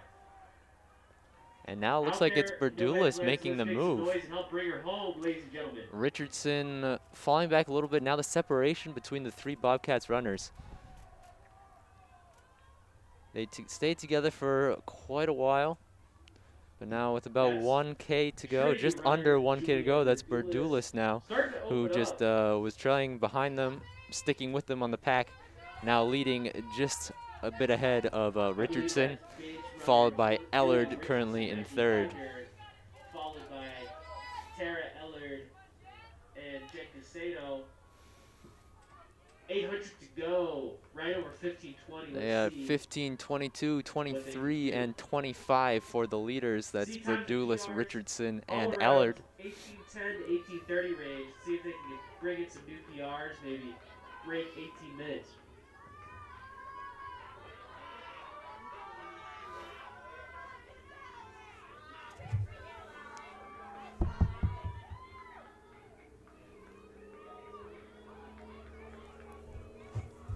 Berdulis and Richardson still close together. Berdulis tried to make a bit of a move, pulled away a little bit, but Richardson doing well to hold on, and Ellard now making up the deficit that she had very briefly. She fell back with Caseno. Unfortunately, Caseno has dropped off a little bit more. So now it's really just a 3-woman race as we're into the final 600 meters of this long race. It is Ellard who came in with the top seat time of about 18:10. She's the one currently in 3rd. But again, anyone's race. Julia Berdulis We'll still see out who front has with those the Bates who has duo. the That most Bates energy duo left in is them for not that final giving rate up. or that final lap. Reminder, that's Tara Ellard, Jillian Richardson, both from Bates. That's Yeah, and here Ellard comes making a Ellard. move. She'll come around the Pass outside, Julia pass her Berdulis, teammate, looking to get in the first and I think she will pass 400 to go. Berdulis, so she'll be the first into Looks this like final Berdulis lap is at a looking time for of that second gear, but 16:50. Ella passes her. Ellard passes That'll her be comfortably. 70 Lap to seconds go, she has 16:50. to beat her seat time, but you know, we'll see as who has the kick. Seat number 1, It looks like 18:10. Richardson will fall back a Will little she bit, break and it'll her fall PR? back to now Ellard and They'll lap. Berdulis now. 5,000 meter run. Bates and Trinity in the top 2. Backstretch, Ellard trying to extend her lead, but Berdulis will not go Tara away. Ellard opening up. With Julia Berdulis. Berdulis, Finds another very gear. impressive to stick Keeps up in with contact Ellard with this 200 to long go. with now 200 meters left in this race. But it looks like Ellard's putting It's the some final distance on turn her. for Ellard. Oh, She'll make the turn. Berdulis, long legs are Berdulis finds keeping another her gear. Starts her to in make a this. move. This is going to be an awesome race. What a finish this will be. Ellard trying to Trinity hold on. runner. Who has the best kick in the last 100 meters? Berdulis. Berdulis will try to do it, but no, Ellard. Ellard Big finds a move. final gear. This She is the answered. kick. She waited She Picks up that felt tempo, Berdoulas makes coming up move behind her, but down the it was track not to nearly pro-line enough. distance Ellen as with a Berdoulas huge is finish. spinning. She will finish with a time of 18:05, about good position, 18:05. 5 Very seconds off impressive her time. PR. Berdoulas not far behind with an 18:09 for 18:09. Berdoulas And of here Trinity. comes Richardson coming in now with a time also Third from place Bates looks of like that's going to be Jillian 18:16. Richardson coming in at 18:17. Just a bit under that. The third of the seat time she trio was looking from for. Bates. That's Jen Casano coming in Jen Casano wrapping 18:27. it up for Bates, 18:26. That'll have 2 athletes We've left still out got on the Colby Runner, course. Katie Riley, and of course Tufts Jr. in the hat. Coming Alex in now, Walter finishing on the will track. be Katie Riley of Colby. Came in with a seat time of 19:18, and she will certainly beat that. Getting a sub 19 now, Speaking of the 19 minutes, that's going to be Katie 18:53 Riley, and a half, you would say, 18:53 from Colby. for And Katie now Riley. Maine. Nicely done from her. And now it'll just be the final lap here for Jumbo's Alex Walter. Well, the whole team's Lap to cheering go her for on. Walter. Keep your eyes on the track. That's Jumbo. Alex Walter. Let's See get what she loud has as left she in the wraps up tank 5K. for the final lap of this women's 5,000 meters. Yep, she's seated at a 21:02. Good to join you again, Daniel. Just finished up all my graphics, so glad to see Next as up on the track, Walter rifle for 6'10", does her best probably gonna be to a try minute to or two break that behind the PR. men's 5,000 meter run. Yeah, well, we'll see if she Featuring can get the under that Jumbos, Joseph Harmon, the that junior, 21-minute mark. and of I course, think she has a senior, good chance to. Michael Kennedy. Yeah, I think she will. I'm not good at Looking to estimating smash times, but that 16 about minute 2:50 to go now here for Walter. 5,000 meter race. As you see in the background, the men's warming up, men's 5K coming up right after this. Final event of the day. Of course, no winners from this meet. Everyone's a winner. Well, the best winners, of course, are those who hoping to improve their times to perhaps qualify for nationals. Of course, there's a lot of left in the season, a lot more races across the country going on, but everyone's trying to, work on for that. And now it'll just be into the final straightaway here for Alex Walter. As you see, the entire Tufts team cheering her on. Walter storming down the home stretch, wrapping up the women's 5,000 meter race. Yeah, it looks like, well, she's got 20 seconds to beat her PR. I think That'll she's do going to it. do that here. Yep, she'll get under the 21-minute mark. This one will be a 20:49 unofficially for Alex Walter, and that will round out the day for the women's track and field event. Well done to all those competitors, and again, congratulations to Tara Ellard for her win in that event. And we will quickly pan over to the men's 5K. I'll go through the roster real quick, but they'll be getting started very soon. On the track, We'll have 11 runners, including Max Lessons of Colby, Griffin Ott of Bowdoin, Quinn Potter of Colby, Victor Caring of Bates, Andrew Meredith of Bowdoin, John Hood of Bowdoin, Jackson Donahue of Bates, Michael Kennedy of Tufts, Joseph Harmon of Tufts, Ben Meller of Colby, and Tyler Morris of Colby. So those 11 runners will be in the last race of the afternoon, and here they go. This should be a fun one. A lot of main contestants as we have runners from Colby. Lots of different schools represented here. You can see the myriad of colors in their jerseys. The early lead will be a pair of Colby runners in that checkered blue and white. In addition, Tyler Morris. oh, sorry about that. Great solo effort. Yep, Tyler Morris, the top seeded of those Colby runners with a 14:55.70.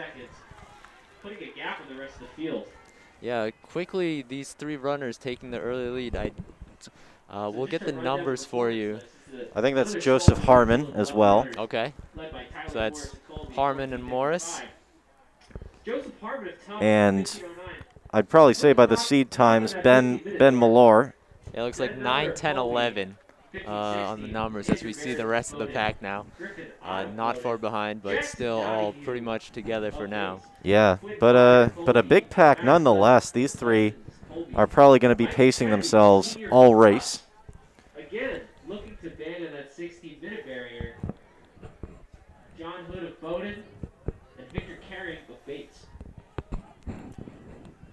Now, as someone who used to run cross country, at least I ran one season of cross country, I remember working my very best to get a personal best of 22 minutes in the 5K.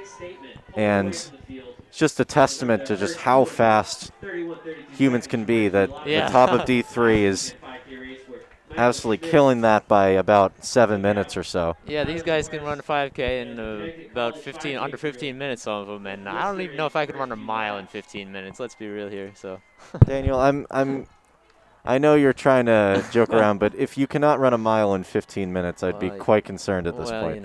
you know, you've never seen me run, Trevor. I don't think I have. That's true. You always walk places. These guys certainly not walking right now. I think the closest to the pack of 3 right now is Bowdoin's Andrew Meredith. Ladies and gentlemen, that first 800 was well under 220. We're getting word now that was an under 220 800. Want to make a big statement to the rest of the NESCAC. And here's the rest of the pack. Last week's hot 5K. Currently led by Bowdoin, as we see the 3 leaders again here. You know, it's interesting. I think Malore has number 20 on his chest, which I don't think that's a number that should be there. Interesting that it is there. Maybe they ran out of 10s. You know, that might be. There's been a lot of entrants today so far. Right now, if we're going to give the rest of the runners, it's Andrew Meredith, followed by, I believe, Griffin Ott. Then another Colby runner, who I would estimate is either Quinn Potter or Max Lasands. And then the two Bates runners, Victor Caring and Jackson Donahue, following a little bit behind. And then followed by either Max Lasands or Quinn Potter. Michael Kennedy with the very long hair in the back, fellow Theta Chi member. And finally, pulling up the rear. Michael Kennedy, the senior from Tufts. Okay. Look at that big moves in that 5K with that long hair. All right, they just repeated that over the PA system. As we go, we'll look back at the leaders real quick. You know, they help us. We help them. Yeah. Yeah, those guys on the PA, they know way more about track than us, so you know, that's impressive. So anyway, yeah, they're just over the 4-minute mark with 9 laps to go, and they're trying to make a little bit of distance between them and Harmon. That's Meller and Morris trying to make a move just a little bit early on in this race. That should, let's see. Yeah, I believe, well, as you're seeing right now, Joseph Harmon has fallen a little bit behind the 2 Colby runners. As they just announced, I believe, Jackson Donahue from Princeton, New Jersey, my beautiful hometown. Your hometown, yeah. Which I will be seeing in just a couple of weeks, remarkably. We won't be seeing any under 5-minute miles here, but of course it also isn't the mile, so you know. And it is still Meller and Morris trading off the lead now, working together to try to hold on to this lead, a little bit of distance on Joseph Harmon of Tufts. Yeah, I think Meller is the one in the orange shoes, so if you're looking for a determiner of who it is. Of course, if you're watching it for Ben Malore, hopefully you'd know that he'd wear the red shoes. Of course, we got the 2 Bowdoin runners getting here, and it looks like we have John Hood passing Michael Kennedy as they enter into lap number 5. I will quickly move over. Matt Carter of Connecticut College, member of the NESCAC. Back to the leaders. 5K. We're going to Travis Martin. Foul to the line. The Colby duo. So that's the Nationals cutoff right now. It's the power of the team. They're working together. This Colby duo is willing to push it to see now if they can get right up there with them. 14:32 is the cutoff for Nationals right now. Okay. So just going over the PA system as well. that 14:32 is the cutoff for nationals. Well on pace. Of course, top 17 in each category in the country will be invited to the D3 Nationals. Sam Gotti, who ran a 14:49 last weekend. Right Yeah, now, neither of the personal bests of the Colby runners in front would beat that, but I'm sure they're definitely going to try. Yeah, and you know, we've been hearing, you know, the some members of the track team, the Tufts track team here, doing over the PA and the stats, the time. So, you know, this season is much long. You know, it goes on longer than some of the other ones. So, you know, we're hearing the NESCAC championships going on with baseball, softball, lacrosse this weekend, but there's still lots of track to go. So, Tufts will have another meet, I believe, at least one later in the year. But again, just the lead continues to grow. This looks like Harmon falling off a little bit.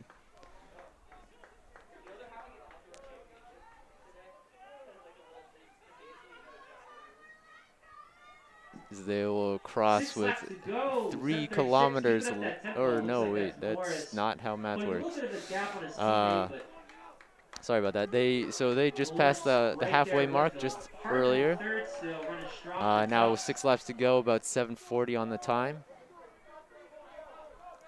In those Vaporfly shoes. We'll see as the rest of the pack crosses their 6 lap to go mark. Another pair of Colby runners. They're working together. Come on, Kennedy, let's go! Let's go, Mike! Let's go, Kennedy! All right, and we'll move back to the left side. Morris increases his tempo a little bit. Still looking strong. As it'll be A sophomore, but his first outdoor season collegiately, I believe. I think leading right now, yep, that's number 11. That is Morris. He's trying to get a little bit of a lead on teammate Ben Malore. Now with 2K to go. That's the math that I messed up last time. About an 8:50 time. Here comes Joseph Harmon. Right at 9:01 with 2K to go. Followed by, I think it was Meredith, right behind him, currently in 4th for Bowdoin. About 9 flat for 3K for Joseph Hartman. That's a very impressive 3K split. And as we're coming up on 2 miles, Morris pulls away. That's a 9:22 for 2 miles. Very strong split. Remember, they came through just under 440, so despite the strong pace, he's sticking pretty even. Yeah, and as you might hear, here comes Tyler Morris again, extending his lead.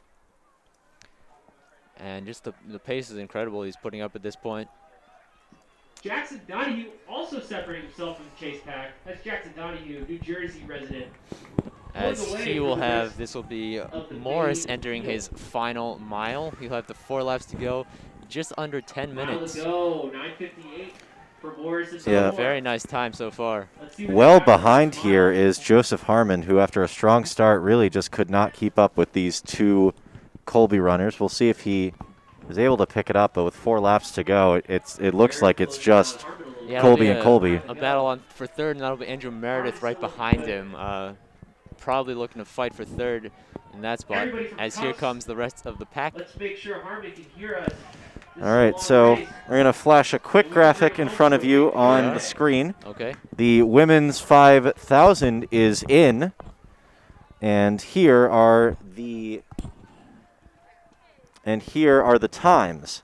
So in first place was Tara Ellard with an 18:06. Second, Julia Berdulis from Trinity in 18:08. Then Jillian Richardson, 3rd place in 18:16. 4th place was Jen Caseno with an 18:27. 5th place, Katie Riley with an 18:53 from Colby. And finally, Alexandra Walter from Tufts, 6th place with a 20:49. All right, and as we clear it back, there's now 3 laps to go there for Tyler Morris. Just crossing over just over 11:05. put himself in And national the rankings. distance between him and his I teammate think Ben a Malor perfect continues to 14.55 grow. solo performance And as we look back up at in Maine last weekend. the start, we see Meredith has now passed for 3rd place. Harmon now dropping back into 4th for the Jumbos. Followed by this group still of 4. Jackson Donahue leading that I chase believe back. Victor Caring, Over the Colby duo let's and see, Bowden runner Quinn John and Hood. Lessons as well out of Colby. Finishing up there. That looks to be Caring about to cross for on his 9th lap, finishing that up. Yeah, and it's the 12-minute mark. As we'll pan back down to the start of the home stretch, we see again Tyler Morris. There he is entering your screen now. What a pace he's put up, and now he'll enter his final 800 Morris.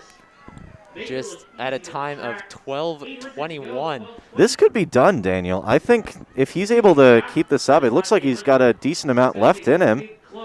Yeah, Maybe he hits that 14:32 that he needs to qualify. Yeah. Again, that time may very well. Of course, it could change. Yeah, and it can only go up, right? Because times you can't get your worst time. So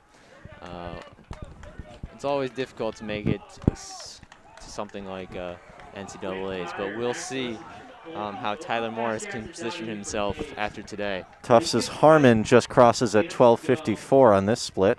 13 minutes. Yeah, and he's falling a bit further behind. I think he might, there's a chance that he gets caught by the rest of the pack as well. Take that down. But look who's already around the bend about to finish this lap. This could be a 1-minute lap here for Tyler Morris, who it seems is still able to keep up that speed. Is he going to be able to keep it up on the final lap, though? We'll see Seems what like his he's final kick has. It'll be a 13:31. So it won't be easy, but he'll certainly have a chance. The national marks from last weekend, but who knows? He looks great. He's looking quite good. I'm really excited to see what kind of a kick he has, Daniel. Yeah, and after those top two, it's Malor and Morris, but quite a distance. Now the 3rd place runner, Meredith, coming in a significant distance back, only now entering his final lap at a time of about 14:01. But here goes Tyler Morris, entering his final 200. All right. Morris, we'll see what he can do. Can he do it? He would need to cross in about 20 seconds here if he wants to make this qualifying time. Yeah, I don't think he's going to get there, Daniel. But still an incredible race from him. Oh, maybe. No, he's not going to make it. It's probably going to be around 35. Almost. We'll see what kind of time he ends up with. Incredible last lap. 14:36. Incredible from Tyler Morris. This cut off by 4 seconds. And here's Ben Meller coming in not far behind him. That'll be a 14:49 for him. Coming in 3rd place will now be Andrew Meredith out of Bowdoin. Coming in now with his final kick. It looks like Harmon's actually dropped down to 5th place here. Yeah, I kind of expected the rest of that pack to catch him, as Meredith will finish in 3rd at a time of about 15:08. Yeah, Quinn Potter, I don't think Harmon's got enough in the tank to finish this one out. Looks like Quinn really Potter's nice going to kick take there it. from Potter. He's going to pick up 4th. Speaking of nice kicks, we've got, I think, Andrew Meredith. Or no, no, so that excuse was, me, John Hood, John yeah. Hood, yeah. And another, so John Hood from Bowdoin, nice finish there. I think he picked up 6th. Oh, excuse me, this is John Hood coming around. That was actually Griffin Ott finishing. Right. This is We're open John to Hood. guesses. Here comes Hood now, finishing at a time of now 15:46. That's a smashing of his record, too. He had a 16 PR, so good for him. Here comes Victor Caring out of Bates. Seed time 16:05. I don't think he's going to hit that here. Yeah, just over the 16-minute mark, but he will be finishing. Let's see, it'll turn out to be a 16:10 for him. And we have, I believe, just final runner now. Yep, Michael Kennedy is going to be bringing up the rear here. Kennedy with a seed time of 15:59. He'll be rounding out this meet for us and for Tufts as his teammates cheer him on for this last 50 meters. Kennedy with the nice shoes is going to finish with a 16:40, and that is going to do it for today's meet, I think, Daniel. Yeah, very nicely done. All those competitors, especially very well done from Tyler Morris. What a time he was able to put up. 14:36 or so. He'll maybe have a chance if he can shave a few more seconds off. You never know what can happen leading up to nationals a little bit later in this year. Well, we should probably give a quick summary for the track team. We've got track is going to be heading to Williams next week to take on Middlebury and Williams. I believe the first time that they'll actually face those schools this season, aside from, I think, one or two Middlebury runners competing in last week's meet against Concord, Trinity, and Wesleyan. And various other schools here are going to go on to their own track stuff, but this will be the conclusion here. I think we've actually got the Yeah, I got the official times up times for the 5K. Again, the lead, Tyler Morris with a 15:35.99. The second, Ben Malora of Colby, 14:35.99. And then Ben Malora of Colby, 14:48.95. Third, Andrew Meredith of Bowdoin, 15:08.49. Fourth, Quinn Potter of Colby, 15:20.78. Fifth, Joseph Harmon out of Tufts, 15:22.15. Followed by Griffin Ott of Bowdoin with a 15:23.01. Then Max Lessons of Colby in 7th with 15:23.66. In 8th, Jackson Donahue of Bates, 15:25.68. John Hood of Bowdoin comes in 9th with a 15:46.76. Victor Carring of Bates with 16:10.28. And rounding it out, Michael Kennedy of Tufts, 16:40.25. So well done to all these runners across the day. We've been here. It's been a long day, but really nicely done. Well done to all the winners and, of course, all the competitors in general. And thank you all for tuning in.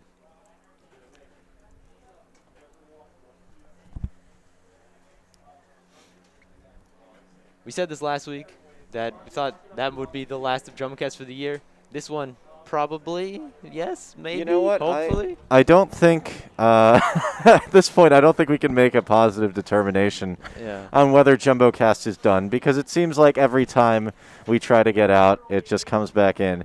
So no long sign-off from me this time, but from Daniel. Well, Daniel, you're doing play-by-play, so you can do the customary sign-off here. All right, well, thank you so much for tuning in for any part of the stream. Again, congratulations to all the athletes from all the many schools that competed here today. Shout out to Lucas Pyle, who was with us for Session 1, and as well to Trevor Russo, who came in to help with all his wonderful graphics and to commentate here on Session 2. Thanks also to the PA announcers who have helped us with some more information and some learn more about track. And thank you all for watching, anyone who watched any part of today. But that'll be it for us. I think probably that'll be from JumboCast for the semester. If we don't see you, well, hope you come back in the fall. But that'll be it here from Ellis Oval. Thank you all for tuning in and signing off.